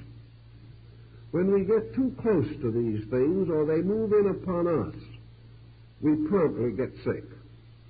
We rebel against them. And just as certain types of poison can cause convulsion, so we can have a very definite psychic convulsion if we are exposed long enough to certain psychic pressures. Which pressures they are in each individual we can only learn as we learn what allergies may be from a great deal of testing. But it is perfectly possible for an individual, otherwise quite happy and contented, to have powerful psychic antipathies to people, powerful psychic affinities to undesirable circumstances or characteristics, or to be in a position or condition to be made sick by the repetition of an event. All this type of thing may have its bearing on the psychic integration of the person. We could go on to a great many other different problems. For instance, defect in hearing, or defect in vision, or the injury to any of the sensory perceptions, or a basic permanent injury to some part of the nervous system, or an old chronic accident. These can all give trouble. Then there's another thing that can give so much trouble that we almost think that it represents one of the primary curses of the human race, and that is poor elimination. Poor elimination is responsible for more pseudo-yogi experiences than any single cause. The individual becomes so toxic that he is not sure whether he's heading for perdition or nirvana. He can have everything that would normally be associated with narcotic or alcoholic intoxication. And neither the narcotic addict nor the alcoholic very often sees anything nice. He always sees hurtful, dangerous, evil things, slimy things that seem to rise from some strange lower world, not things that are beautiful and fine and noble, simply because the psychic integration will not permit him to live on a level of alcoholism and at the same time of the capacity to experience subjectively beautiful experiences. It's just not possible within the gamut of the human framework that such things should occur. Then we do have the lurking possibility, always, of course, of genuine mental disease. We have the possibility that the individual is sicker than he realizes. But this, in most cases, is not essentially true. I have seen a great many cases in which the patient would certainly have been regarded as an advanced mental case by any normal mental specialist who did get himself out of his condition well and did pull out and make an excellent recovery without medical help at all, simply because it is almost impossible today to detect the difference between a pseudo-ailment and a genuine expression of the same situation. So in most cases, I would feel that the danger of a serious mental situation does not develop unless the situation now existing has been allowed to endure for a great many years without any effort to correct it, without any willingness to impose self-discipline upon emotions or upon mental attitudes. The individual who simply takes the bit in his teeth and determines to do exactly as he pleases regardless of everything is always a potential psychotic. But where intentions have been good, where the ailments are comparatively mild, and where the difficulty, though real, is regarded with a certain amount of common sense and sincere desire to improve or correct, we do not have too much serious mental difficulty. It is most often a situation of excessive bewilderment, a condition in which the person is unable to orient his own attitudes. Another point that we do find now is that's coming a little more into prevalence, and we have to watch it, is malnutrition due to excessive dieting and diet fads. Now, while there is much to point out the importance of certain reasonable diets, unreasonable dieting likely to reduce the vitality of the individual, or making promises of providing adequate vitality, which promises are not kept when the individual takes the dosage recommended, or the person who becomes fad-ridden on the subject is very likely to lower his vitality. And if he does lower his vitality, we have to realize that malnutrition is one of the basic factors in the stimulation of psychic symptoms. The individual who is most likely to get into psychic difficulties is not essentially very healthy to start with, physically. Sometimes they are overweight. This is quite common of psychics. Overweight due to lymphatic and glandular imbalance. Sometimes they have debility due to failure to take in the food materials, which are the first line of defense against psychic pressure. And these are the foods that the dieter is most inclined to avoid: carbohydrates and proteins. We are now, of course, inclined to favor a high-protein diet. But the carbohydrates are the ones that keep the individual with his feet very much physically on the ground. Now, he cannot always take them in excess, but where he cuts them too low, where he takes them entirely out of his diet, or tries to get along with almost none of them, he is almost certain to create greater activity of the pituitary, and when he does this, he is more inclined to have visions or hallucinational experiences. So that when we get someone who's in trouble, we try to check some of these things to find out whether the difficulty arises from some basic mistake that the person is making.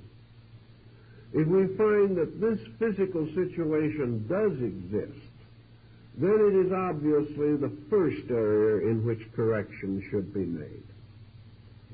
The individual, incidentally, who will not correct these simple physical situations, if they are found to be present, is a very poor candidate for any psychological correction. If he will not do the common simple things that other people in all areas of life have learned to do, it is very difficult to convince him to do any extraordinary things. And here's where, of course, the old magicians wage their strange magic warfare of their own.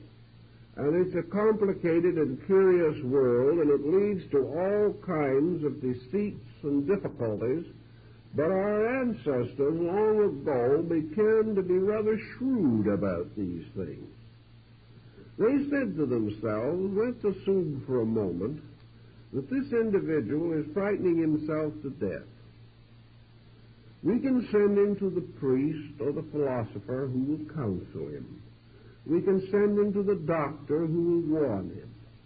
But this individual has reached a state of fear hysteria in which he simply won't listen.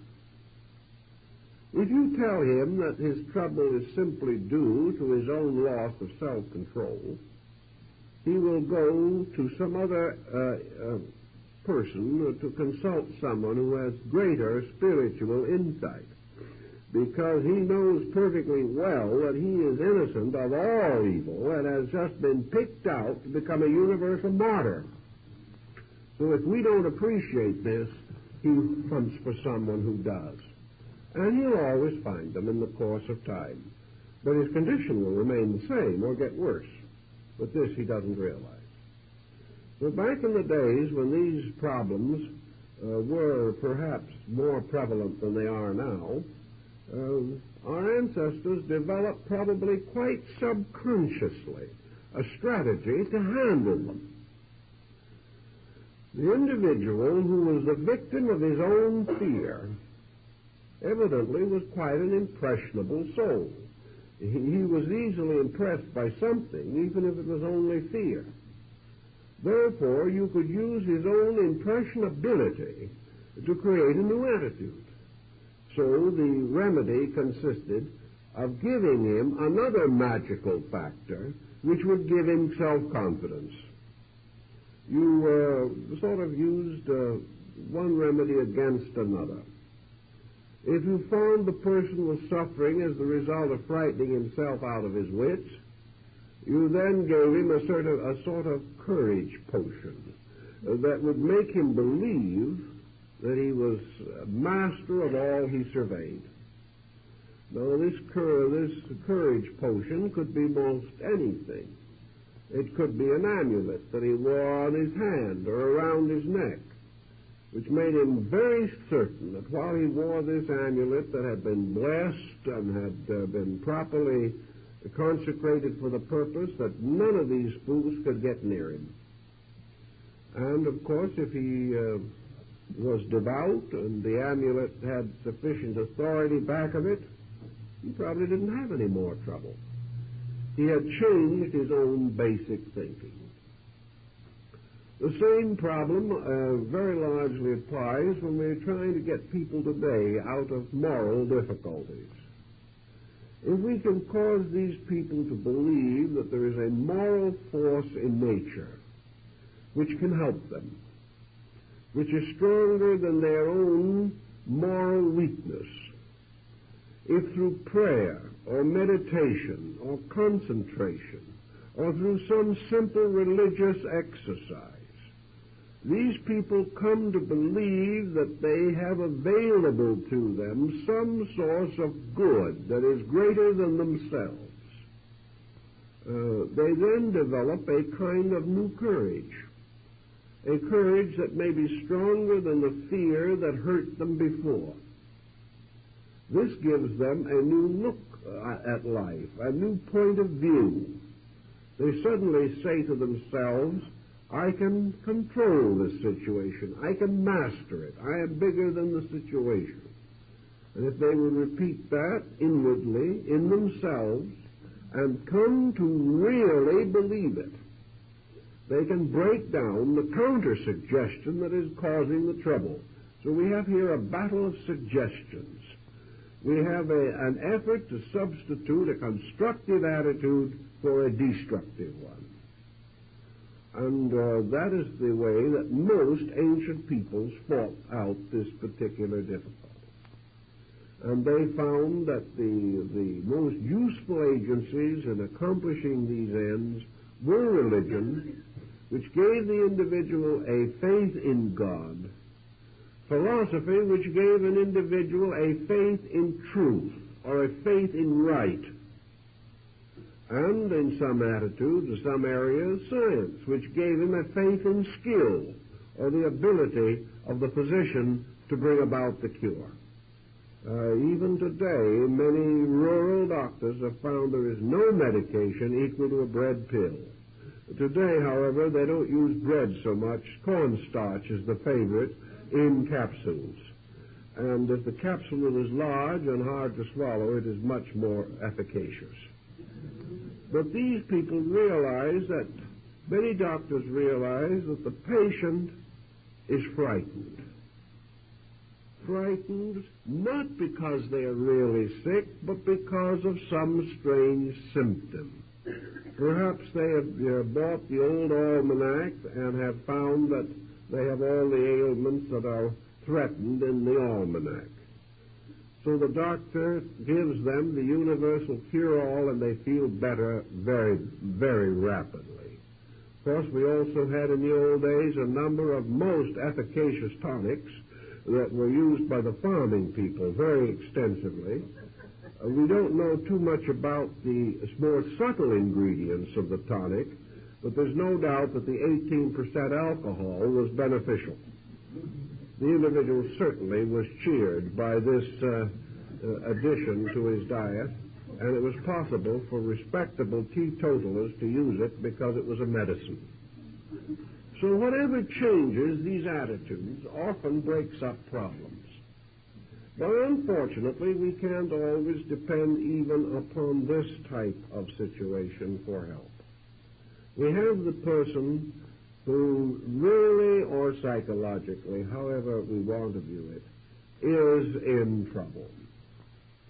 He is in trouble to the point that it seems as though there is no easy way out for him. He has gotten himself mixed up in a situation which neither he nor anyone else can actually wave a magic wand and bring about his recovery.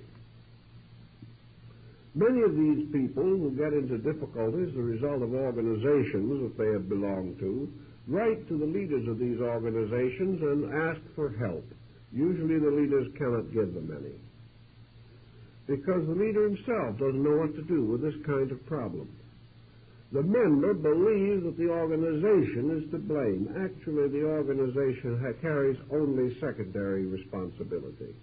There has to be something in the person who is in trouble that made it almost inevitable that he would be in trouble.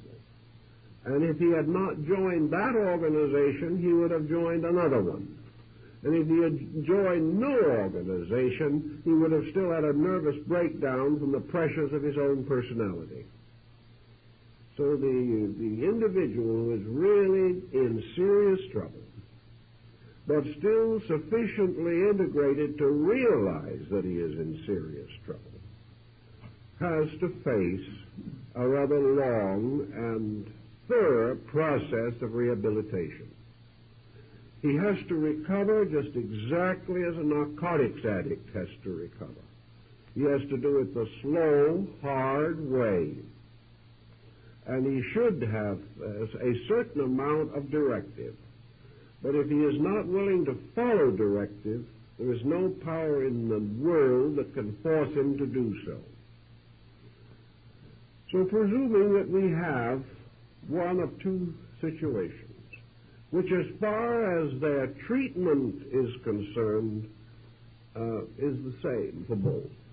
Suppose we want to say now that the individual is suffering from some form of a possessing or obsessing entity, and that in this case we wish to affirm that this entity is a psychic entity, and therefore that the individual is actually what he thinks he is, or what his symptoms might cause others to believe that he is, namely possessed by a being apart from himself. Let's assume that this is one possibility. Or let us assume, as a second parallel possibility, that this so-called possession or obsession is a pressure area of his own nature, which has taken over the dominion of his life and refuses to relinquish its leadership so that the direct, integrated consciousness itself can resume its proper relationship to the rest of the personality. In other words, that the obsession or possession is either psychic or psychological. Now, in either instance, and the problem is essentially the same in both cases, whatever is done must be done to reorganize the power of the entity itself. If that is, in this case, the person's own entity. The consciousness of the individual must be restored to leadership. It must be restored to leadership because it is able either to displace some other entity or displace some other area of pressure that has usurped authority. In the final analysis, it really makes very little difference. What cures one will cure the other. What is not sufficient for one is not sufficient for the other. We all realize that no matter how we want to view this, the most destructive emotion in the universe is fear. Fear is the greatest killer that we know. Fear can stop your heart as quick as a bullet. Fear can stop any function of the body, the emotions, or the mind. And an extraordinary paroxysm of fear or of terror can accomplish almost as much damage within the body of a human being as the release of a hydrogen bomb. Fear, as the ancients all pointed out, is that emotion which creates a relation of negation, by means of which the individual is open to everything that is bad, everything that is weak, everything that is wrong. There is nothing that can create a criminal more rapidly than fear, even though he may be full of bravado about it. There is nothing that can cause us to compromise our ethics any more rapidly than fear. There is nothing that can destroy our integration, our orientation in life more rapidly than fear. And according to most psychics who have explored the invisible constitution of man, fear destroys all the natural defense mechanisms of the magnetic field against the possibilities of obsession, the possibilities of infection by bacterial organisms, or the possibilities of contagion. And these fear motives also destroy the power of the body to take in energy by closing, compressing the various channels through which vitality can reach the body. Therefore, fear completely enervates in time. It leads to all kinds of desperate actions and usually causes the individual to multiply his karma many-fold very quickly.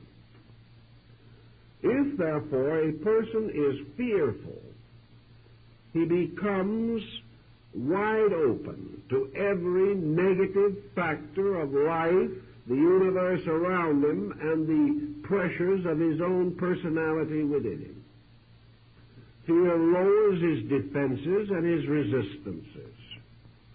And when anything becomes the object of fear, the individual who is frightened is defeated then and there. Consequently, fear will help to intensify any type of psychotic situation. As surely as fear is the great destroyer, as we have mentioned, faith is the universal medicine. So fear is the poison and faith is the remedy for nearly every situation that can arise. If the individual wishes to assume that he is the victim of an obsessing being of some kind, the only possible way of outwitting this situation is to remove the importance of it as a psychic factor in the integration of the person. If he will not be afraid, if he simply declines to fear, no negative factor can get very close to him. And any factor negative that is close to him can no longer achieve any particular effect. And we may assume that nothing in nature will remain indefinitely engaged in a profitless undertaking. The moment the individual ceases to be afraid, he mends the tears in his own magnetic field. Fear opens the solar plexus, and whatever mysterious negative forces we believe to exist outside of us, the solar plexus becomes the mirror of death. These forces move in through the opening of the negative areas of life. Everything that is evil is essentially negative. Everything that is destructive is negative, because negativity is destruction. Everything that tears down is negative. And everything that supports negation increases and enlarges it. A person who is negative is in trouble. But if to this negation is added jealousy, we have a double negative, and the individual is in more trouble. If his natural negation plus the jealousy increases worry, he has three negative factors. If later, in addition to worry, comes criticism or some form of hate, we have more negative factors. So everything that is wrong builds up negatives. And when the individual has enough negatives, he falls apart. When he has enough negative situations, the individual himself ceases. The individual who is nothing but a mass of worries, fears, anxieties, neuroses, selfish pressures, self-interest, self-centeredness, all of these negative things, when there is nothing but this type of thing functioning in the individual's life, or at least these hopelessly overbalance every other consideration, the individual simply ceases to be an individual. After John Doe has enough of this negation built up in him, he simply isn't John Doe any longer. He is simply a hole in a psychological darkness. And you can call him John Doe if you want to, but his real name is negation. And the real name of the devil in ancient times was also negation. So this negative situation means that the person has voluntarily relinquished the leadership on his own life. He has turned it over to his anxieties, to his doubts, to his timidities, his uncertainties, and to a large degree his natural orneriness. He has found, or to his own satisfaction, that he'd much rather be angry than be healthy.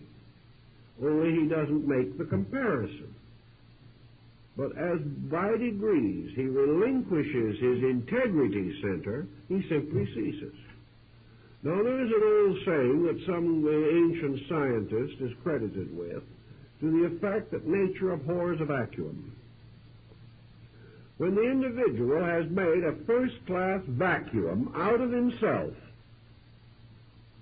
so that he's nothing but a mysterious whirl of darkness surrounded by trouble, this individual may then be said to be in a condition suitable to be obsessed by anything that comes along was stronger than he is.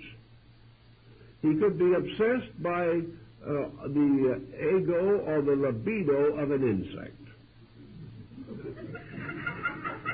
Because at least an insect in its short life has some purpose. It is fulfilling its destiny. But this person is no longer fulfilling any destiny. Simply a derelict, a drifting ship waiting to be salvaged by something.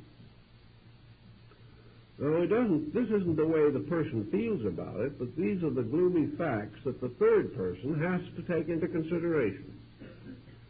If we assume that the negative person is apt to be obsessed by some other entity, it is easy to understand why such an individual would be obsessed.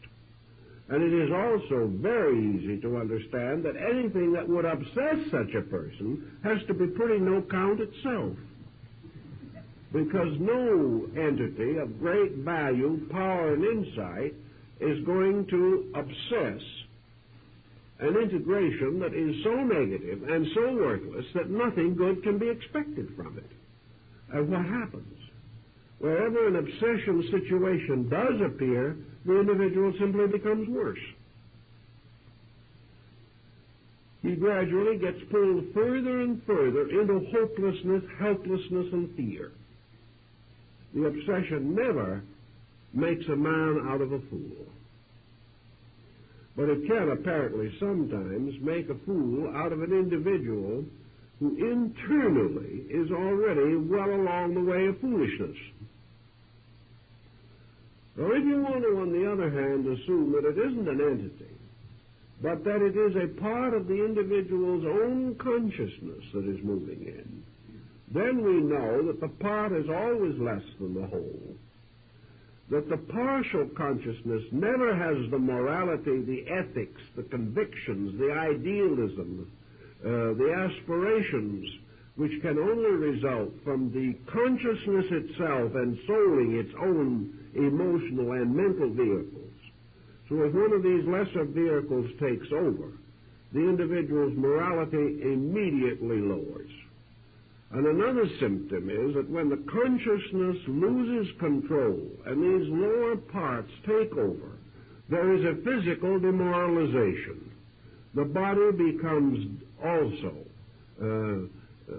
disintegrated in some respect or other. The individual develops very rapidly extraordinary glandular symptoms. The individual becomes less coordinated. The body becomes sloppy, hopeless, no longer effective, because the consciousness is not leading it, and that part of the entity which is leading it isn't strong enough. So when we get a poor government and we force the proper ruler out of office, we naturally expect the empire to decay, and it does. The whole personality falls apart. And some one of these several different personalities which can exist, sometimes more than one, fighting for dominion, will create a multiple personality problem. But in all these multiple personalities, there will very seldom be found anything that is truly noble, truly really fine.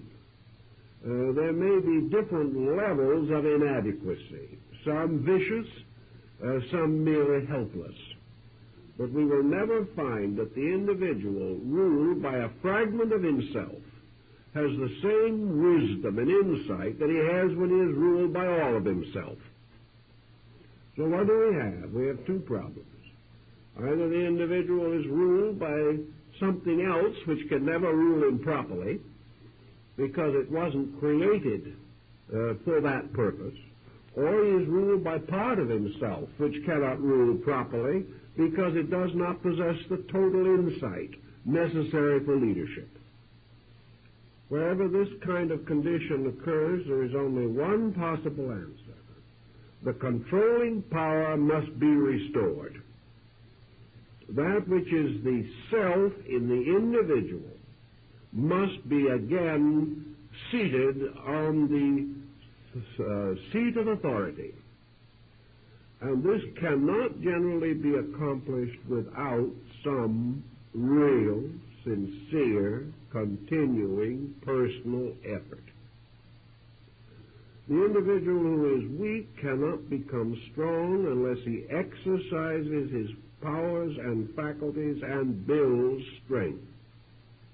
He cannot have the wisdom to restore himself unless he becomes basically wiser than the situation in which he is involved. Therefore, to this type of person, only philosophic insight, sincerely and earnestly sought, and wisely applied, and everything else that is needed to cultivate, culture, and normalize the life of the person must be cultivated. The individual must be lifted out of every negative pattern and brought back into self-respect, self-discipline, and reasonable coordination. Unless these things are done, there cannot be an adequate remedy.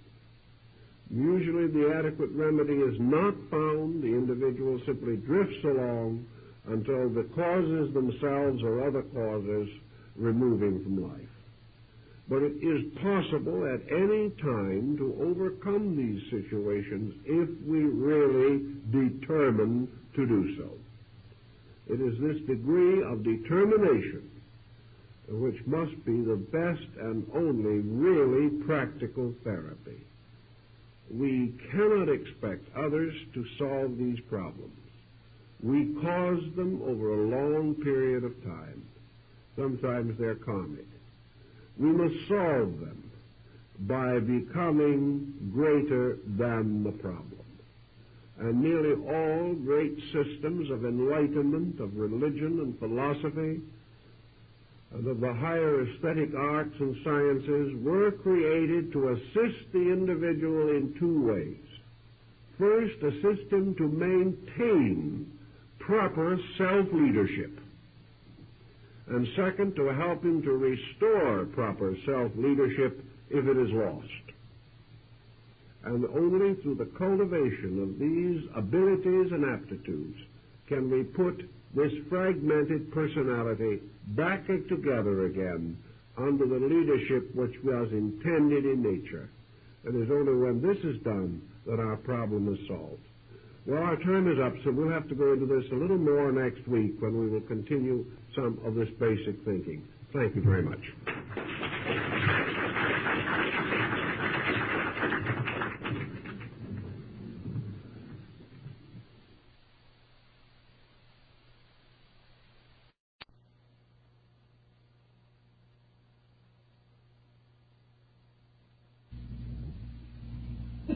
This evening we want to take up another phase of the problem of the invisible forces around us and within us that can and do affect our more ordinary lives.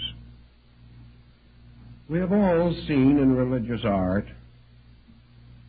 representations of sanctified persons around whose heads are halos, and we realize that from a very early time, the nimbus, the aureole, and the halo have been used to indicate some kind of spiritual emanation flowing from the bodies of very highly spiritualized, highly regenerated beings. While this artistry is reasonably common in the West, it has probably been developed into a more advanced concept among Eastern peoples.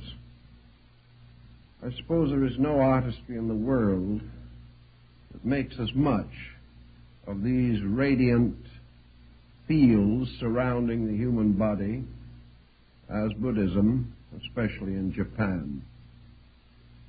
Here we can analyze and study many types of halo, and we discover that these different types are associated with varying degrees of spiritual progress, that it is possible to consider them as a more or less exact symbolic language.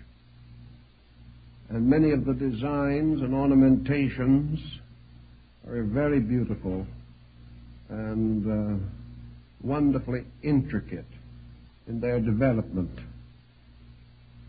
The whole concept undoubtedly rises from the belief among ancient peoples that the life force within the human being does radiate out from the body and does surround it with what 19th century mesmerists in Europe referred to as an invisible perspiration, a kind of constant emanation of force, a luminous fur-like radiance.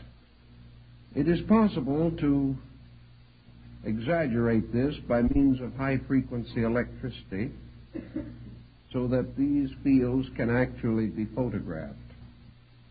Dr. Kilner, in his researches in the hospital in Liverpool, developed his screens by means of which the disease could be diagnosed from the emanation fields of the human body.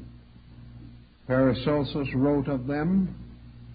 The Greeks and Latins recorded fables about these mysterious spheres of light within which living creatures moved and existed. We have had a tendency in more recent time to ignore this entire problem, although actually, when confronted with reasonable thinking, we are forced to admit that in all probability these energy fields do exist. Even the modern scientist is inclined to regard this matter rather sympathetically. He is quite convinced that man is a center of energy, and there seems no reason to doubt that this energy radiates just as energy will radiate from an electrical device of one kind or another. We have not, however, given much thought to the development of science bearing on this theme. We have assumed that if it exists at all, it is simply part of man's manifold constitution. And this is, of course, the basic viewpoint, but perhaps if these energies were more visible to more people, we would already have considered them in many of the forms of science and medicine which we have gradually developed. Psychology took hold of a phase of this, and we have a more or less integrated realization that man does develop mysterious vibratory patterns within himself which may be called complexes. A complex we think of as a fixation or a highly fixed attitude within the individual. Yet underneath everything else, a complex has to be energy. It has to have some kind of a vibratory existence. It has to be a vibratory thing in order to have any power to communicate itself or to sustain itself or to continue its own patterns or consistencies. Unless a thing is constantly nourished in some way, it must fade out or disappear. And complexes have a tendency to build rather than to fade. And we assume now that we are constantly vitalizing them with our own attitudes. What are our attitudes? Attitudes have to be energy. They have to be vibration. And if a complex is fed by attitude, it means that it is nourished by energy. It is sustained by a certain conditioned kind of vibration. Now, what conditions vibration? Why is one vibration different from another? Paracelsus took the attitude that man is capable of influencing vibration by thought. That actually, therefore, human emotions and human mental attitudes really become creators or become molders of energy. A constructive thought has a rate of vibration of its own. A destructive thought has a rate of vibration. If, therefore, the individual thinks constructively, he supports in constructive ways the energy field of his own body. We are inclined to suspect, therefore, that health has a great deal to do with mental attitude. We know this, we accept it, we affirm it, but we do not try to explain how it operates. We do not know what the relationship is between a good thought and a healthy body. We assume that bad thinking interferes with function, that it depresses, that it makes the nature gloomy. What is the difference between a cheerful and a gloomy disposition? The only possible answer to it is a difference of vibration. that in one case a certain rate of vibration conveys the impression or carries the energy of a constructive attitude, whereas another carries the energy of a destructive attitude. It was the opinion of the medievals that destructive attitudes created monsters. We don't follow this exactly anymore, but perhaps this is the real mystery of demonism. Perhaps the demon is a thought form. Perhaps it is an emotional intensity form. Something that has a life imparted to it, sustained by the constant support of our own attitudes. In any event, psychology has come up with the notion that what we used to think of bewitchment was really a problem of fixation, of complexes, of attitudes that became obsessional by constant repetition. To be obsessional, an attitude must exercise a powerful influence. To have an influence, it must have energy. And the moral quality of the influence will be determined by the moral quality of the vibration which this particular pattern sets up in the compound nature of our cells. We also can notice this in other ways. One of the simplest ways of studying vibration, of course, is through some simple form as the snowflake or the frost pictures on a window pane.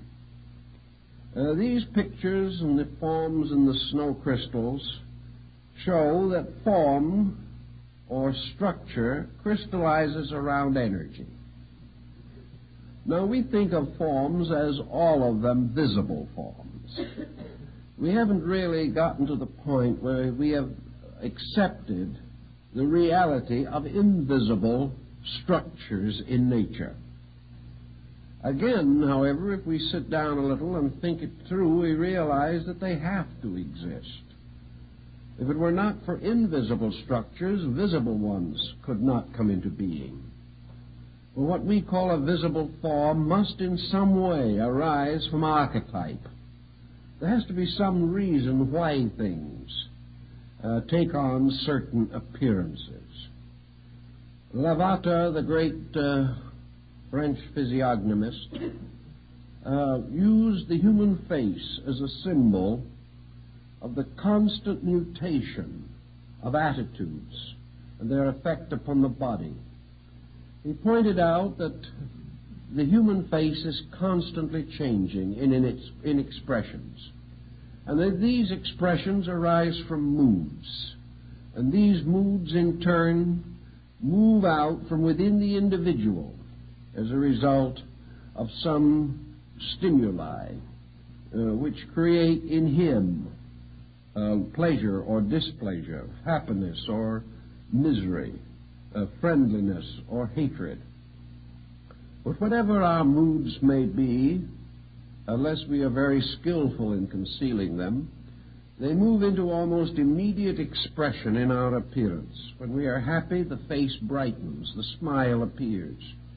When we are sad, the smile disappears, and a heavy, weary, tiresome look attacks our features.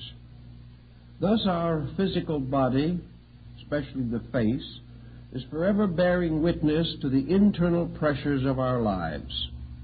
And by the sensitive instrumentality of the nervous system, the vibrations inside of ourselves are communicated to a language of reflexes which creates visible patterns in our features and may also affect the posture of the body, causing us to gesticulate or to take on some curious mannerism. In the same general way, then, we have come through the ages to take it for granted that each person is like a kind of an alchemical bottle containing within himself the compound of his own nature, in the form of an energy formula. This energy formula is made up of all of his attitudes, all of his feelings and opinions, all his beliefs and disbeliefs. And because the substance of this mysterious energy field is exceedingly fluidic or volatile, it can change very much more rapidly than the body. Therefore, actually, our moods can change almost instantaneously. And we are capable of causing an almost constant commotion within this mysterious alchemical vessel which contains the energies of our lives. Thus, in one moment, this vessel may seem to become radiant with a magnificent, luminous quality. And in the next moment, it may seem to be strangely dark and dull and poisonous looking, all depending upon our own moods. Now, we have always had the feeling that moods were things we were entitled to. After all, we can put on a good front to other people, but we certainly are entitled to have private miseries when we feel like it. If we don't like someone, we may not permit our feelings to be obvious, but it would seem to be a terrible deprivation indeed if we were forbidden a secret animosity when it seems that the occasion justifies. But we do have to realize that there are no secrets in the universe, finally. We can hide things from each other, but we cannot hide completely the mysterious vibratory patterns of our natures. Whether we can see them or not, these patterns exist. Whether we know it or not, these patterns affect us. And they also affect our relationship with other people. They affect us in our relationships with ourselves. So let us imagine for a moment that the average person is surrounded by and existing in a private smog belt. This smog belt is much more difficult and perhaps more dangerous than the smog-ridden atmosphere of our fair city. This smog belt is the result of the pollution of our psychic atmosphere. It means that we are constantly pouring into the etheric field of the body more negation than can be properly neutralized by the operations of universal energy circulation. We are expected to cast off constantly into the magnetic field certain refuse from the body. Also, certain exhausted psychic energies are cast off. And with these, in turn, a fair number of negative vibratory impulses. We are therefore able, as modern science fully realizes, to be unpleasant to a certain degree and still apparently not suffer too much as a result. We can have an angry spell once a year or once in several years, and on rare occasions what we term an outburst of righteous indignation, and we probably will not have anything worse than a headache or a stomachache or something of that nature. The body is able to neutralize a considerable amount of negation, even a measure of viciousness. But when it goes too far, when there is too much of a certain quality of destructive energy or destructive thought or destructive emotion, then the magnetic field becomes polluted. When this happens, the person is deprived of a large part of his natural energy resource.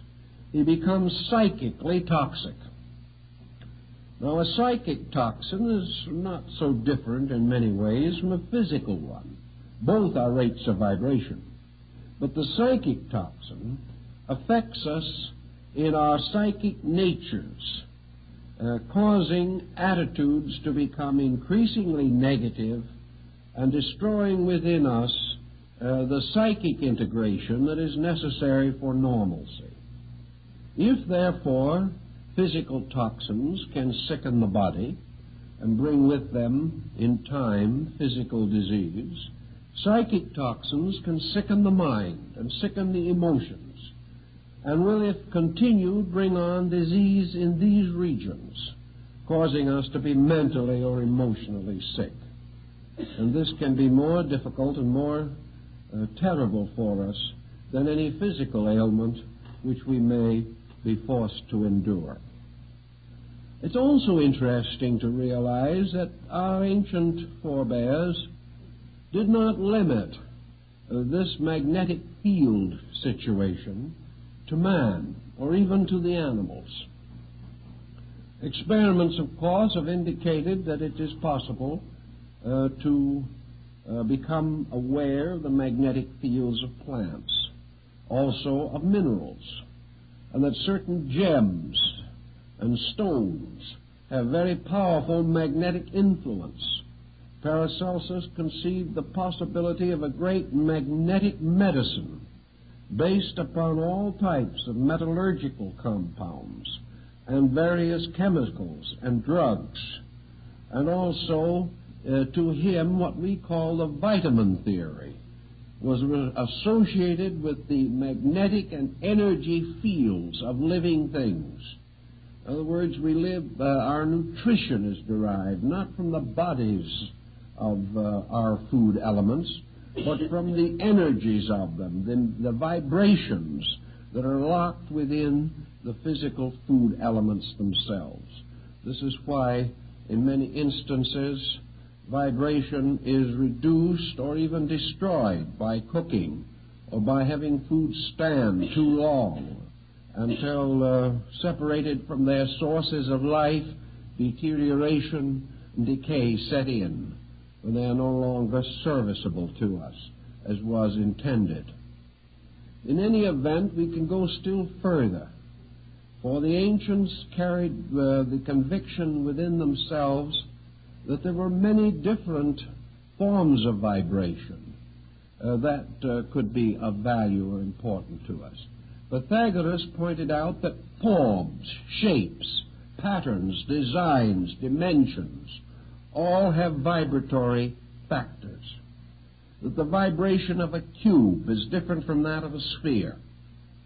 And while it is hard for us to realize that such a thing could be true, he was convinced that all forms in nature can only remain as forms because the minute particles that hold these forms together are themselves a living energy, and that therefore these energy elements cause all things, what we call animate or inanimate, to be actually and ultimately alive. Our ancient forebears also were deeply impressed with the aliveness of music. They held definitely that all great musical compositions, all great musical modes created vibratory patterns in the atmosphere or in the energy fields of nature. That music set up vibrations in space, that these vibrations had forms, and these forms united in great symbolic patterns, that the music sounds, the symphonies, the oratorios, the sonatas, and all these things created distinct patterns. That some of these patterns rose like magnificent unfolding flowers in space. Others burst forth in countless designs resembling snowflakes and things of this nature. But everywhere sound produced color and form, and then also locked within it number or mathematical relationships and ratios. That these patterns of vibrations developed like the principle of the octave mathematically. That octaves exist not only in sound but in color, in elements, and even in the divisions of races and clans and species of living things. Everything in nature was a vast, interrelated, vibratory mystery. Man, in his relationship to these other things, might or might not be aware of this. He might have the power to see some of these forms. He might be able to see a high mass in a great cathedral unfolding its majesty. He might also suddenly be aware that in a strange way the inspired, perhaps initiated artisans who had created the cathedral had actually captured in the very form of the building a tremendous musical chord, and that the building rose in its spans and arches very much like the music that filled it when some great choral was being produced. These things the ancients sensed or knew. They also realized that whether we can see these different forms or not, we can experience them to some degree. We experience them in many ways that we do not even realize.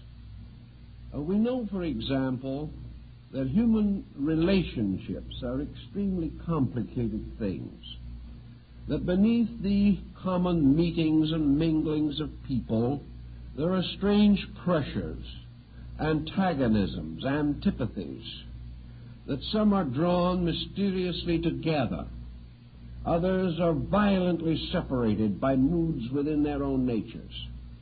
Some people can work together, others cannot. Some can live together.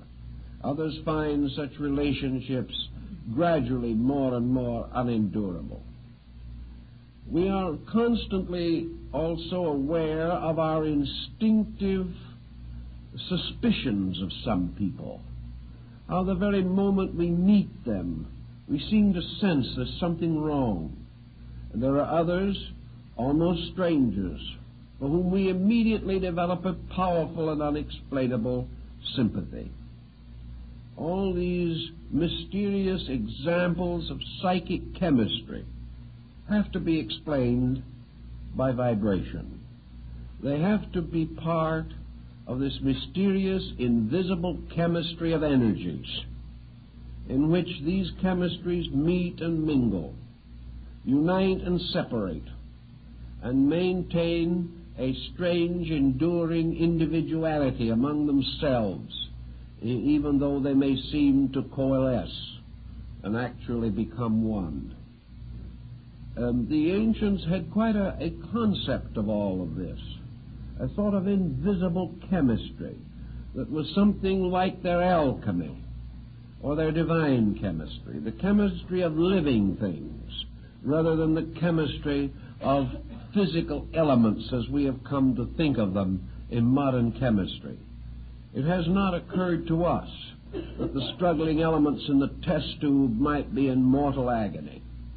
It hasn't occurred to us that any of these strange processes which we see taking place around us might arise from the mixtures of energies, of loves and hates, of fears and hopes, expressed through symbols and patterns which we cannot really tune into. We can only somehow sense their existence. Psychology has given us a certain concept of this, although perhaps an inadequate one up to the present time.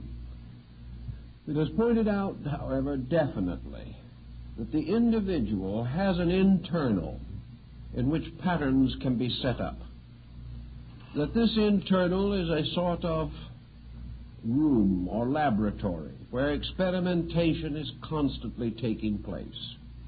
And into this subjective area of our experience, there's constantly flowing the conditioned energies of our attitudes.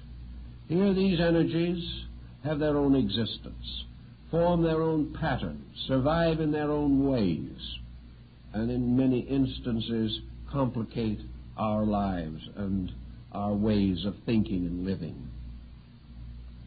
One other point that may be of interest to bring in is to remind students of the practices of yoga. and the great universe of invisible energies that we find discussed and analyzed in the great early texts of Yoga, Tantra, and Vedanta. Here we have an invisible world of qualities. This world of qualities has something to do with the redemption of man. And what is this redemption in the terms of Tantra, for example? It is the individual redeeming his own magnetic field. It is the individual purifying his own inner life, performing the mysterious labors of some mystical Hercules. It is this cleansing of the inner life by the setting up, by scientific means, philosophical science or esoteric science, of patterns which neutralize destructive energy fields within the human body. This also, to a large degree, is the true explanation behind Buddhist philosophy. For the entire struggle of Buddhism to achieve emancipation, to free the individual from the pressures of ignorance and superstition and fear within himself. These philosophic disciplines have as their purpose the purification, the quieting, the calming of the struggle of energies within the vibration nature of the highly confused person. Now, from these studies, we come to some things that are perhaps a little more practical to our present thinking. Let us assume, for example, that an individual has lived what we would term a reasonable life. That is, he has lived within the prescribed area of normalcy. He hasn't been reasonable very often, but he has a fair reputation for it. He is good intentioned, he is kindly disposed, he's no better than he should be, and no worse than those around him. Therefore, he is regarded as highly normal. This situation means that within him is a mass of conflict and confusion. Not as bad as it is in some person who is obviously unable to take care of himself. But the so-called average person of today is not internally truly at peace with himself. The vibratory field of his body is made up of miscellaneous energy pressures. Perhaps he has no great outstanding pattern. There is no real energy design which he is building up purposefully. He hasn't a structure so firmly established within himself that all external attitude is contributing something to it. He has a willy-nilly internal which is supported by the inconsistencies of his external life. He would like to do well, he would like to be kind, he wants to be a person of responsibility.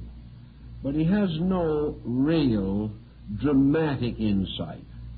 He has no tremendous conviction that is leading him towards any particular well-established point or place or condition for himself.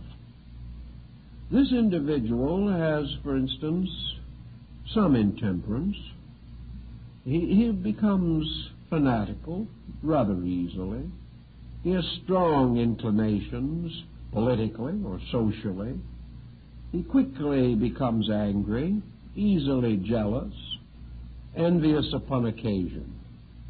Then he is also good-hearted, generous, kind to animals, perhaps more so than to people.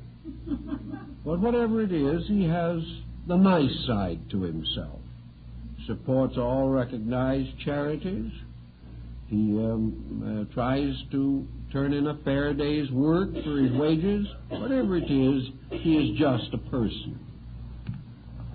This individual has, therefore, a certain energy resource. He builds up an archetype, whether he knows it or not. This archetype must have a form, it must have a color, it must have a rate of vibration, it must have all of the attributes of living things, because it is a living thing. It is really much more a living thing than his body is, because whereas the body receives energy by second hand, this energy thing itself at least is supported by a first-hand energy, very close to and immediate to itself. This individual has some kind of a desire to improve, to become a better person. So he begins to set in motion, we'll say, religious instincts. And these religious instincts are of a higher rate of vibration than the energy instincts and appetites with which he is most familiar. If he has a reasonably normal outlook on life, he grows a little better. And the energies that he is now sustaining gradually raise the vibratory rate of his inner life. If, however, he becomes too enthusiastic, if he becomes a little fanatical in his quest for spiritual values, he may create a serious conflict in his nature. Buddhism points this out very clearly, that you cannot be the old self and the new self at the same time. Bhumi describes it, the German mystic describes it as not being able to be the old Adam and the new Adam at the same time. That if there is too great an inconsistency between our habits, our attitudes, and our convictions, there will be stress. And this stress is liable to endanger our mental and emotional poise. Just as surely as it is difficult for us to live with unpleasant situations around us in family or in business, so it is difficult for the internal person to live in a situation in which parts of its nature are torn in one direction and parts in another. When the psychic field is required to have two allegiances, and these allegiances are not compatible, then there is trouble. So it is quite possible that the person who tries to unfold too rapidly the higher vibratory rates of his nature will get into trouble, because these higher vibrations will come into violent conflict with other vibrations that are not so high and not so redeemed in their quality. The person may therefore come not to enlightenment but to sickness.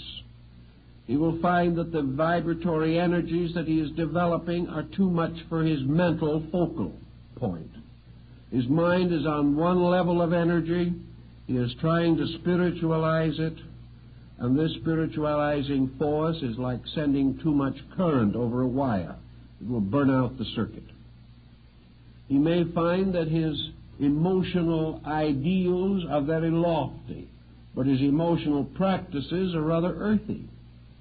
And here again, the conflict means that the body, the psychic organism as we know it, is not able to sustain the exceptional energies that are cast upon it by some resolution of the will. It is therefore, as Buddha points out, very important that the individual, first of all, clears the mental, emotional, vibratory field. That before he attempts to put high vibrations into this area, that the vibrations which would be in conflict with it must be cleared by the person himself. He must, therefore, have a house cleaning before he dedicates his life to some nobler pursuit. He cannot try to grow spiritually and nurse all his old faults and failings. He cannot keep on hating and at the same time develop a powerful, constructive regard for deity. He cannot have a deep mystical experience while jealousies and self-centeredness constantly build up negative areas within his own consciousness. If he tries to fight the thing out inside of himself, he breaks the basic rules of Zen and Taoism. He breaks the whole concept of discipline as it was set up by the ancient initiate teachers. Well, the purpose of discipline is always purification. The individual in the Platonic and Neoplatonic concepts must first attain a certain catharsis. He must dispose of that which is unworthy in himself. If he does not, he will create a situation of combustion in which he will neither be the same person he was before, with the reasonable adjustment that made life endurable, if not truly enriched and purposeful, nor will he be able to suddenly rise to some great heights of achievement without regard for the fact that the negative vibratory pressures of his attitudes are holding him down. He cannot pull apart. He cannot separate himself. And if he tries to force such a separation, then he is very apt to develop a multiple personality problem and become a psychotic. So that the study of these energy fields and their resources and their contributions to the total picture, this study is at least theoretically highly rewarding. It has to do with many values that are important to us. The ancients referred to the magic mirror, and the medieval transcendentalists, those of the early modern French school, spoke of the mystery of the astral light. And this is the same thought that we find in the opera of Parsifal, where Klingsor's magic garden is the symbol of a strange world of fantasy and illusion, a world filled with beautiful flowers, around the stem of every flower coiled a deadly serpent. This mysterious world of the astral light has also come down to us in psychology. This mysterious mirror of the sun goddess Amaterasu is preserved for us in the entire mystery of psychic phenomena. So we have to pause here for a moment and give this thought a little consideration. Suppose we say that this mysterious, magnetic, luminous sphere that surrounds man is this magic mirror. That in this magic mirror, man has a strange, unreal, but apparent sovereignty. That this magic mirror is something like the confused legendary of a Midsummer Night's Dream.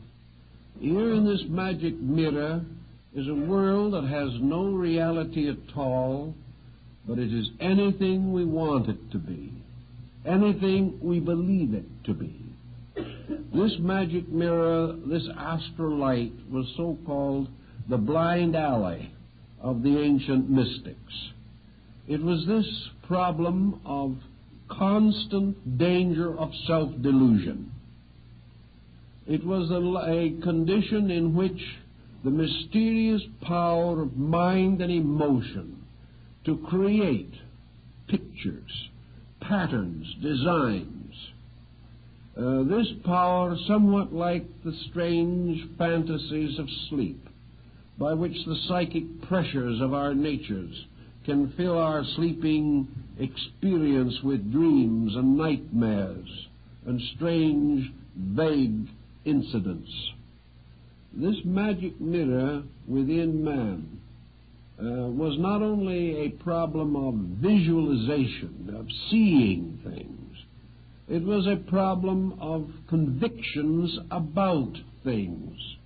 And the simplest explanation that we have of it is that it enables any individual to believe what he wants to believe, experience what he demands to experience, see what he expects to see, and hear that which he intends to hear. This mysterious energy of illusion, having no substance in itself, fashions all things into the likeness of our hopes and our fears and our beliefs. If we are fearful enough, this mirror suddenly clouds with demoniacal forms, and we can see in this mirror the whole miserable form of hell. If we want to, we can see in this mirror the reflection of ourselves, any self we wish to see reflected there. The egotist sees all the vainglory of his own estimation of himself. The wretched see their own wretchedness. The ambitious see the full fruitage of their ambitions. Those who believe in life see life. Those who believe in death see death. Those who believe in anything of any kind can, from the subtle substances of their own imaginings, form justifications for their beliefs. Now, the social implication of this is especially interesting today, for never before, probably in our history, have more people been seeing, sensing, believing, or affirming a wider variety of experiences. You hardly meet anyone today who has not dramatic opinions on almost every issue that exists. He never speaks as having opinions. He always speaks of certainties. Everything that we believe is terribly real. And our beliefs are not only fantastically intense, but they shift and change with every passing policy of time.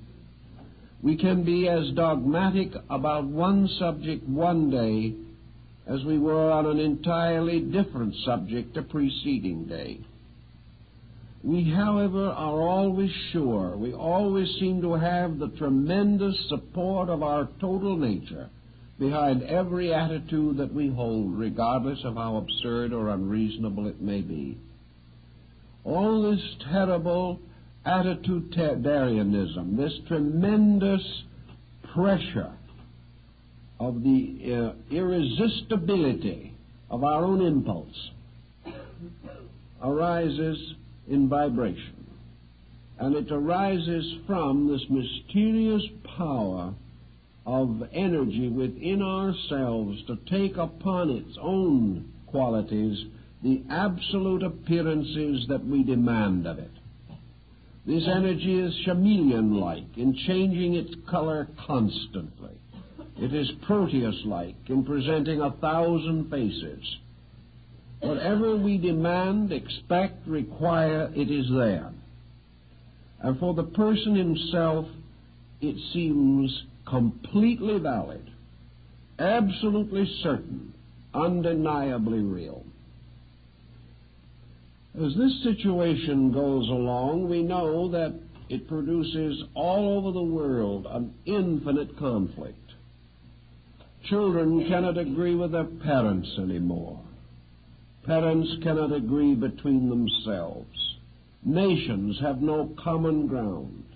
Every law that is passed offends some and is applauded by others. There is no common agreement as to virtue, integrity, beauty, truth, or wisdom.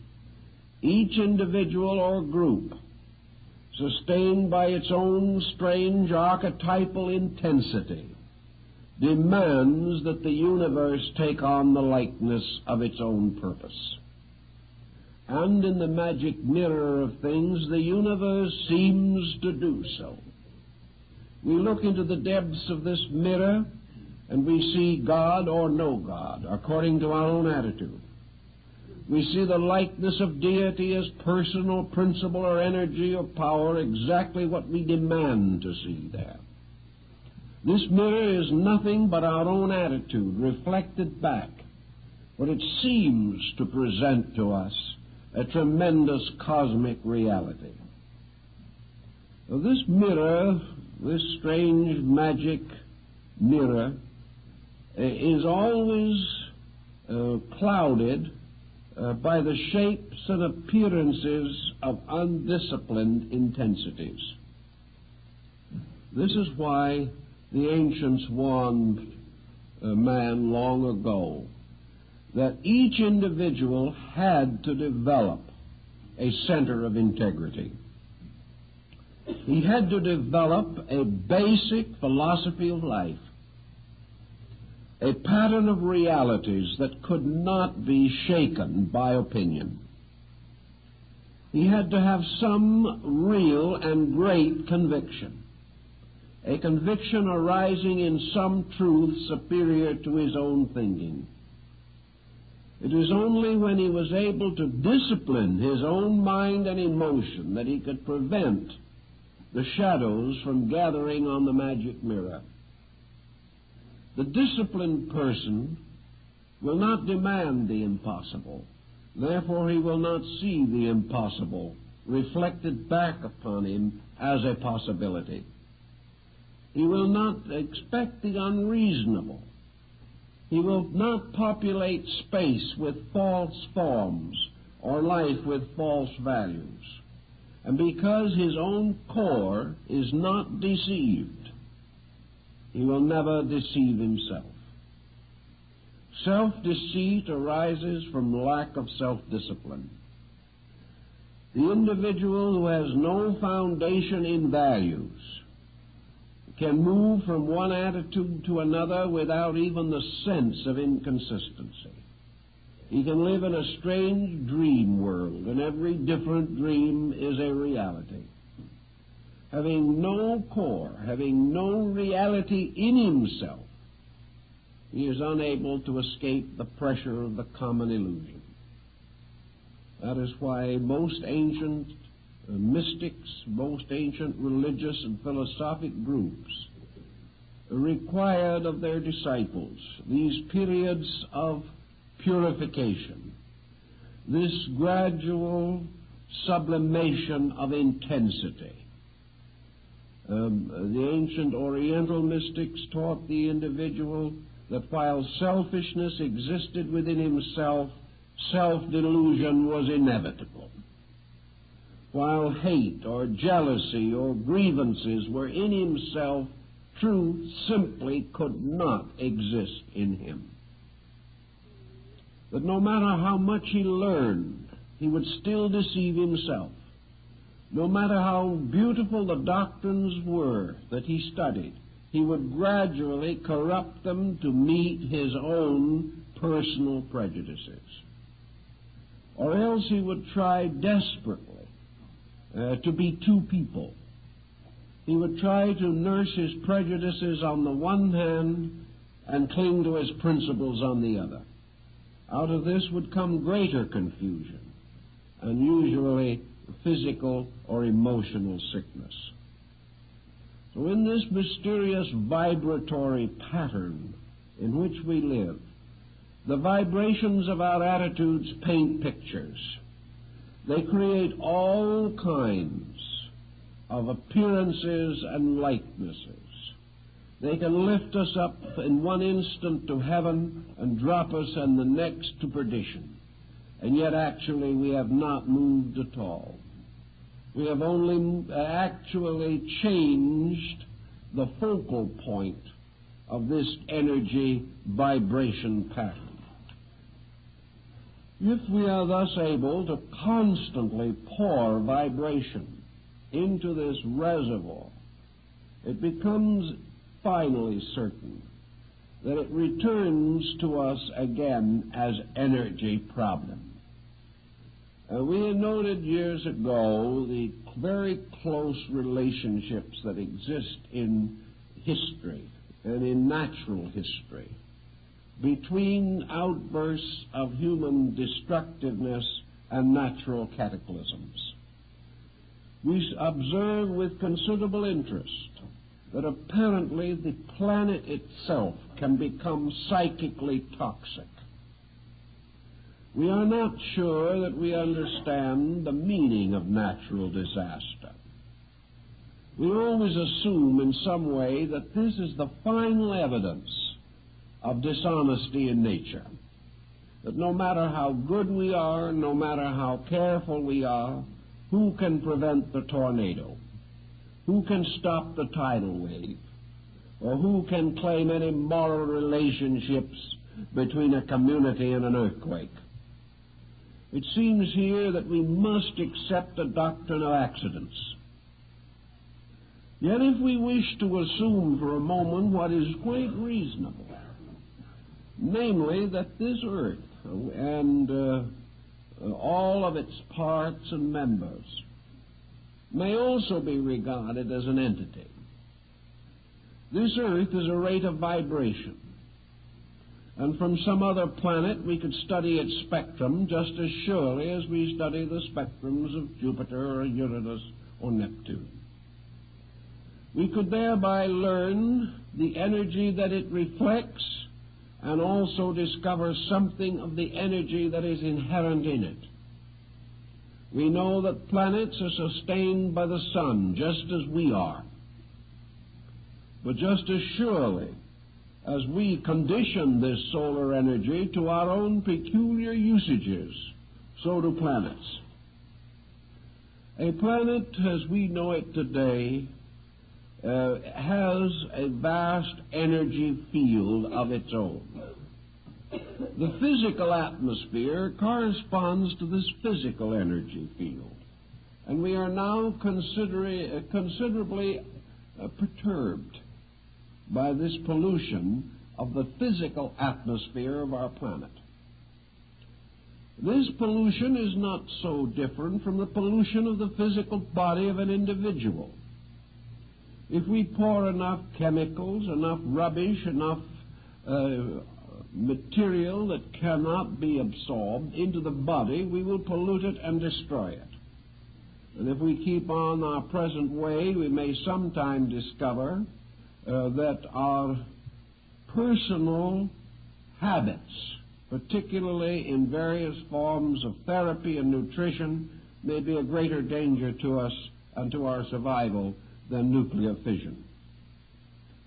Actually, the earth itself begins to reveal the tremendous contaminating influence of man's own uncontrolled and unrealistic misuse of natural resources. We begin to see that our streams are polluted. The air is polluted. Gradually, the tremendous increase in population must dump its refuse into the sea or into the air or into the earth. Little by little, the physical resources of the planet are damaged, and lesser divisions such as continents or certain areas of land may be particularly or more immediately affected, just as we can impoverish soil by poor agricultural methods or corrupt it by the wrong processes of fertilization. So we can destroy the productivity of a planet, of an earth, of a solar system, so far as that is concerned. On this planet, there are over 3 billion human beings whose minds and attitudes are constantly pouring thought and emotion into the vibratory magnetic field of the planet. Most of the vibration that is going into this magnetic field is about as valuable as smog. The best we can say about it is that it isn't quite as bad as it could be, but is getting worse rapidly.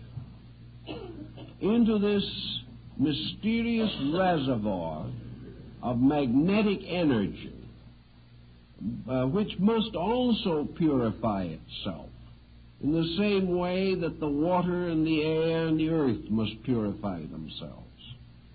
Into this energy field goes the tremendous, continual, toxic force of human negation.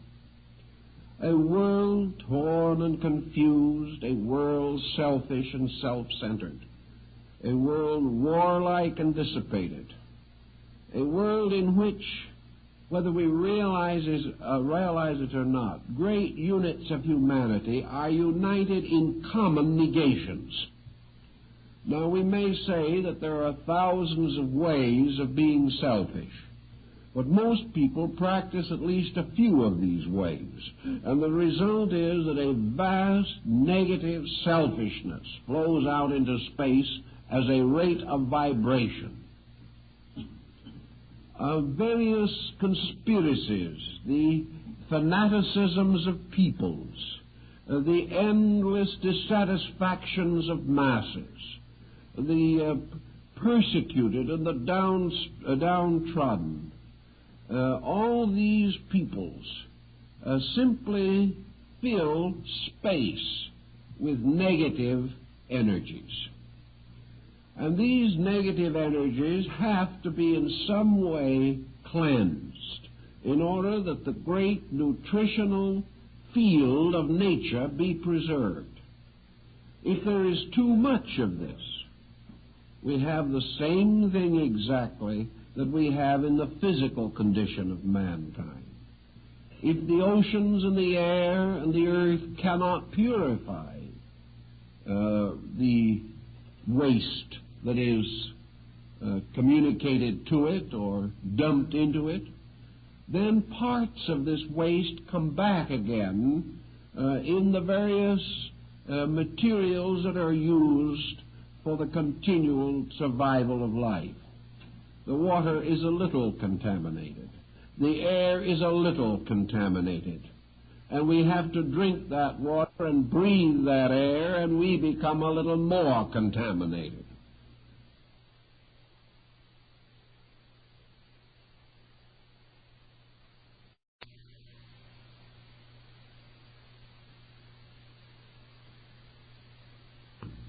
Then parts of this waste come back again in the various materials that are used for the continual survival of life.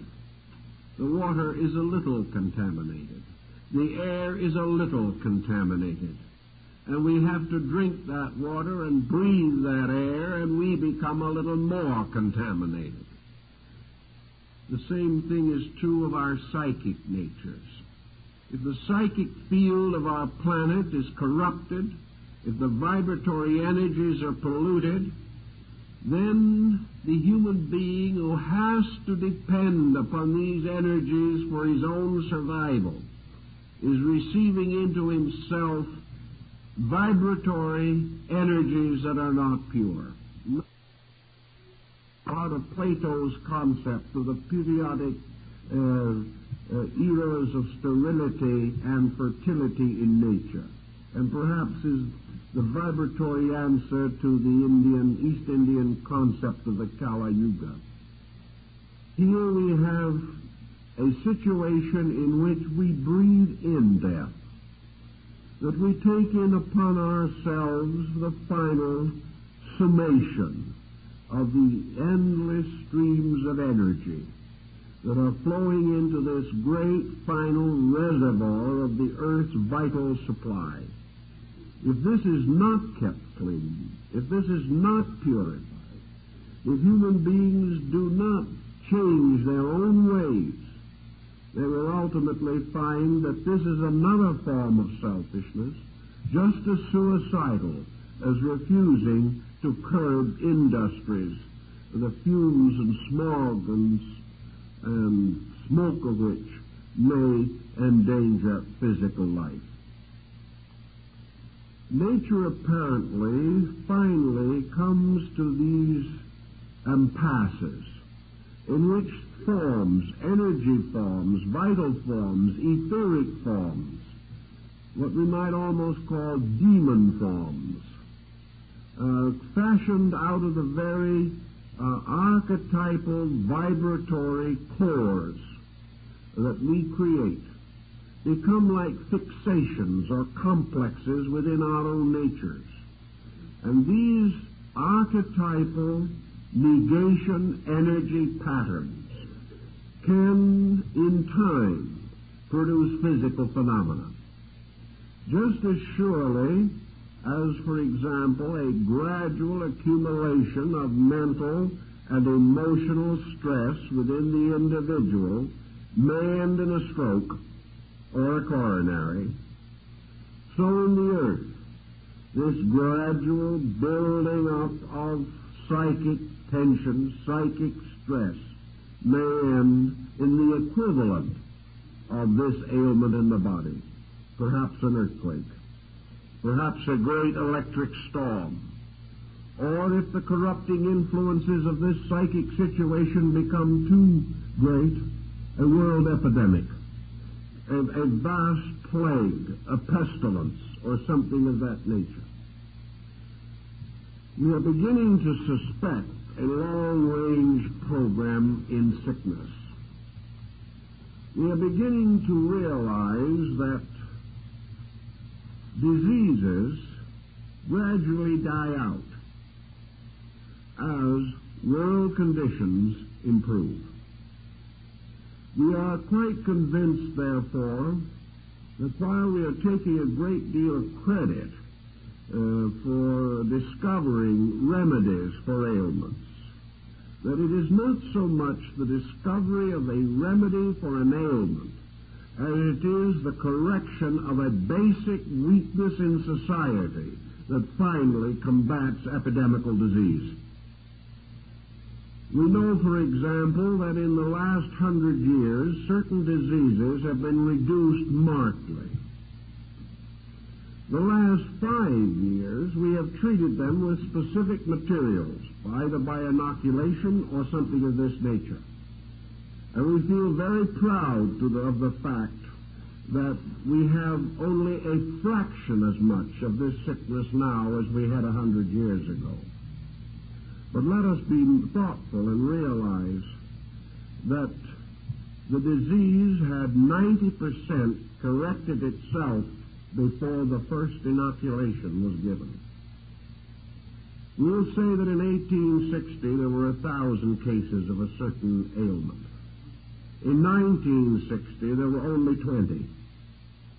We take great credit for this. In 1950, the first inoculations were given for this ailment. But in 1940, it had already been reduced to a fragment of its previous rate. So the progress was not made in the last 10 years, but over a gradually improving condition of nutrition, hygiene, levels of human life, strengthening of natural defenses. And it is only at the terminal stage that the most spectacular remedies have been applied. It is the same thing in our psychic life.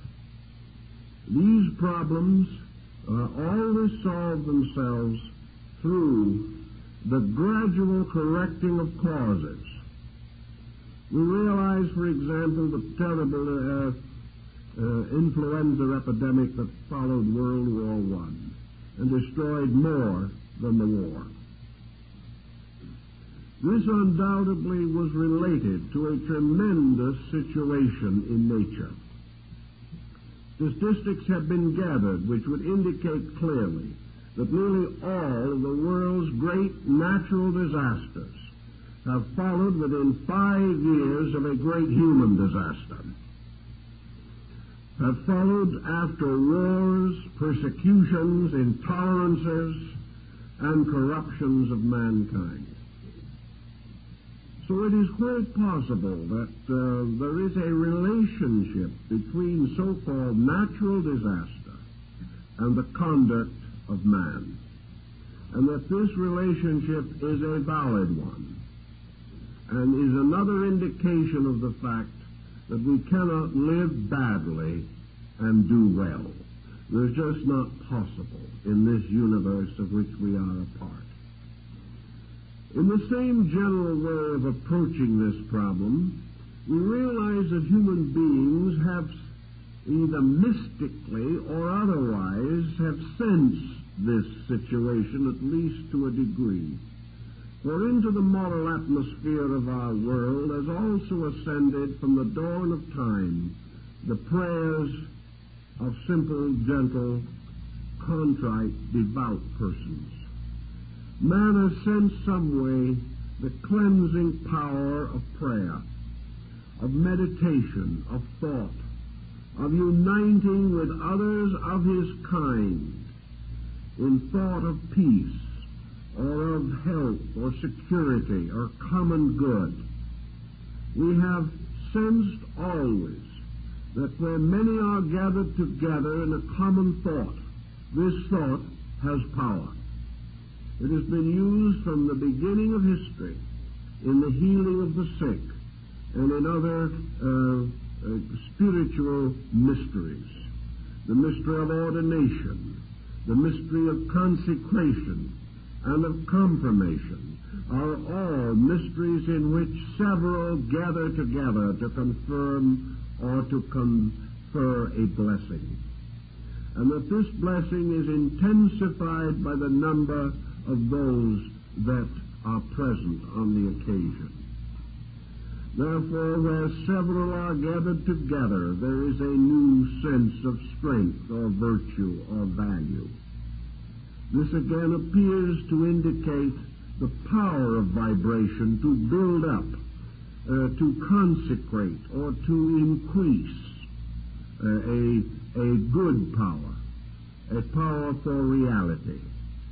Now we know that in all vibratory matter, everything that exists in nature is essentially good. What we call a bad vibration is not something essentially evil. It is a misuse, an abuse, a false use of energy. It is the individual imposing upon nature an inharmonious pattern, just as we can say that a discord of sound is an injury or an affront to the ears. That the individual, by creating discord, creates pain, creates sorrow. Yet we cannot say that the sounds themselves are evil. We must say that in their combination they are evil, or in the rhythmic patterns that are set up, there is lack of order, or lack of harmony, or lack of proper timing or patterning of either energy or sound. So we have the distinct realization that what we call negative vibrations are storms set up on the surface of a quiet sea. The inner part of man is not storm-ridden. The moment the individual relaxes away from pressure, he becomes normal. The moment he does not force the storm to exist, the storm abates. The storm is really man fighting desperately to force a false condition upon himself.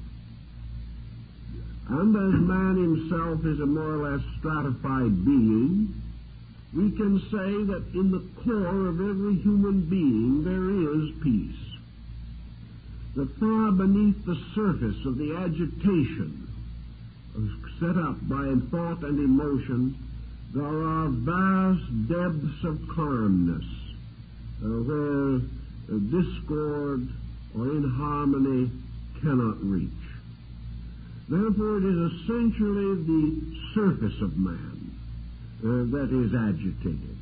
And by surface we mean the more superficial of his attitudes, or the more superficial of his emotions. The individual is disturbed from the outside and from the pressure of externals moving in upon his internal life. Nearly everything has been pointed out in philosophy that disturbs man is traceable to his material situation.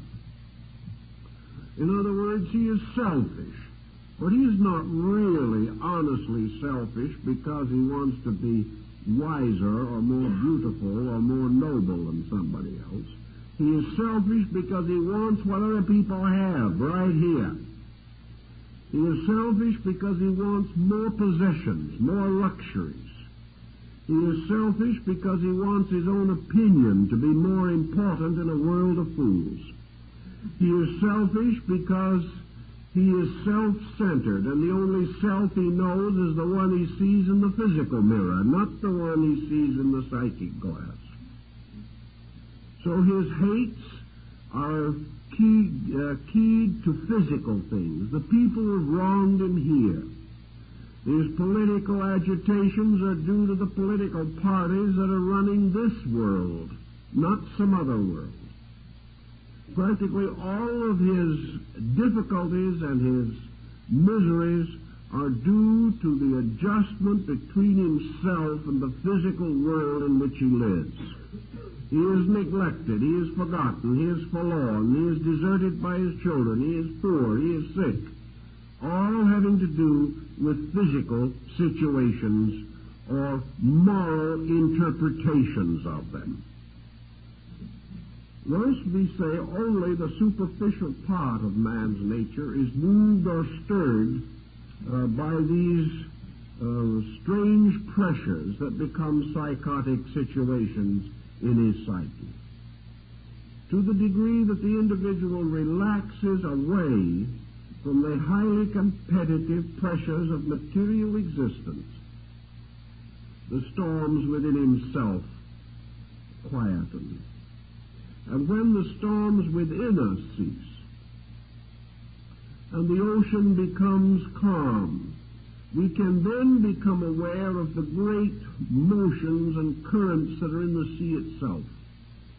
We discover that there are natural laws, natural ways, natural principles, natural energies, natural ebbings and flowings of tides, and that if we unite our resources with these universal motions, we are like the Taoist, who finds in the endless motion of Tao not only the greatest peace, the greatest security, but here the great stream that flows on and on to final unity with truth itself. So the problem is to relax the pressure of these false values. And this is the key to reducing negative vibratory patterns. Of course, we have made a great emphasis upon the negative because the negative is what is harmful. We have also done it because in the majority of instances, the life is not well enough integrated for the positive to predominate. But it is only fair to point out that every constructive emotion, every constructive thought, becomes the basis of a more beautiful and harmonic pattern within ourselves. That is why we can constantly increase in grace and spiritual virtue. It is perfectly possible for us to build magnificent thought forms, magnificent emotion forms of sublime proportions and shapes. It is quite possible for the inner life to be tremendously harmonious, with really nothing there that can shade or shadow our natural peace of soul. We have the perfect right to achieve this. This achievement is not the ultimate, but it is a middle ground. It is the Paradiso of Dante, this mysterious realm of semi-terrestrial beauty which is between earth and heaven. But it is perfectly possible for us to have this paradiso within ourselves. In fact, there is no other place where we can have it. Here we discover that intuition and the more sublime and noble instincts of life create a world of luminous energy forms. That it is perfectly possible for us to create vibratory patterns that overwhelm us with their beauty of form and color and sound and order. That truly, like Pythagoras, we can hear the music of the spheres, and like the great composers can capture out of space the wonderful melodic lines which are going to later develop into symphonies and operas and great works of music. It is perfectly possible for the individual, therefore, to constantly build up creative concepts. And these creative concepts, these great patterns of creative and inspirational life, take the place of the conflicts that we normally suffer from. A complex is nearly always something that is complicated, which is the beginning of trouble. A complex has come to mean to us a false attitude. Therefore, we have to now contrast it with conviction, which becomes a constructive attitude. In each of our lives, we are either ruled by complexes or by convictions, either by positive or negative forces within our own consciousness experience. When we create a conviction, we create something of beauty that becomes an inner leader of our lives. A conviction, therefore, becomes a purposeful way of guidance. It inspires us to some continuing nobility or to the advancement of some more sublime value, whereas the complex simply leads us from one difficulty to another that is greater. But we have to have, at our stage of evolution, being the imperfect creatures that we are, we have to have direction. We have to go either up or down. We have to have meaning or no meaning of some way by which we have a contrast of values. We are either living with a good purpose or a bad one. We either have a vision beyond the commonplace or we live without this vision. There has to be these contrasts. And wherever the contrast is a negative one, wherever the negative factor dominates, the life gets worse. Conditions become more oppressive, and the patterns of health and survival are threatened. Another point that has come up in connection with this type of thinking is the possibility of these magnetic fields going to war on each other, or having a strong and powerful influence on each other. We know from psychometry, for example, that when a person walks through a room, a certain amount of their etheric or vibratory energy is left in that room. It remains even for a greater time in objects that have belonged to them. And in primitive magic and witchcraft and sorcery, much was made of the importance of the sorcerer possessing something that had belonged to the potential victim, something that contained the energy, or in some way was a magnetic tie by means of which a person at a distance could be reached on the basis of vibration. The concept here being that each living organism has a unique vibratory pattern made up not only of its natural core pattern, which is its spiritual identity, but also the modifications of this pattern by the various attitudes and conditions of life. So there was this belief that there was a means of communication set up, a kind of radio or wireless communication by which it was possible to control or influence anything if we possessed something belonging to that person that contained that person's energy, that person's mana or orenda, the life principle of that person. That is one of the reasons why most primitive people do not want to be photographed.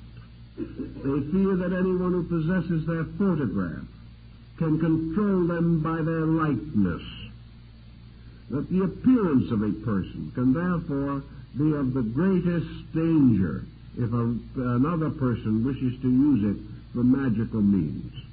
We no longer highly favor this point of view or regard it as essentially valid. Experimentation seems to point out that a very great part of this kind of diabolism is due to the fear that is set up in the heart and mind of the victim. Experience shows, and research shows, and I've done some research in the field myself, that in nearly every instance the victim is told in advance or informed in some way that he is about to be assailed. This seems to be the real cause of the damage, because he begins to disintegrate from his own fears. And then some bruja or witch gains the reputation for having achieved this evil work. But there is one thing that is definitely provable and demonstrable in nature, and that is that these different energy rates do have effect on people, and people affect each other. This is nothing especially esoteric or especially remarkable. It is simply the motion or movement of spheres of over-influence up from one level of life to another. There are a great many people in this world who live for only one reason, and that's to over-influence somebody. If their advice is not always followed, if they are not allowed to dominate every situation, they're just plain peeved. And if they are rebuffed a few times, they become neurotic, because they really believe that they were predestined and foreordained to make other people do what they want them to. Also, there are folks who just live for the purpose of being over-influenced. Sometimes it's because they are weak and do not want to make decisions, that they have been weakened by early childhood situations. They have not been allowed to grow up. Sometimes they have no desire to grow up. It's much easier to blame other people for your troubles. And anyone who advises you must take the responsibility of what happens to you if you follow the advice. But anyway, this problem of influencing and over-influencing persons, either obviously or subtly, either by open word or action, or by some mysterious subtle process such as autosuggestion, suggestive therapy, or hypnosis. All these different processes represent degrees by which it is obvious that people can and do influence each other. Probably they shouldn't, but they do. And one thing is obvious, that if parents do not influence children, so much the worse for the child in the majority of cases. So that there are certain influence patterns that are more or less necessary in nature. Psychic influence is not so very different. Individuals can communicate without word or without ordinary means of communication. We can feel the thoughts of other people. We can be influenced by associations with various types of persons. We can take on attitudes from other people, very subtly, very mysteriously, actually very obviously, simply because there is this communication between energy fields.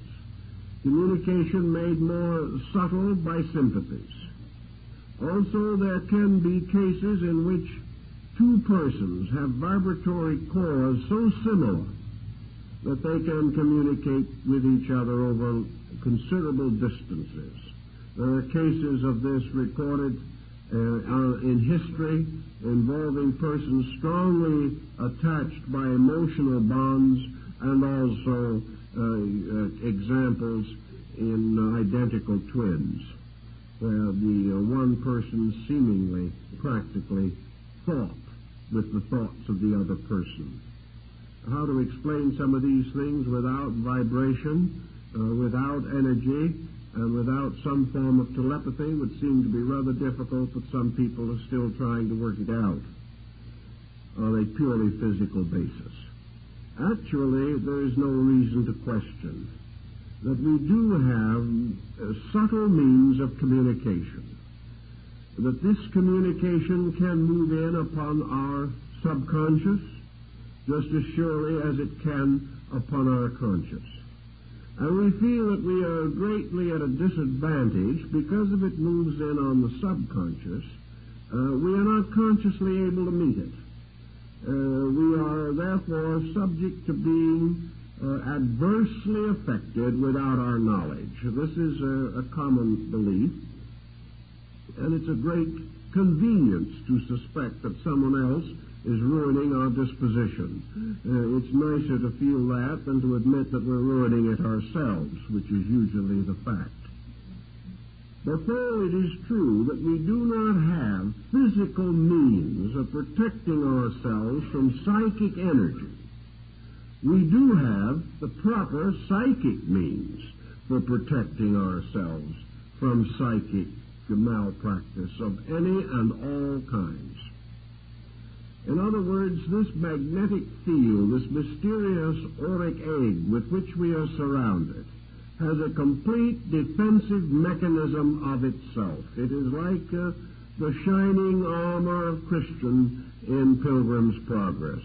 It is a strong defense against any evil that might naturally come to us. Actually, nature has so set up this situation that unless the individual destroys his own defenses, it is practically impossible for him to suffer from psychic malpractice.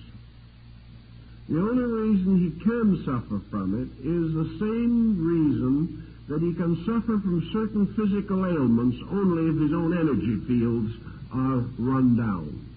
The greatest promise of health is the maintenance of a healthy body. That is physical health. The greatest promise of psychic and emotional and psychological health is the maintenance of a healthy psychic integration. Against this, there is almost nothing that can do any harm. The only way we can get into trouble on the psychic plane is by opening ourselves to trouble by some wrong action of our own. Now, this isn't always a very comforting thought if it's already happened. Perhaps we feel that we were wrong at some point along the way, at least we were foolish, but we have regretted the situation seriously, and we have done everything we could think of to get into a new relationship with this situation, and still it lingers on to perturb us. Therefore, we begin to feel that we are the victims of injustice. We are not the victims of any injustice at all. What we term, perhaps in our way, psychic invasion of our privacy. The possibility that some outside energy is moving in on us actually calls to our attention only one very simple process. That the only way in which this can happen is that our own proper psychic defenses have not been restored, and that therefore we have to restore them. To say that we can't is to say that we can't stop eating something that makes us sick physically. To say that we just simply cannot make these changes in ourselves that are necessary to restore psychic integration is to assume that we cannot do what is necessary to protect our own lives. If we cannot do these things, then again our own weakness and not the strength of circumstances is the principal problem. I've known many instances of so-called claimed psychic invasion of our people's lives. I've never yet found one case where the invasion was major. It was not a well-planned strategy. The invading force was miserably weak. The only reason it succeeded at all was that the invaded territory was still weaker. The individual was not the victim of some great, big, strong, evil force. He was a victim of something of the proportions of a rat that had found a hole in his psychic integration. The whole situation could only arise from the extraordinary lack of organization of the victim.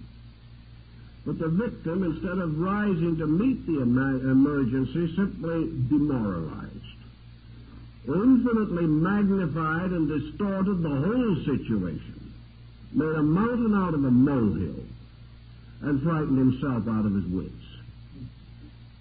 This so-called influence is going on all the time.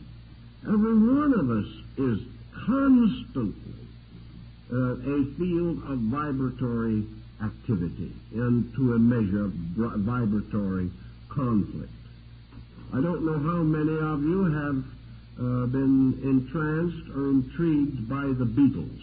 This, shall we say, Great Britain's revenge for Elvis Presley.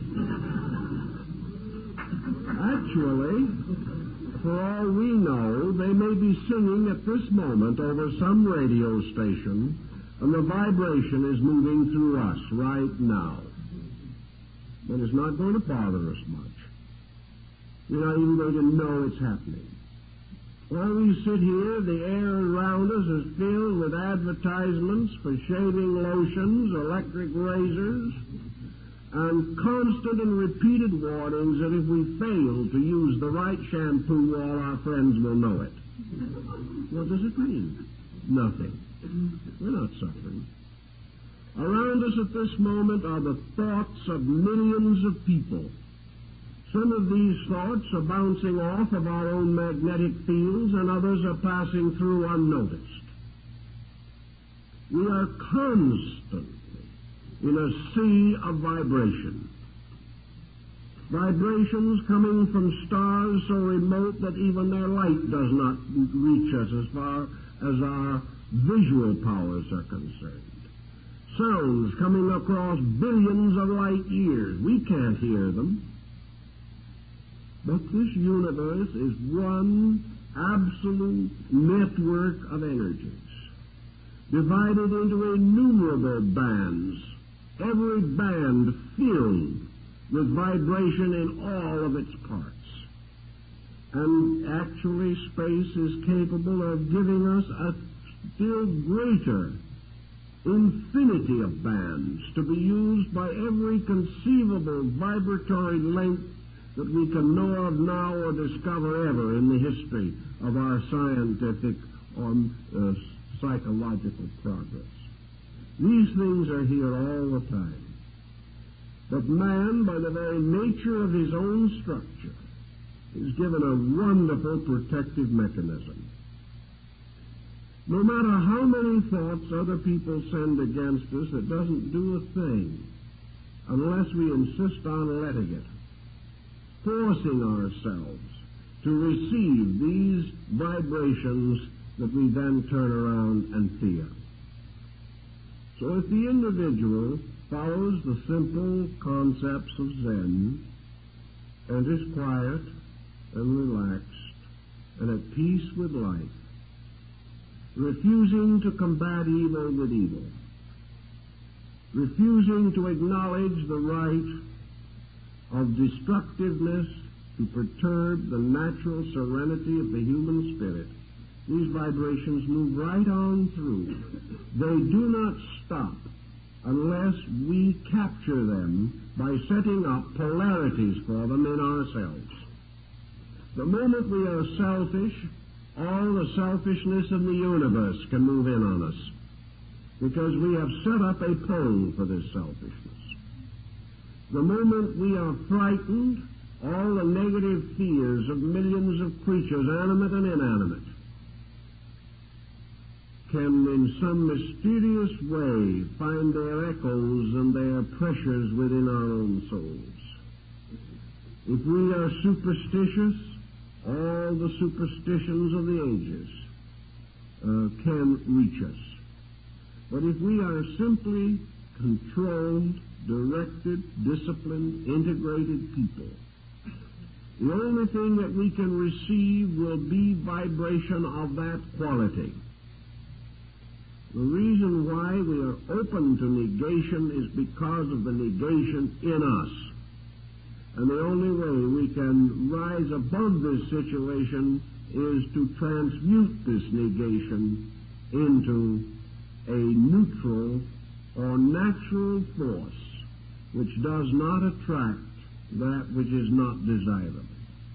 One of the reasons why infinite numbers of vibrations move through us all the time and we do not know it is because these vibrations do not concern us.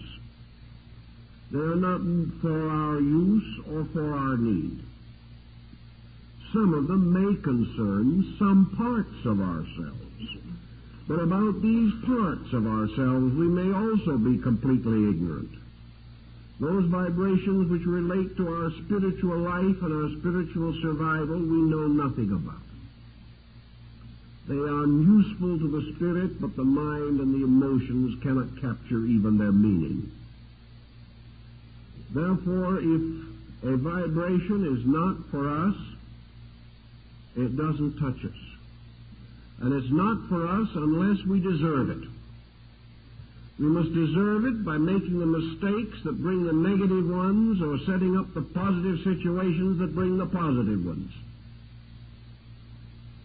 If we do these things correctly, if we build the right polarities within ourselves, we then realize some of the benefits of growth.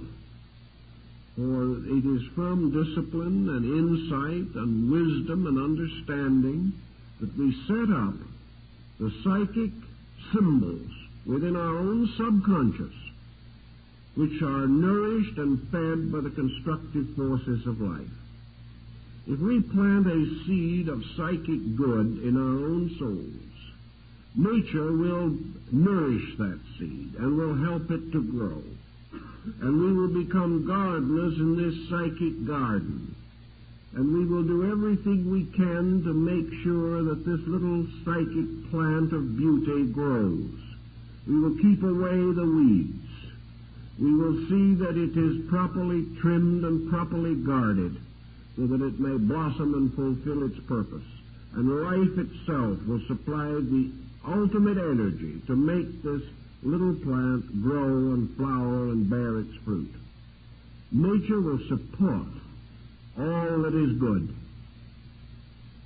And therefore, if we will plant the right seeds in our psychic nature, they will grow. If, however, we let the psychic nature go to weed, we will have that problem. Not because weeds are bad. Weeds are all right. Weeds are very good, useful things. But they're not good in our psychic lives. They're not good when we are trying to grow something else. And if we neglect the psychic life, it will go to useless weeds. Useless as far as we are concerned, because they choke out the life we are attempting to develop. If, however, we do the right thing, create the right internal life, these psychic patterns and vibratory polarities will develop properly, and we will observe the unfoldment of our own psychic lives as magnificent archetypal forms, symphonic in sound, glorious in color, and perfectly mathematical and orderly in design. We will understand truly this magnificent geometric solid that Plato describes as the human soul. It all depends upon what we do with it. And the whole problem of the so-called negative psychic situation is just part of our experience need. But just as surely as we must learn not to break physical laws if we want to survive in this world, so we must also learn not to break psychic laws if we want to be happy and well-adjusted as psychic beings. We have to earn our happiness in this life, and we have to earn our psychic inner happiness through keeping the laws governing the uses of energy, and by recognizing that we must be the alchemist, the mystic chemist, and transform the mysterious vibratory patterns of life from base patterns into pure patterns. That we must develop the discriminations and the insight, the creative interests, the creative attitudes, the constructive outlets, by means of which we can keep the psychic life happy, keep it normal, keep it growing, keep it beautiful. If we do that, we will have well-adjusted inner lives, and we will build magnificent forms of energy. Instead of complexes, we will truly build magnificent, constructive conviction forms that are noble, gracious, and suitable to live with. Then, like the ancestors of the ancient Chinese, we shall live good lives every day, and we shall sleep without disturbing dreams.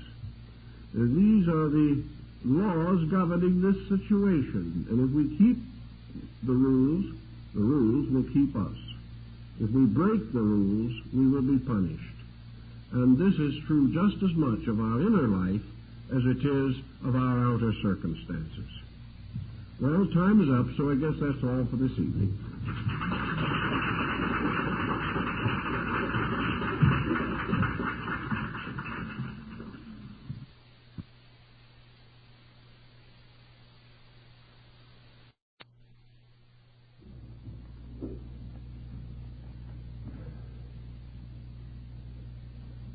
The problem this evening is one which I hope that most of you will never be directly involved with. But during many years in which I have been a kind of last resort for troubled people, I've had much too frequent contact with this situation, and I think it's only fair that it should be reported and recorded and preserved for those who need it or have a mind to accept it. We all know that the human being is at great disadvantage in the presence of a mystery. We are able to handle the everyday occurrences with a certain amount of skill because we honestly believe that the adversaries that we face are known to us. We can measure our skill against theirs, and if need arises, we can run away and continue the struggle at some other time. But in a mystery, we are totally disoriented. The average person cannot function too much or too often in the presence of intangible factors. Even a little mystery arising in a family can prove to be most disorienting.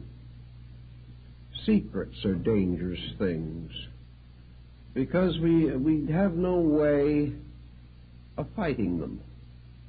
We have very little way of fighting gossips and poisoned pens and anonymous letters. They all involve certain elements of mystery. Things are intangible. We cannot face them and have it out. From the earliest time, man had more courage in the day than he had in the night. Even when he had his own private cave, this cave was a lot safer as far as he was concerned in the daylight than it was in darkness. After he built houses and put locks on his doors and barred his windows, he was still happier in the daytime than he was at night, because in night perhaps old boards would creak or something of that nature. Man became afraid again. In our modern scientific life, man is afraid once more because he is afraid of formulas which he cannot understand. He is afraid of tremendous energies which he cannot cope with. They are all mysteries to him. We are a little bit afraid of the minds of other people. We do not know what they are thinking about. We are afraid that they are perhaps planning some secret exploitation of our resources, whatever these things may be. Long ago, man passed through a terrible nightmare, a nightmare of secrets and of darkness and of magic, intensified by a great common belief in the power of evil. The demons lurked in darkness at old crossroads. The fear of spirit possession, the fear of excommunication, of bewitchment, and all these things weighed very heavily upon some of our ancestors. They really never knew how to cope with them. They died as much of terror as of the common ailments of the flesh. So when today we observe the long shadow of mystery reaching into our private lives, there is a certain anxiety. We are not able to cope with the problem effectively. And there are certain questions that I think we all must ask. It has been rather well established by ESP researchers that there are possibilities of a certain kind of clairvoyance. The thought transference is very probably a reality and will sometime be standardized, or at least far better understood than it is now. We are more or less convinced that clairvoyance is within the reasonable probability of things, and many different extrasensory potentials are being experienced within ourselves. To a degree, these discoveries are important and useful and helpful, and perhaps they will support our basic idealism or our conviction that the universe is a far greater and more important place than we have ever learned that it was. But there's always this little lurking problem. So we can put it in a very simple words of one individual who spent quite a sum of money to have mental absent treatments. This individual was very anxious that a certain person that they knew should change their way of life. So they hired someone, a practitioner, to go to work on the issue, and after a reasonable length of time, the object of all this attention did make some changes in their way of life, including a will in favor of the individual who came to me.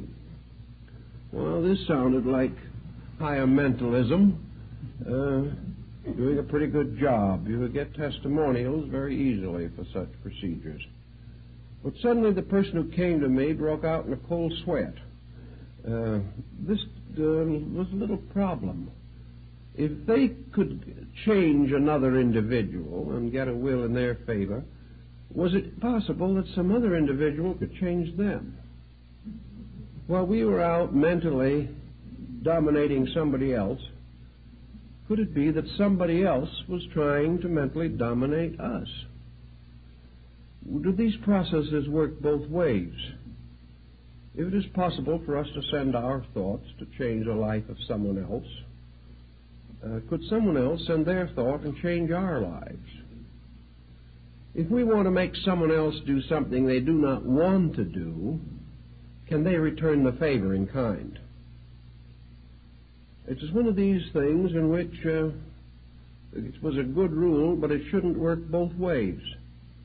Each person feels that he has a right to change others, but he doesn't like the thought that somebody might be secretly trying to change him.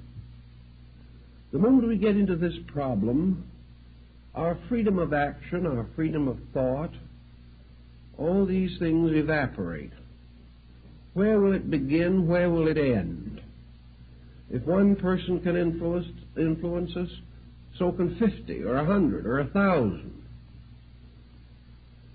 If one individual can cause another person to have a loss out of revenge or out of spite, can somebody else cause us to have a loss the same way? Like the old brouhaha. If we can pray our enemies to death, can our enemies pray us to death? It just doesn't look so well when we open this mysterious door between the commonplace and the unusual. We step immediately into a world, first of all, a region which we know nothing about. We have no background in our own experience to cope with these intangibles. All we have to work with is a tremendous tendency to fantasy in ourselves, an imagination that can get out of hand even with the commonplace, let alone the unusual, and a mind that has very little foundation in any form of essential courage or fact or reasonableness.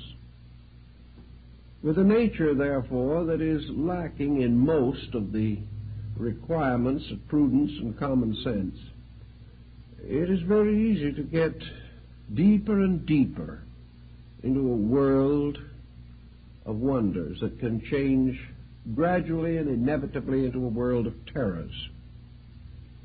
It is a rather dangerous situation for the person to suddenly leave behind the landmarks that he has and knows and depends upon and sail out into an uncharted ocean of mystical and occult possibilities. My experience with this type of situation is that 99 out of 100 land in shipwreck before it's over. They might be able to handle the situation with some dignity if they were very wise or very poised or very well integrated. But who ever heard of an individual very poised and very well integrated who ever got mixed up in these things? 9/10 of the potential victims of their own foolishness in this direction are themselves neurotic. They are persons whose lives have been, in one way or another, unhappy, frustrated, pressure-ridden. They are not thorough scholars. They are not deeply thoughtful individuals, trained thinkers. They are persons who have drifted along through the years, studying a little of this and a little of that, joining this organization and then that organization, and most of them in trouble from the mere process of chronic joining. So many of these organizations threaten their members that if the member leaves for any reason, some dark and mysterious curse will fall upon them. This is enough to wreck a life immediately.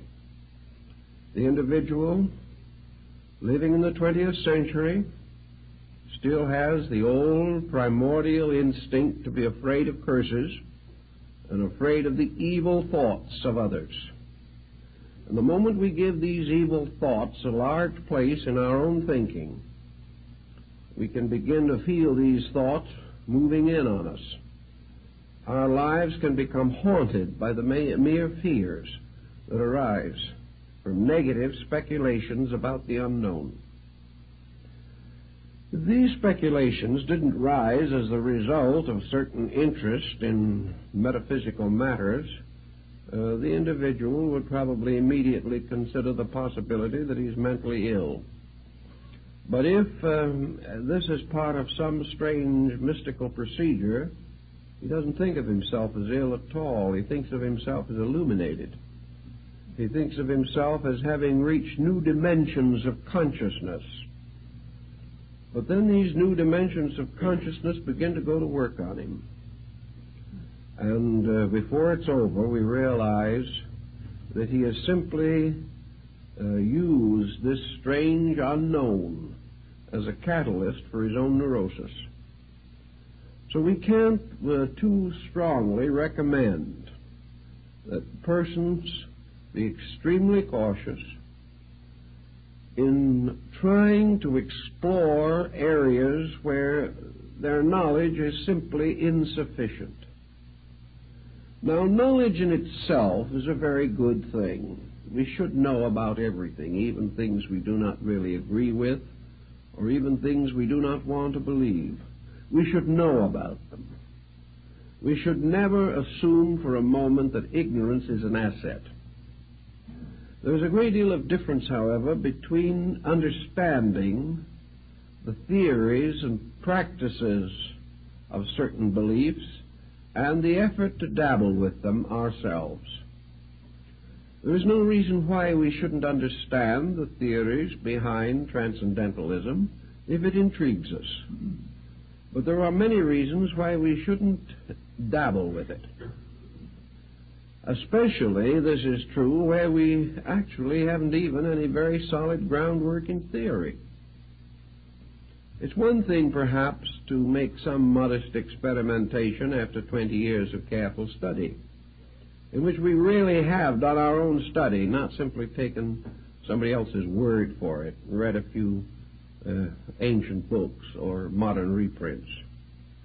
But to approach these things haphazardly, in a strange, childlike faith that somehow we are going to be protected from our own foolishness, this simply does not pay off, except in terms of tragedy. Now, one thing that's not too important at this stage of our thinking is whether all this weird and wonderful world is a reality or simply a psychological condition within ourselves. Whether all this magic is a psychic phenomenon or a psychological phenomenon is not perhaps so important at this point. Regardless of which it is, it has the same effect on us. And when we add to this a certain amount of coincidence, a certain amount of inevitable fortuity, we can build up a pretty strong case for things that can be very difficult if we're not careful. For example, we know that the average person who doesn't feel well will, likely enough, feel better tomorrow. A very large percentage of symptoms, as every doctor knows, are not very valid. That's one of the reasons why maybe a couple of aspirin tablets or something of that kind will permanently remove aggravating symptoms which have no real essential foundation in a true bodily condition or warning. A little fatigue, perhaps, a little eye strain, a little tension, and we have a headache. We relax, and the headache takes care of itself. It simply disappears. Now, in the same way, for hundreds of years, medicine made use of the bread pill and other simple formulas, the purpose of which was simply to cause the patient to believe that he had been given important medications, and the patient, completely relieved of his anxiety, got well. He didn't really need any medication at all. This is also the reason why so many patent devices during the middle of the last century were so successful, like the magnetic horse blanket and things of this nature. This magnetic blanket had absolutely no magnetism whatever associated with it, but thousands of people reported amazing and miraculous cures. They also announced tremendous results from various herb concoctions and swamp root preparations, the only medicinal element being alcohol. But naturally it gave a certain note of encouragement, especially if the doses were large and frequent. The individual, therefore, if left to his own devices, will very often feel better, at least temporarily.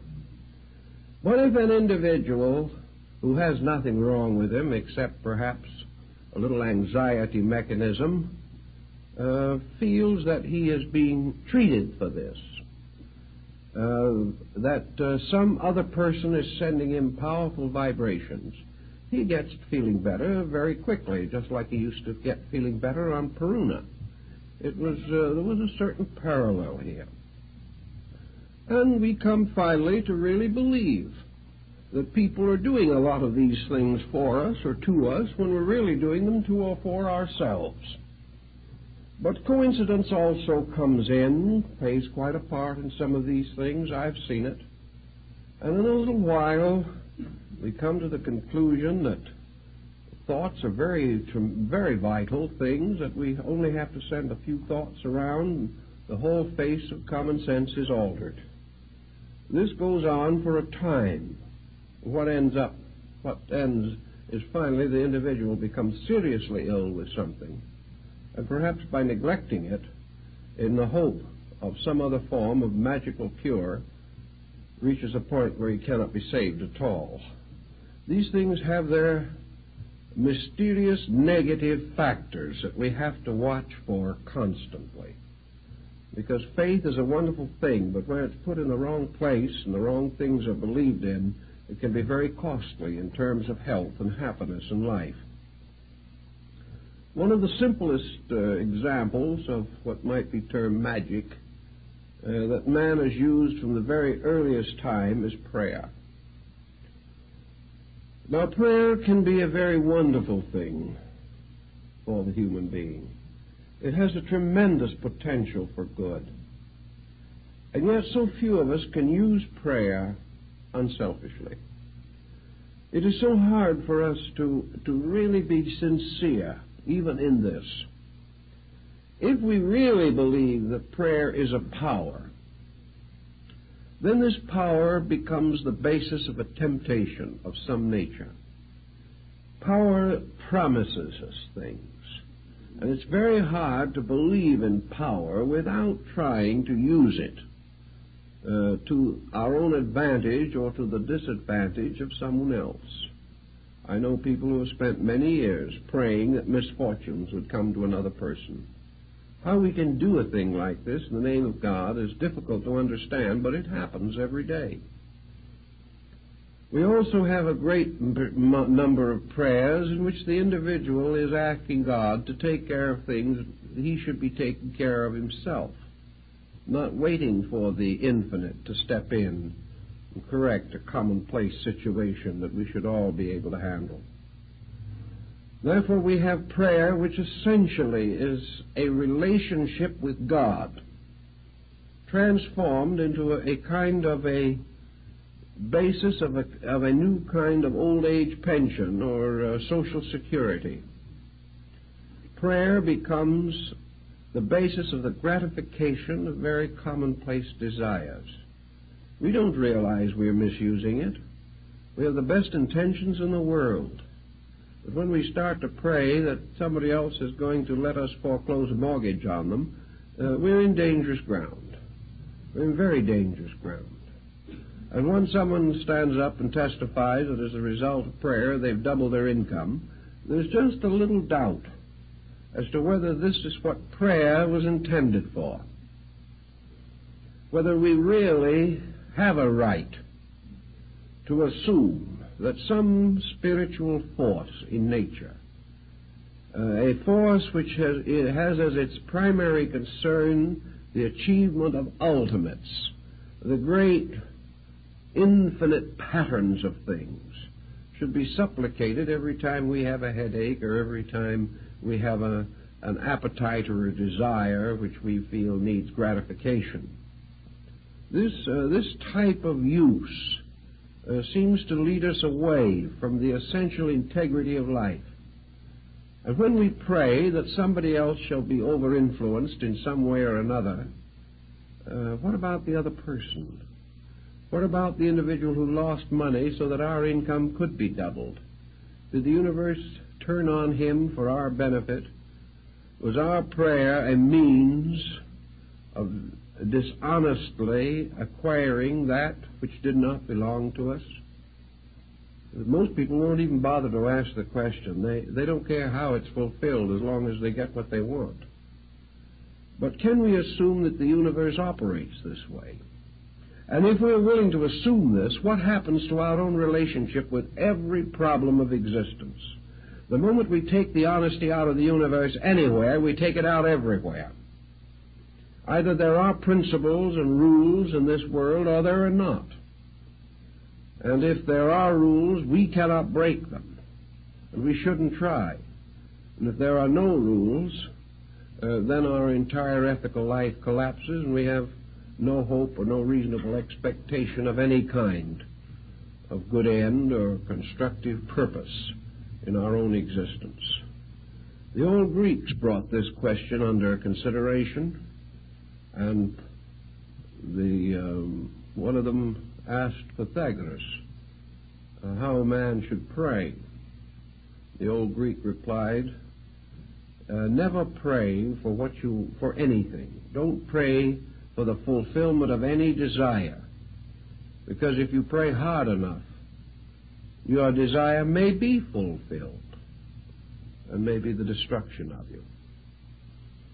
In other words, we all know what we want, but only heaven knows what we need.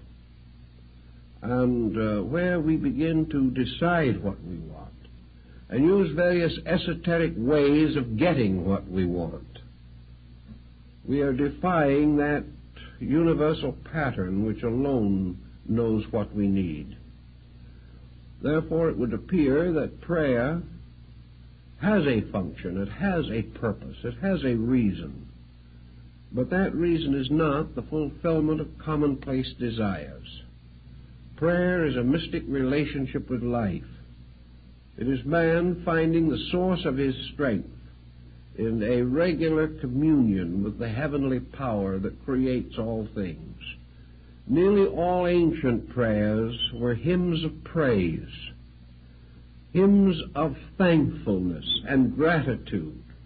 It was very rare indeed to find in ancient or primitive prayers anyone asking for anything. It was the person simply stating in simple conviction his realization of the wonders of life, of the blessings he enjoyed, the wonderful privileges that he had. And he gave thanks to heaven for the sun and the moon and the earth and the seasons and the harvest. He was not asking, he was thanking. And prayers of this nature are pretty safe prayers, because they do not involve any interference in the processes or order or reason of life itself. One thing I think is very important, whether it be in mentalism or in anything else, in prayer or anything that even seems to suggest a metaphysical factor anywhere in our action, and that is that whatever thought we think, whatever message we send, whatever prayer we say, that let us have at least one regulation on it, namely, that it be beautiful. Let it always be good. Let it always be something that if it so happened that it returned to us, we would be glad that it had returned. That there is nothing in it whatever that could be hurtful or harmful or evil. That we ask nothing of another person, exercise no influence over another person, except to bless them, to wish them well, and to hope them the strength to be themselves. Asking that they do nothing for us, or because we want them to, but asking only that they have the insight and the understanding to live true to their own highest principles. If we are very, very careful to keep ulteriourness out of our thinking, we do not have to live with the consequences of it sometime in the future. But just as we have taken every new and beautiful discovery that man has made and finally used it to hurt man, so even the most simple and beautiful and gracious thoughts that perhaps we start with all too often are twisted around to find some advantage for ourselves or disadvantage to others. In times of war, both armies pray for victory. This cannot be. In all the problems of life, we seek to call upon a divine aid for the advancement of some human concern. And this advancement is nearly always selfish. So another very safe rule in connection with all transcendentalism is to take the self out of it. I think this was the burden of Buddhism. Buddha, of course, lived in India. The Brahmins and Hindus of his time practiced magical rites. They called upon the gods, they invoked spirits, and they did many other things of this nature. Buddha warned against it, as also in Greece did Pythagoras. He warned against it on the ground that all of these rites and rituals had something to do with the gratification of man. That the individual wanted power, he wanted wealth, he wanted security. And even when he, Faust-like, bound some elemental to his services, as in the old legends, it was always in order to gain some gratification for his own ambitions or desires. One of the ways to take the blackness out of magic is to take the selfishness out of it. And in the ancient religions there was a kind of wonderful divine magic. The magic of illumination, the magic of insight and enlightenment. This mysterious and wonderful magic by which man seemed able at times to come into the presence of his God, to stand in the transcendency of the divine principle, to enjoy or to participate in a wonderful experience sometimes called cosmic consciousness. This kind of a diviner magic, in which self plays no part, is one, perhaps, a form of the transcendent which may be permissible. But the rule, I think, is safe to follow, is that man is in danger whenever he is selfish. And the greater the skill of his selfishness, the greater the danger he is in. And if he uses any esoteric or magical means to gratify selfishness, then he is definitely practicing black magic. And black magic is a magic that perhaps is not so black in itself, as that it opens the individual to the blackness of fear, opens him finally to a strange abyss in which he is captured in the very conspiracies which he would turn against others. There can be no ultimate security in anything that is essentially selfish. So when we pray, let us pray as selfless beings, praying for the common good, not even trying to define what that good is, but perhaps building into the concept of our prayer, our meditation, our contemplation, whatever it may be, that wonderful saying, a wonderful statement that seems to be so protective of all good. When turning to God in communion and asking anything of the divine, let us always include that thought, not my will, but thine be done. As long as we do not force will, as long as we do not impose our will upon purpose, as long as we do not stand arrogantly, because our will indicates our conviction that we know and we do not know. As long as we are not arrogant, much will be forgiven us. But in our arrogance, we pitch ourselves into adversity.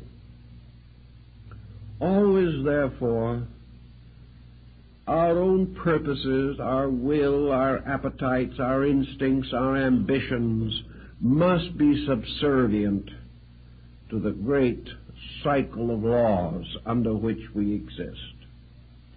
Man lives in a universe of cause and effect, under the great laws of causality and alternation and harmony and rhythm. Man should not under any condition build into his life any concept which would inspire him to violate law. He should not set himself against natural law.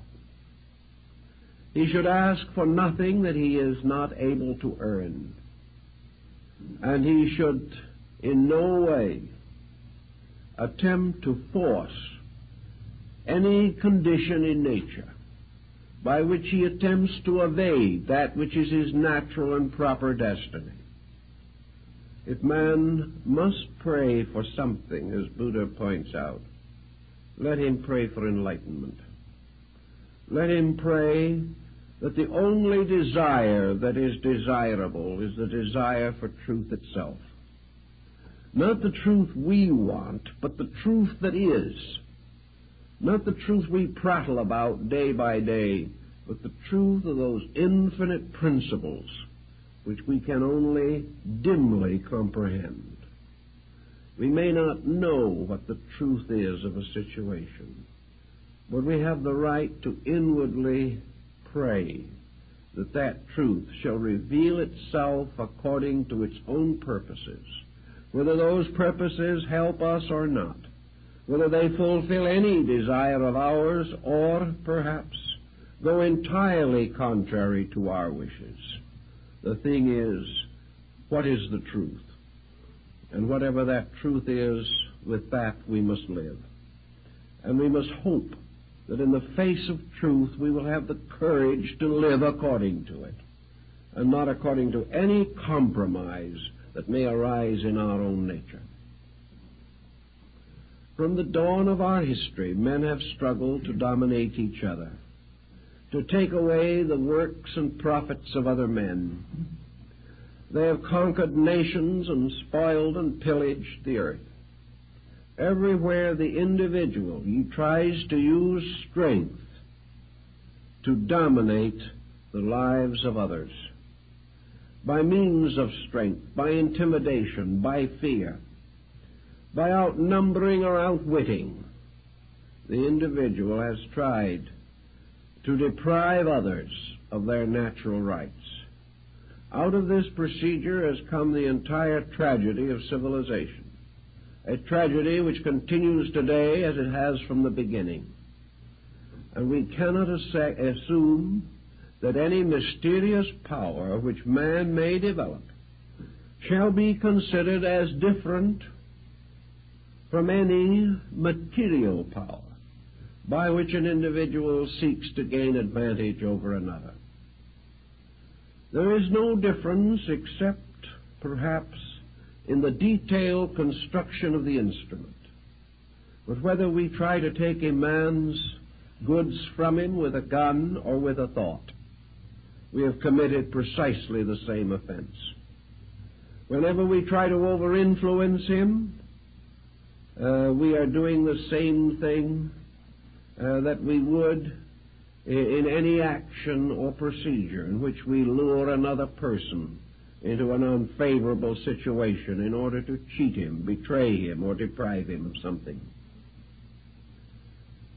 In fact, as we study the situation more carefully, we realize that just as our actions have their rewards according to their motivations and their values, that the perversion of wisdom, the perversion of insight, the perversion of spiritual resource is perhaps one of the greater crimes and carries with it one of nature's heaviest penalties.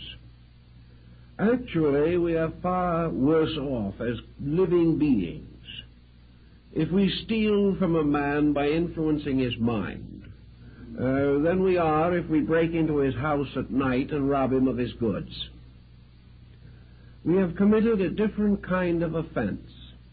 In robbery, we have used common means. Perhaps the man was careless and didn't close his doors properly. Perhaps also we were using the ignorance of our own lives, in which we didn't really know any better. But where we use anything that has to do with sacred matters, anything that has to do with the immediate presence of the divine in any of its aspects, we are committing a peculiar and terrible evil. Therefore, to pervert the mystical powers of meditation, concentration, and prayer, such perversion carries a far heavier penalty than that of physical robbery. We have now created a situation which has gone into our psychic entity. We have dabbled with something which can destroy life and reason in every part of our natures. Therefore, we must be extremely slow and cautious in this type of thing. Now, we don't want to spend our entire time pointing out all of these mistakes that people can make, because there are other phases of this situation, and we have to stop to consider the individuals who get into trouble who are absolutely sincere. Many cases that come along relating to psychic problems have not really their origin in any instinct to malpractice. They have many times their origin in the individual's desperate desire to grow. He assumes that growth means for him solution of something. He does have the one weak spot, the heel of Achilles, which has made it possible for him to get into trouble. In his desire to grow, he is usually looking for some kind of a shortcut. He is looking for some kind of a mysterious key that will open for him an understanding or insight otherwise not available. So he is really seeking just a little bit selfishly, and just a teeny-weeny bit dishonestly, but he doesn't know it himself. He assumes in this case that the end justifies the means. He assumes that illumination is the end to which man is intended, and that anything that contributes toward this is good, regardless of the detailed considerations involved. So we have the individual, and it doesn't make any difference where he is or what school he belongs to. Every religious, mystical, and philosophical sect has had exactly the same difficulty from the beginning of time. Where it is the person who really believes that the esoteric truths of life are some kind of a secret, and that it is possible to find the key, buy it, steal it, beg it, borrow it, do some way to get it, and that by means of this key we can suddenly, to borrow a phrase from alchemy, unlock the shut door of the palace of the king.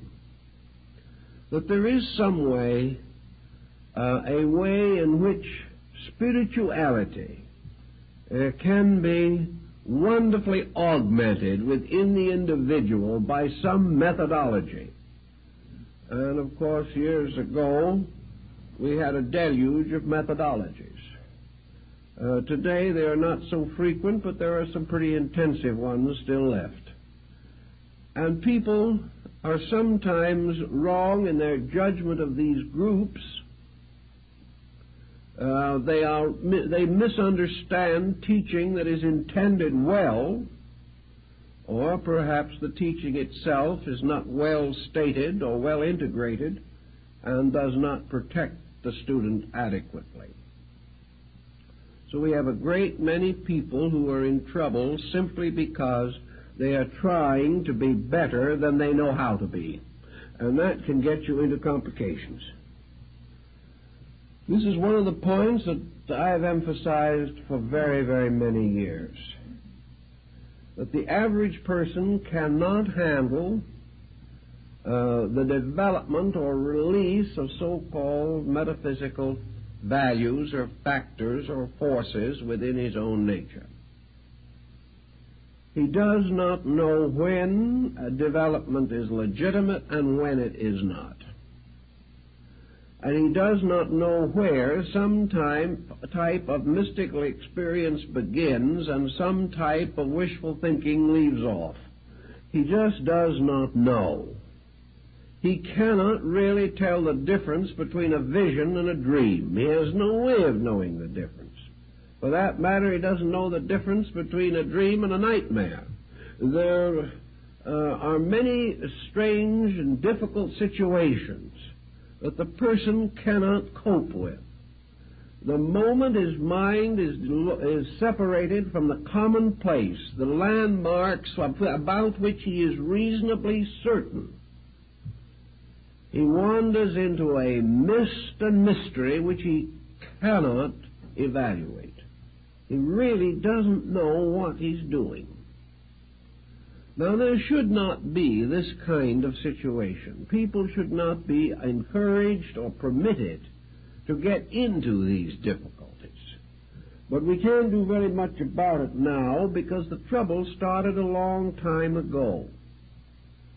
Back in the gradual collapse of classical culture, the various esoteric arts and sciences of the temples were profaned.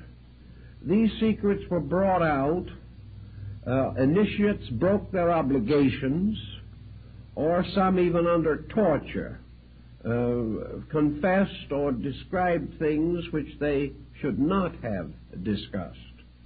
In any event, little by little, what used to be a very carefully guarded way of life became available through the dishonesty or the treachery of members or novices in these subjects, and the old mystery sciences came into the common possession of mankind.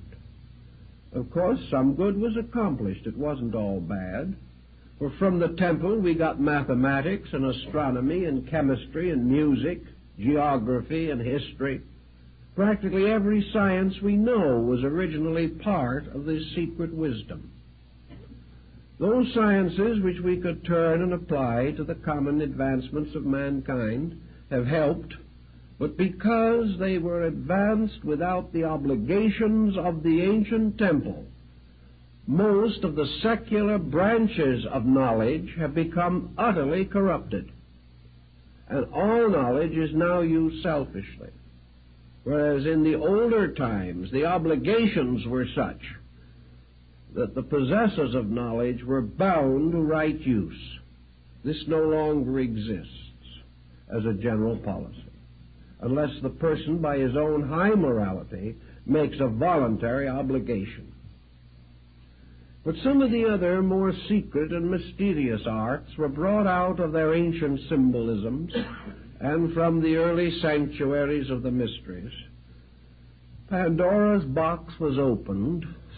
All types of psychic and magical phenomena came to be a little better known and a little better understood than was wise. But the great over-science of which it was a part, the great dedications to the temple which once protected it, the long periods of purification and preparation which once led to the revelation of it, all of these guards and protectors were lost. And the individual was in much the same condition that we were when we discovered nuclear fission and had in our hands the greatest power that man has ever materially possessed and practically no ethical structure to direct the use of it. This was a situation that was rather serious. And as far as the private citizen is concerned, the esoteric arts are just as dangerous as nuclear fission. he can get himself into a private dilemma just as easily as the world could be forced into a dilemma by an atomic war. But without the guides and guards around these practices, we developed a whole series of popular systems by which the individual really tried, quite sincerely, to advance his own internal life. He was convinced that somewhere inside of himself was a God, a tremendous power, and that this divine principle within him was stronger than his personality, stronger than his mind and his emotions and his body, and that in some way there was a great security, a great sufficiency to be achieved if man could explore this inner nature of himself and come finally into union with the divine power at the source of his own being. Thus systems and schools were set up for the exploration of these secret processes. The theory was legitimate. The procedures were to varying degrees legitimate. Some quite definitely had strong good points. Others had very few good points. Many of the names that were used to identify these systems were ancient, honorable, belonged to great schools of the past. Some were out of fabrications and proclamations of the mysteries. Who knew? Who was able to tell which was genuine and which was not genuine? Not 1 in 10,000 who became involved in these various procedures. Everybody had to believe somebody, and most people believed the wrong people. So we had more trouble. Trouble because of sincerity, finally, but trouble because sincerity was not very smart, not very wise in its attitude toward these matters. Every day, whenever a new system comes along, there's somebody who jumps into it, gets himself into trouble, and gives the whole theory a bad name. Always the same problem is involved. Every great system of enlightenment the world has ever known has accepted the essential inevitability of universal law. The great disciplines of the mysteries were based upon the law of cause and effect, just as much as the most common occurrences of living. And all of the great steps and stages of the development of man's inner life, these degrees of development were the results or effects of causes, and the causes had to be right, and they had to be exact, and they had to be complete, or the effects would not be what was required or expected or hoped for. So in the whole theory of man's spiritual growth, all growth arose from the unfoldment of personal integrity. The beginning of all mystical discipline was the purification of the individual's life. Purification did not mean to imply that the individual could get nowhere unless he was spotless. Purification meant that the search for reality had to be genuine. It had to be real. It had to represent a dedication to principle. It certainly had to mean that the common difficulties which beset us have to be met and understood and fulfilled according to the workings of law. So we have today a great many people who are trying desperately to develop certain extrasensory perceptions. Most of them get in trouble. They get in trouble for many reasons. First, because they do not understand how to develop anything. They have to hope. They have to pray. They have to follow some strange, mysterious pattern and have some kind of faith that it will work.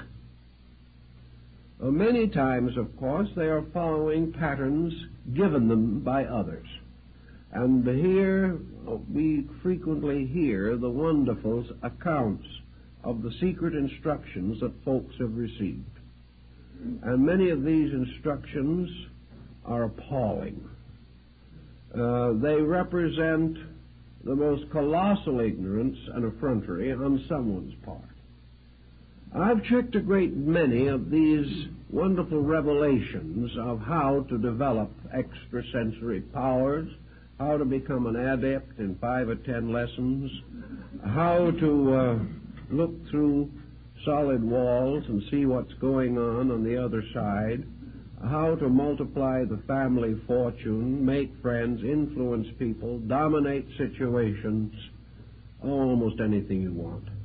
But even apart from these, which some folks are a little too smart to fall for anymore, there are these mysterious procedures which are supposed to be shortcuts to the infinite, by which the individual is all the quicker and the more simply directed to some type of illumination or mystical experience.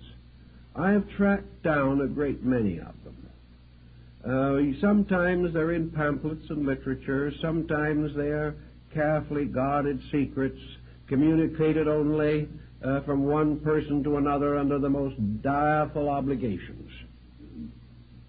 But where did they come from in the first place? Where do these instructions originate?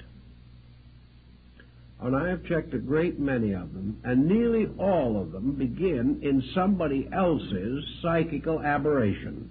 That is the 100% causing ground for most of them. You finally get the individual who apparently was the pioneer in this particular form of the matter. You pin them down as to where they got this secret discipline that was to save the world. Who told them? What secret or ancient society did they belong to? Where was the line of descent on this knowledge? Where did the information come from? In almost every instance, this information was something that had been given to them in a dream, in a nightmare, in a bad moment of some kind. Often it was nothing but a slightly twisted paraphrase of something they had read. But they hadn't consciously taken this thing they had read and passed it on as their own. They really hadn't.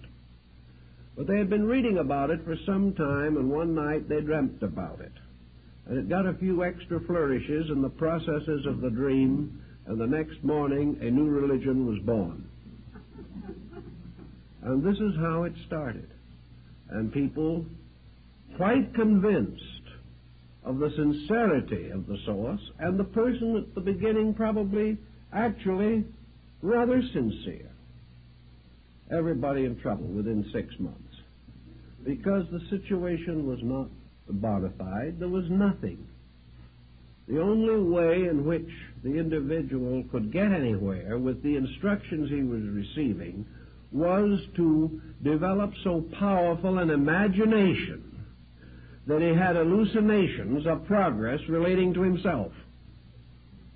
He could imagine himself to be illuminated. In fact, if he was real good at it, he could have a dream somewhere also, in which the cosmos opened up and he found himself seated in the midst of the infinite. But the whole thing ended up in a dream. It ended up in a strange, negative, psychic situation. Well, you can say if it made the person happy and didn't do anybody else any harm, and everyone seemed to be getting along a little better than they had before, why upset the apple cart? If that's what they want to believe, we live in a land where you can believe almost anything you want, why not let them go on believing? Well, if it went along nicely like this and everything remained happy, that wouldn't be perhaps so bad a situation. But it never goes that way. In a very short time, the false doctrines, the false ideas, the stupid situations that arise begin to create complications. The individual who thinks he is illumined insists on illuminating other people. He doesn't know much himself, and by the time it passes on to a number of others, it's worse than when he got it. He begins to have pre-warning of various events. He frightens people to death. He has visions of what is going to happen to the universe, the political system, and the neighborhood. This becomes very complicated. And also, little by little, he becomes a metaphysical aristocrat on his own part. There is this note of infallibility about him. After he's had this a little while, he loses his family, his relatives, and his friends, who cannot put up with this concept of an infallible person who is making as many mistakes as he ever made, but isn't admitting them anymore. The individual suddenly discovers, or doesn't discover, but others discover for him, that he has stepped out of the stream of life's experience. He has new and fancy meanings for everything that happens. These meanings are no longer of any use to him in helping him to grow. As one individual told me, he said, "Why should I experience how to grow? I've already reached perfection." It's a marvelous way to feel about things. But as far as this person was concerned, they were the only one who had the slightest suspicion that they had reached perfection. This same person who was perfect was the same grand old gossip they'd ever been.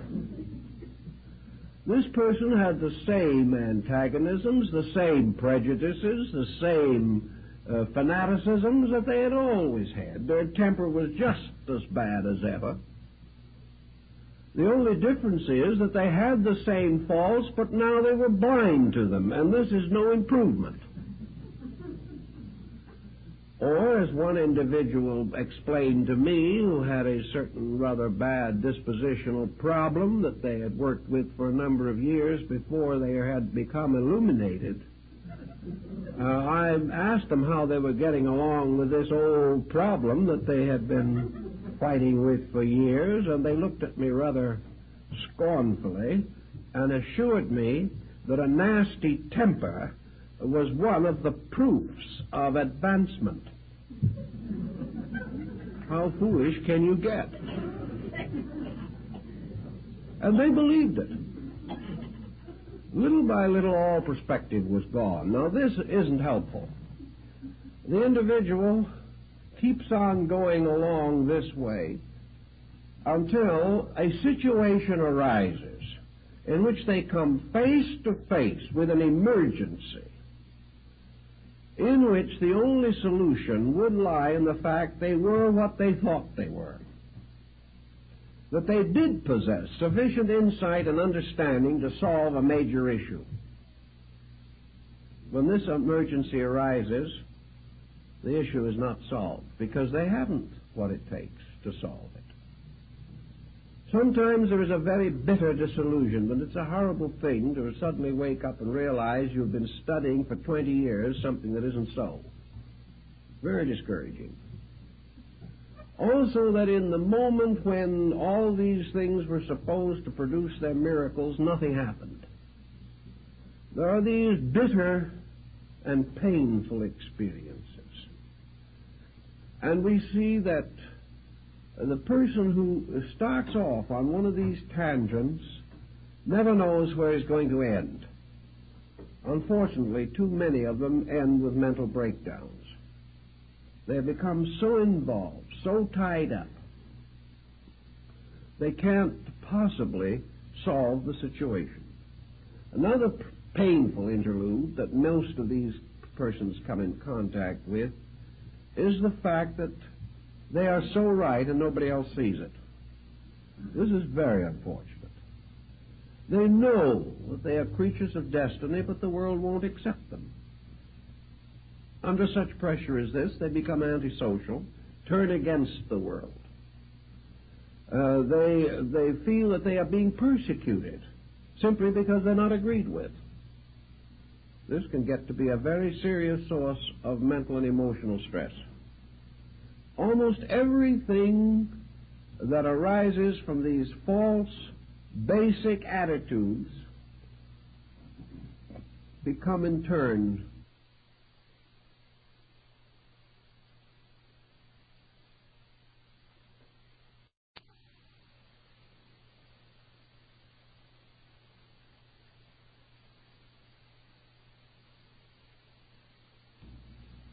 almost everything that arises from these false, basic attitudes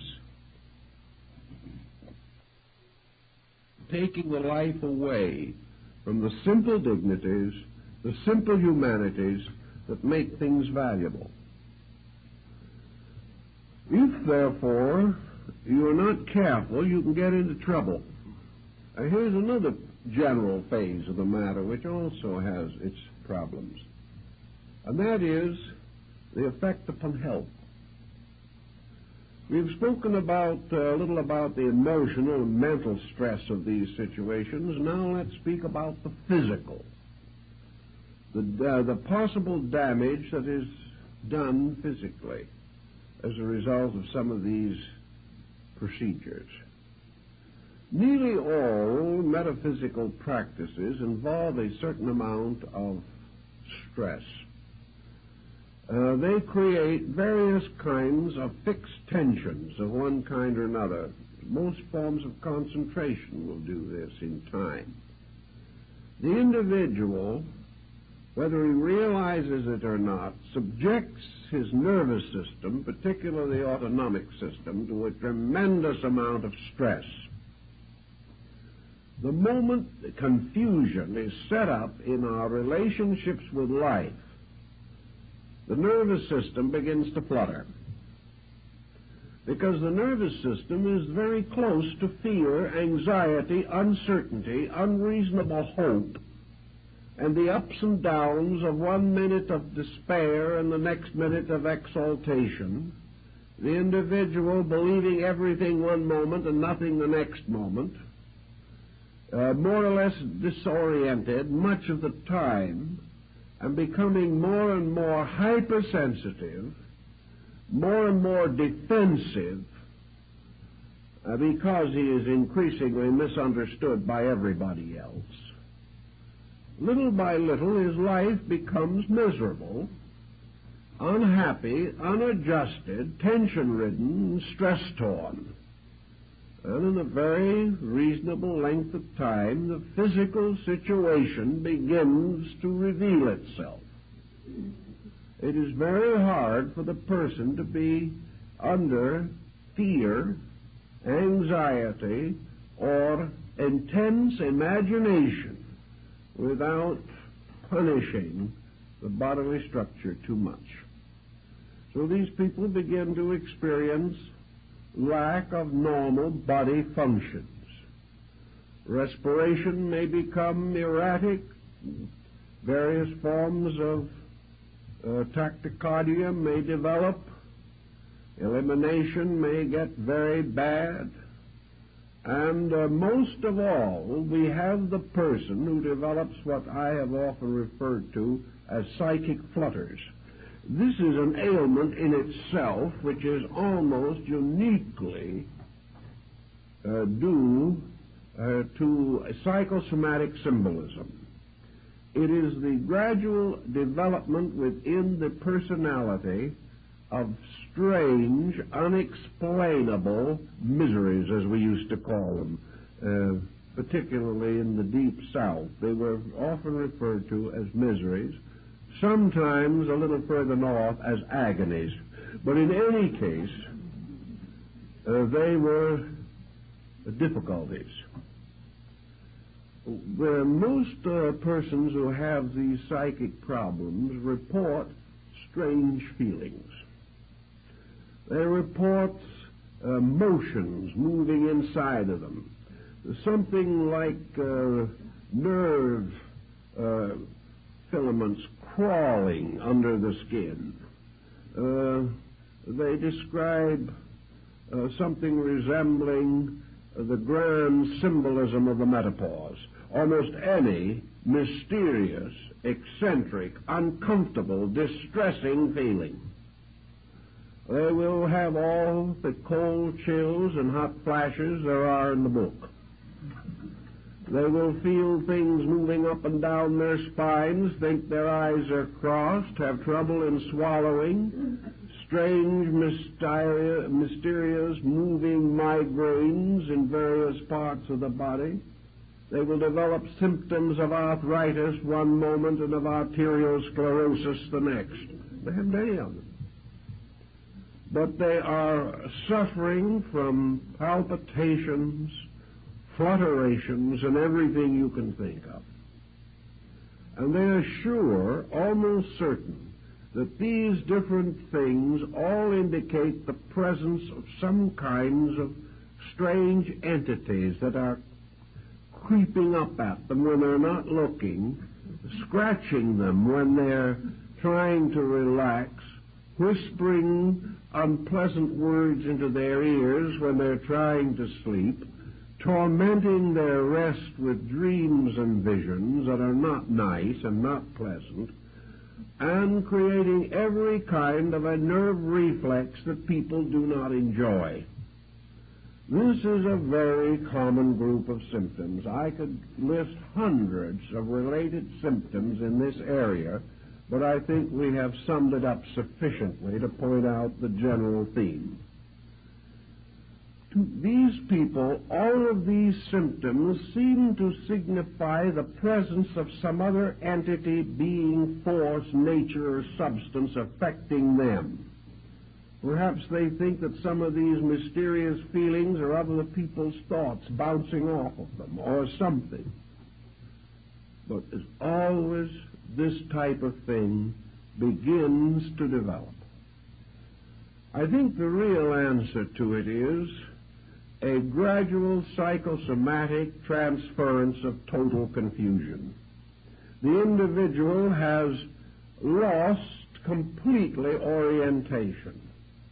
And perhaps if we can imagine that the nervous system under such complete psychic breakdown simply loses its own rhythms and its own orderly processes and begins to take on some similitude of the prevailing lack of organization and integration.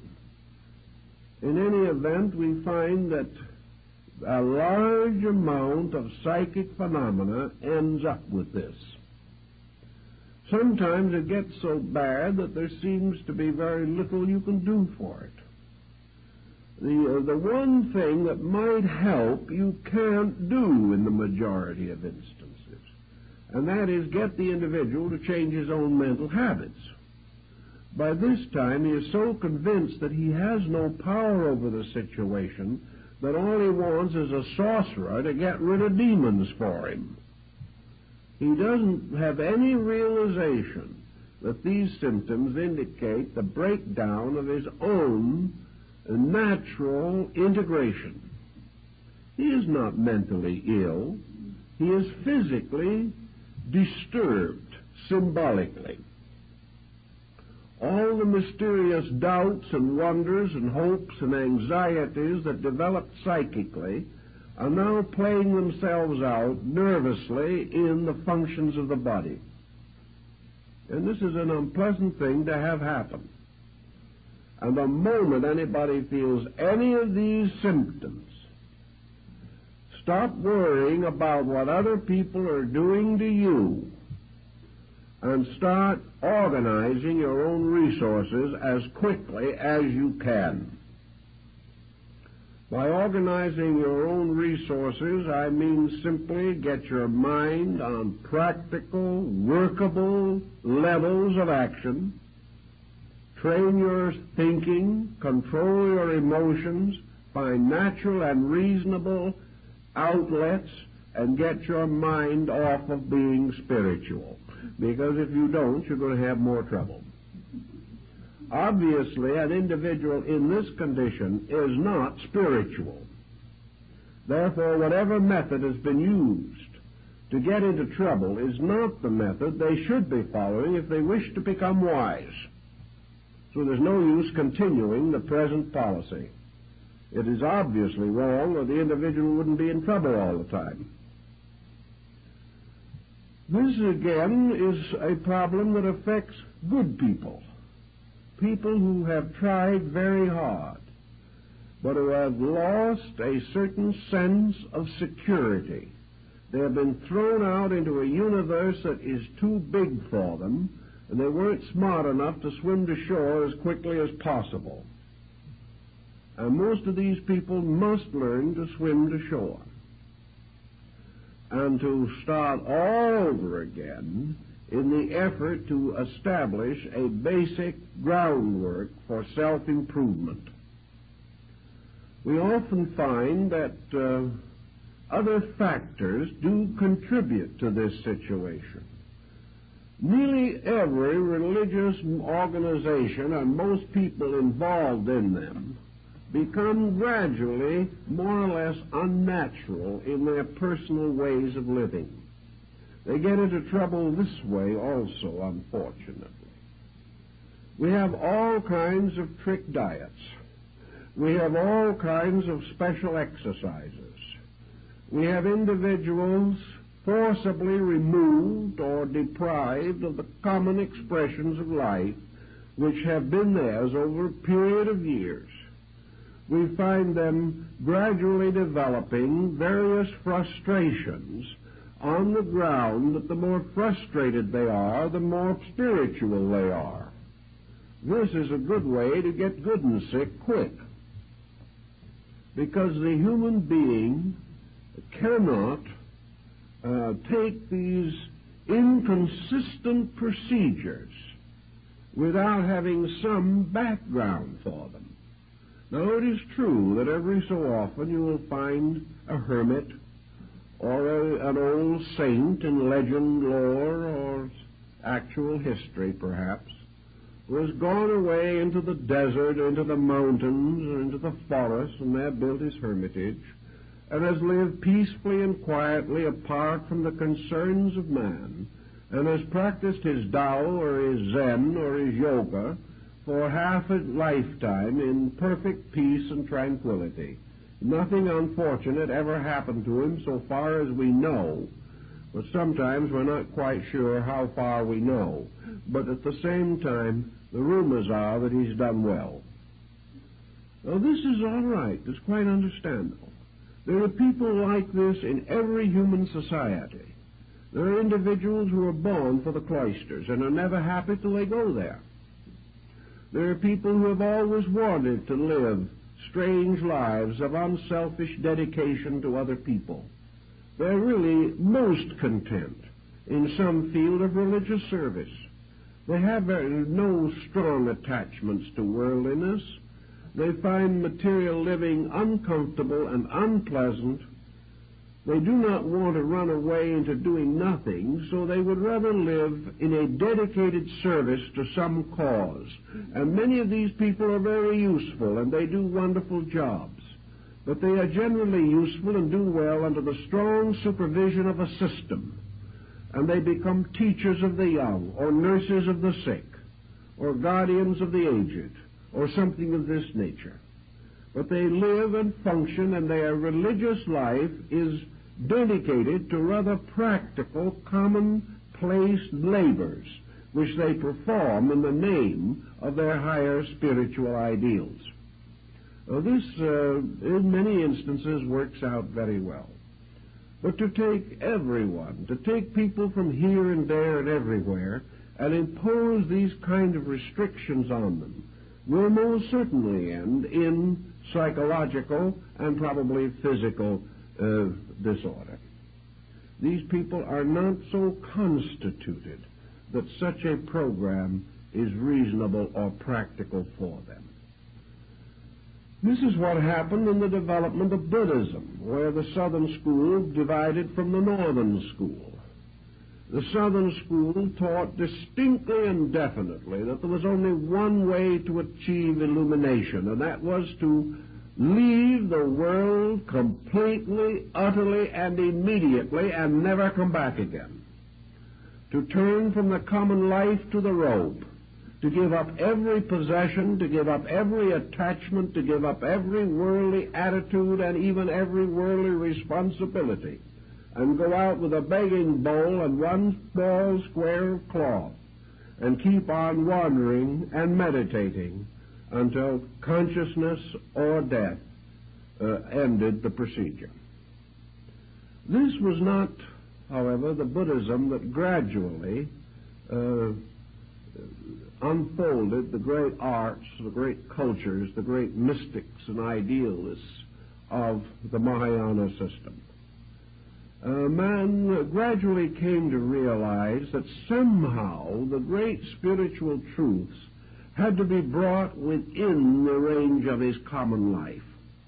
It became necessary for him to think of the way of liberation for the householder, that the father and mother with children and family and business had to have their part in this great pattern of enlightenment, that it wasn't to leave everything and to depart into the unknown, but in some mysterious way to increase in grace, insight, and understanding every day, to find in the commonplace the source of enlightenment and inspiration, and also to realize that for the majority of mankind, simple idealistic devotion to principles was the wisest and best way to grow.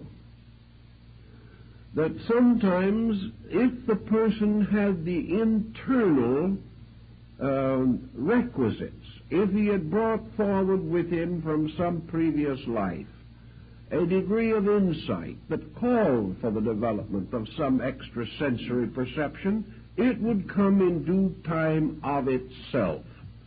And of course, in the Northern Buddhist system, that was the last thing anybody asked for or expected. They did not practice their religion in the hopes that some initiation or mystical experience would occur to them.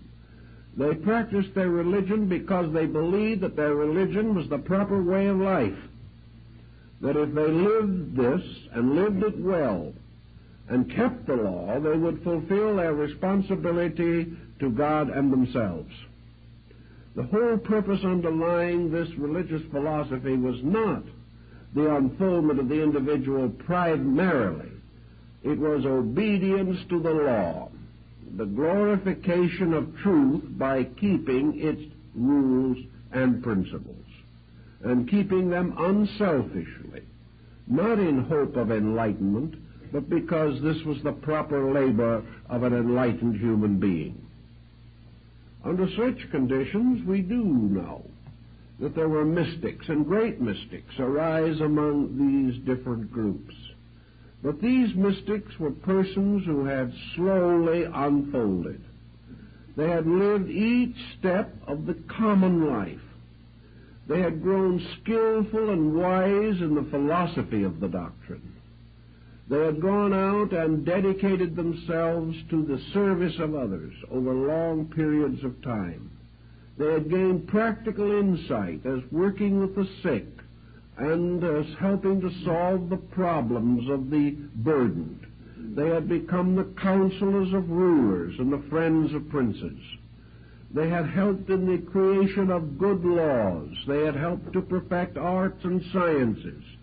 Many of them actually gave skills to their peoples.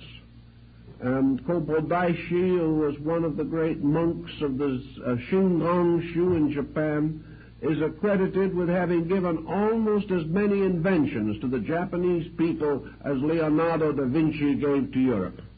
A tremendous genius in his own right. He was not a person who had simply decided to be spiritual. He had worked and labored and studied. He had lived with the wise. He made the long and at that time dangerous journey to China in order to come closer to the great seats of the doctrines. He was a master of knowledge, one of the most perfectly informed men of his time and still regarded as one of the most enlightened men of Asia. These people grew sincerely. They gave everything they had to growth. And they grew not just simply for the sake of being wise themselves, but that they might become the founders of essential and practical movements and organizations. They were great mathematicians, great artists, great musicians, poets, men of literature and letters. And out of the temples and the shrines and the sanctuaries came the great arts, the great modelings and sculpturings, the casting in bronze and in silver. These people were highly skilled. They took the attitude that the more able they became in everyday labor, the more completely they were able to express their spiritual convictions. So that they worked with the law. They became better, realizing that the reward of being better is to know more. The reward of greater daily virtue is enlightenment. That there are really no tricks in this thing at all. By the time they reached the point, as in Zenshu or in the Shingon-shu or Tendai-shu, where certain esoteric disciplines were recommended or given to them by their teachers, these disciples were so well grounded in every principle of ethics, in their knowledge of the universal structure and the operations of all the laws of nature, that it would be virtually impossible for them to make a mistake. They had all the groundwork in, all the principles thoroughly established. Usually, in Zen, not much of an esoteric nature was divulged under 20 years of discipleship. And that discipleship was more rigorous than anything that we can imagine. It was constant self-analysis, the breaking down of every illusion and delusion in consciousness.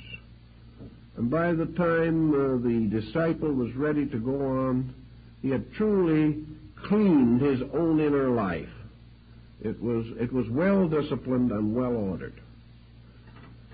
People that have this degree of insight can probably be trusted, and you seldom if ever hear of anyone in this type of level of activity who ever perverted what he knew or contributed to the corruption of anyone else. These people knew, and they were able to use their knowledge wisely. What we are worried about constantly and stricken about so often is the dabbler, the one who really tries, but simply doesn't even have a comprehension of what he's trying. To him, a few lessons and a couple of books, and he's well on his way to nirvana. It just doesn't operate that way. This does not mean, however, that the individual cannot grow. He can grow continuously. But he has to grow with a dedication, not an enthusiasm alone. He has to grow along the line which is the most difficult of all forms, and that is self-discipline and self-control. I know more people who have tried to be spiritual without taking hold of their own lives. They can do almost anything you can imagine except what they should be doing, and that is controlling and directing their own conduct. These people are perfectly willing to devote a great deal of time to wandering about the cosmos, but they cannot be patient as people. They do not know how. They cannot really be thoughtful. I know many of them that cannot even be commonly courteous. There is no attention to personal character. This is something to be left behind, to be hurdled, to be considered fit only for persons of less spiritual insight. There is no spiritual insight apart from character. There is no safe mystical experience apart from character.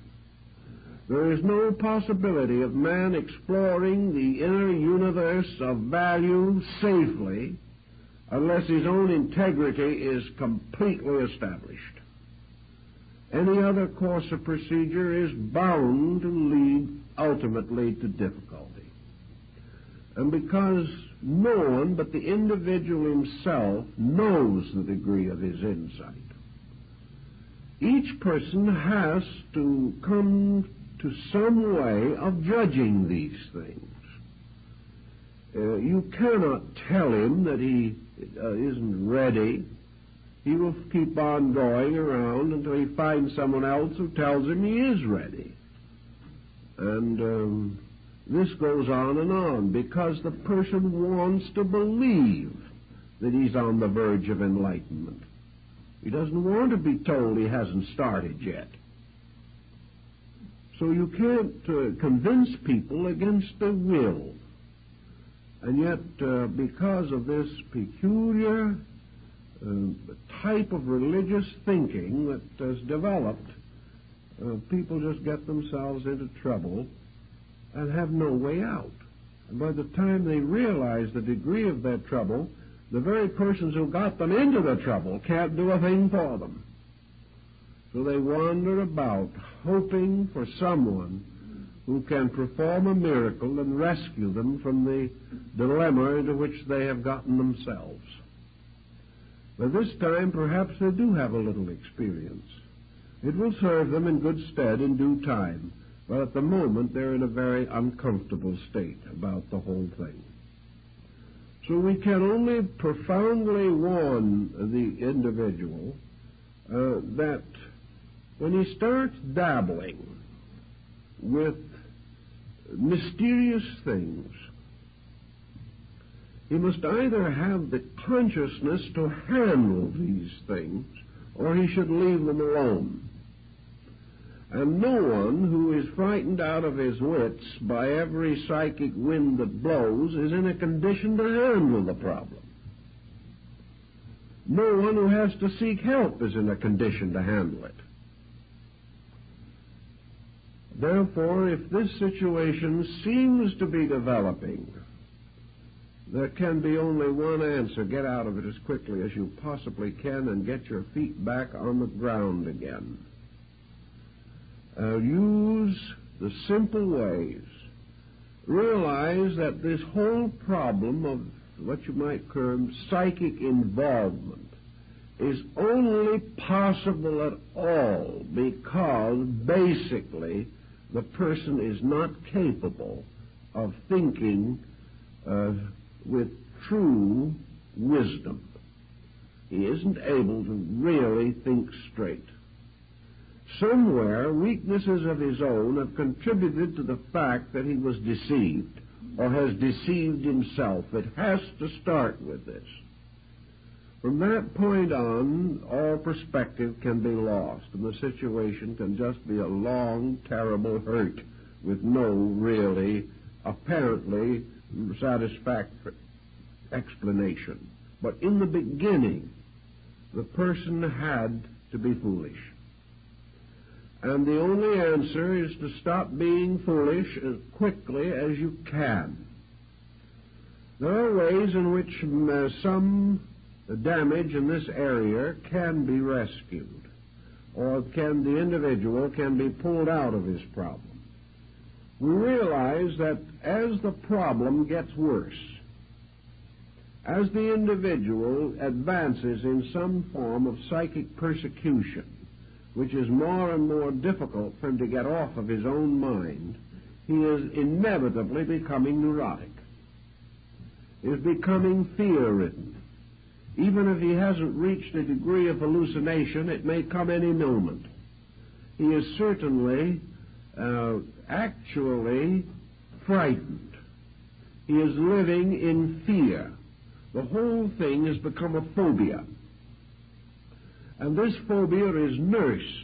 Fear is nursed by fear.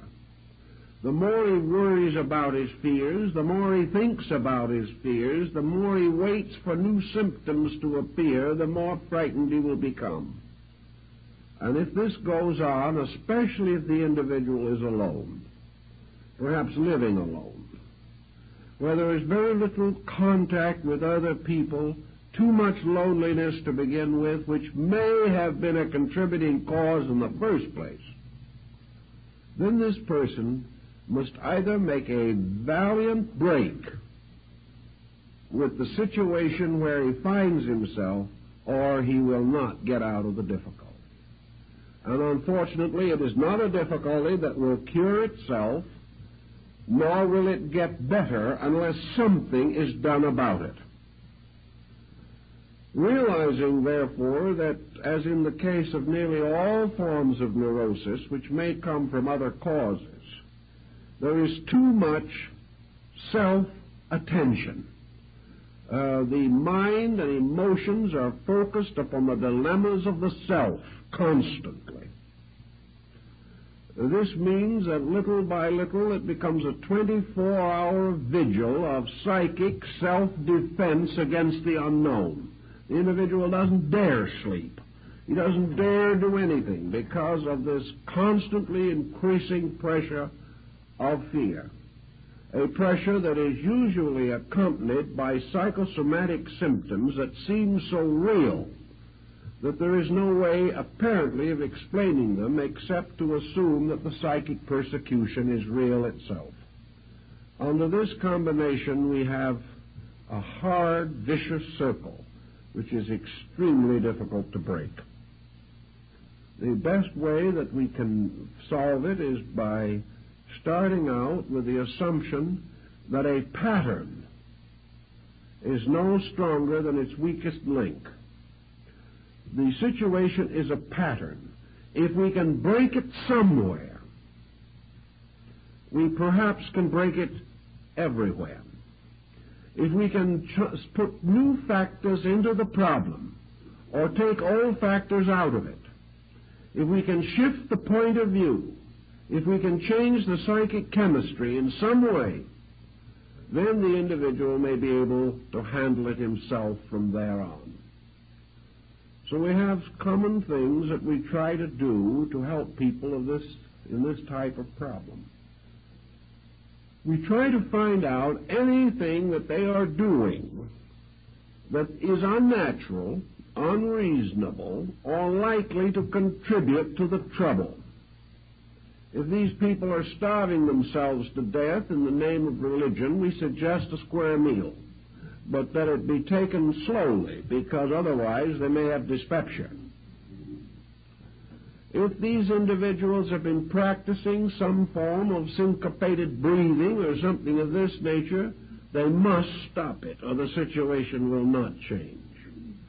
If these people have left the world because it is so materialistic and so unspiritual that it is constantly hurting their very, very subtle etheric bodies, we suggest strongly they go back in the world and reestablish contact.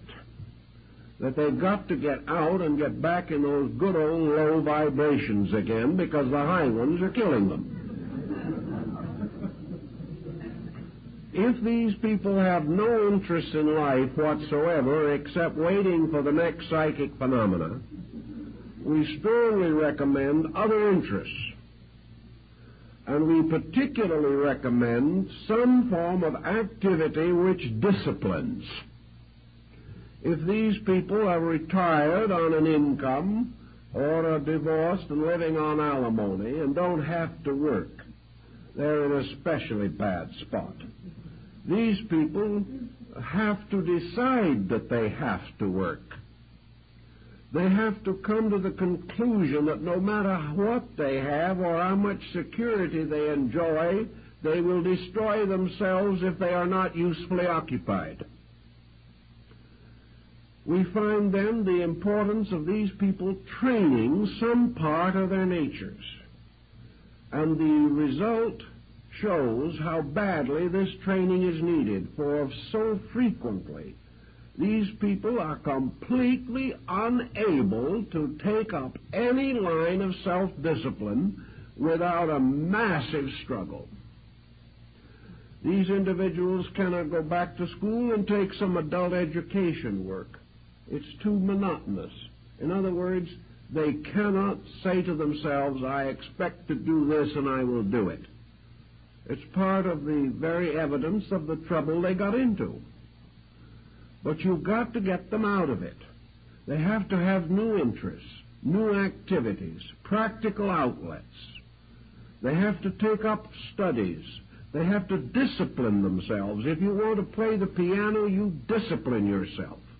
If you're suffering from a bad psychological or psychic condition, if you're unable to control these vibrations that may or may not be entities, it is simply because of lack of discipline.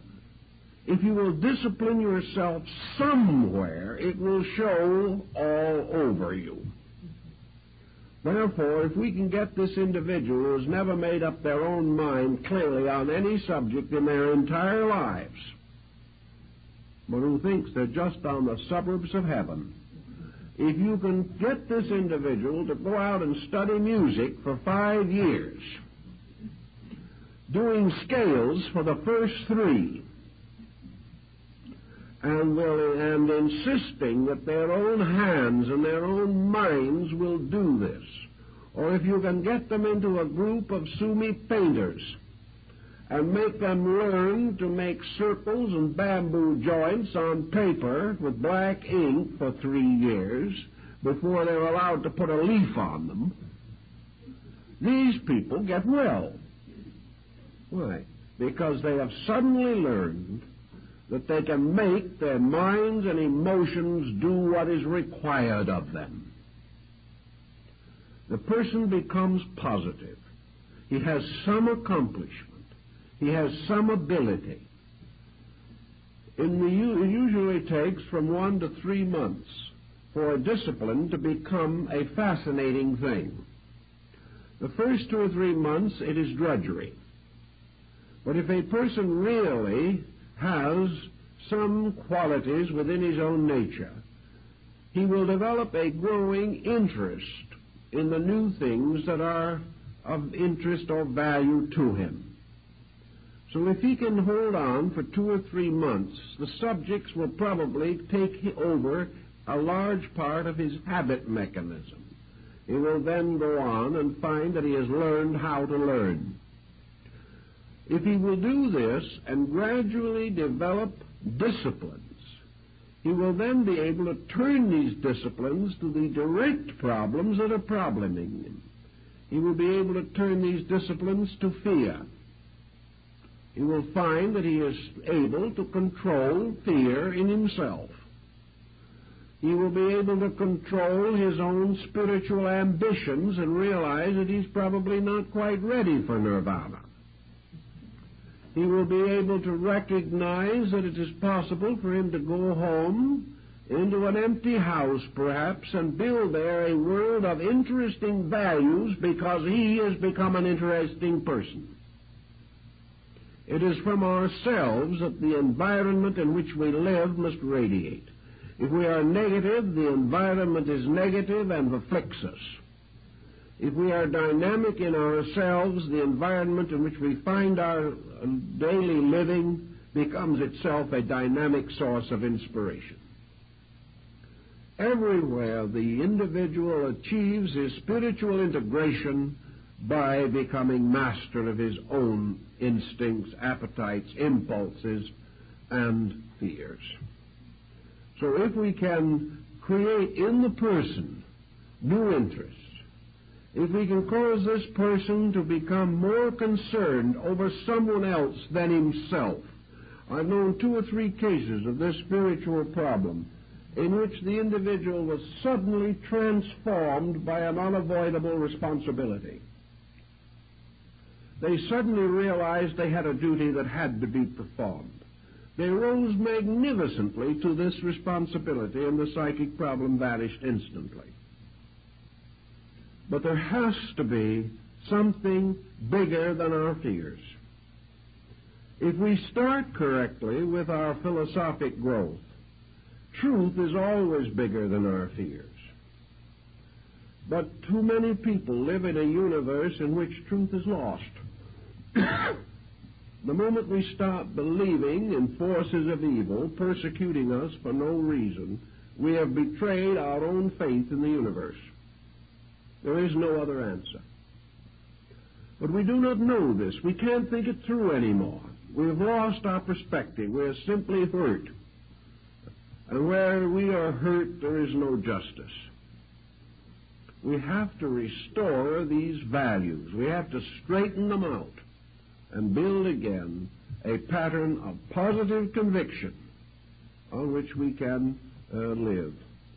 If we can voluntarily reassume responsibilities that we have attempted to avoid, this will also help. It's like the young man who comes in to me and he says, I'm not getting any discipline at home.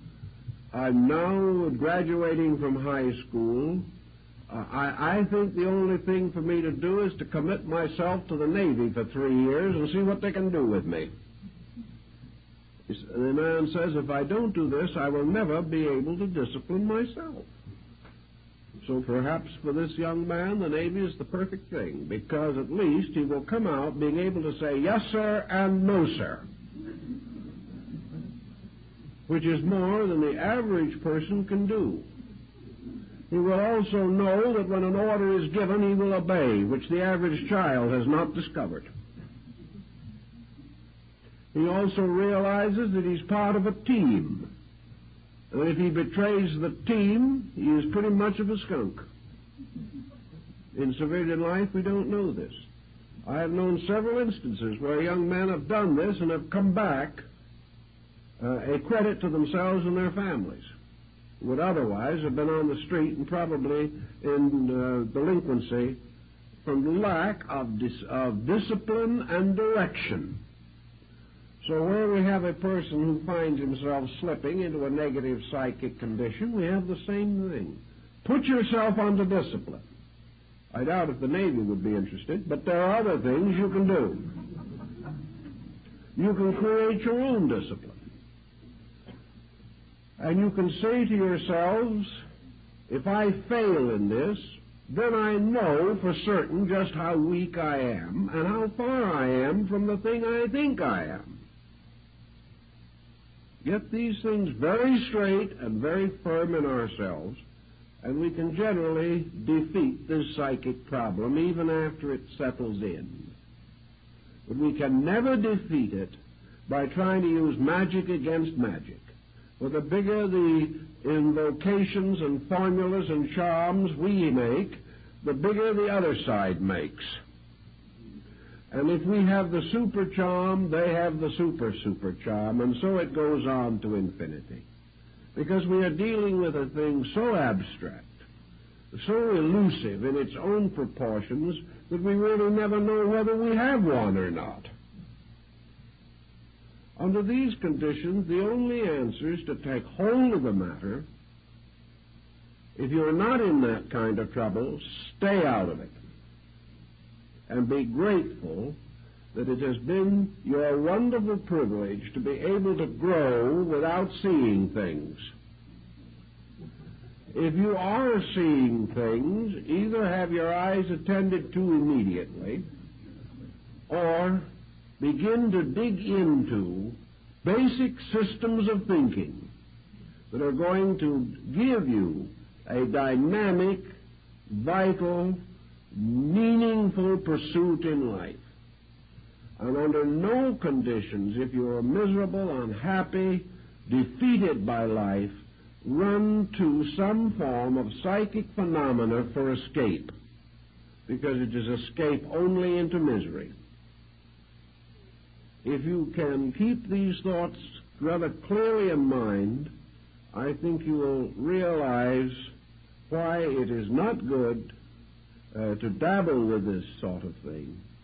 From an experimental stage, it is very foolish. It is like experimenting with poisonous serpents, or experimenting with some deadly material that is liable to explode in your face at any moment.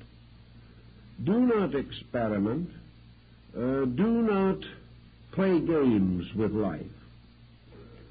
But realize that if you really want to make philosophy your journey, as Plotinus said, build a solid knowledge supporting a well-disciplined, well-integrated character. Then as you naturally grow and properly develop, any spiritual graces that you may require for your proper growth will be added unto you in due season. In this way, you won't have any trouble. Thank you very much.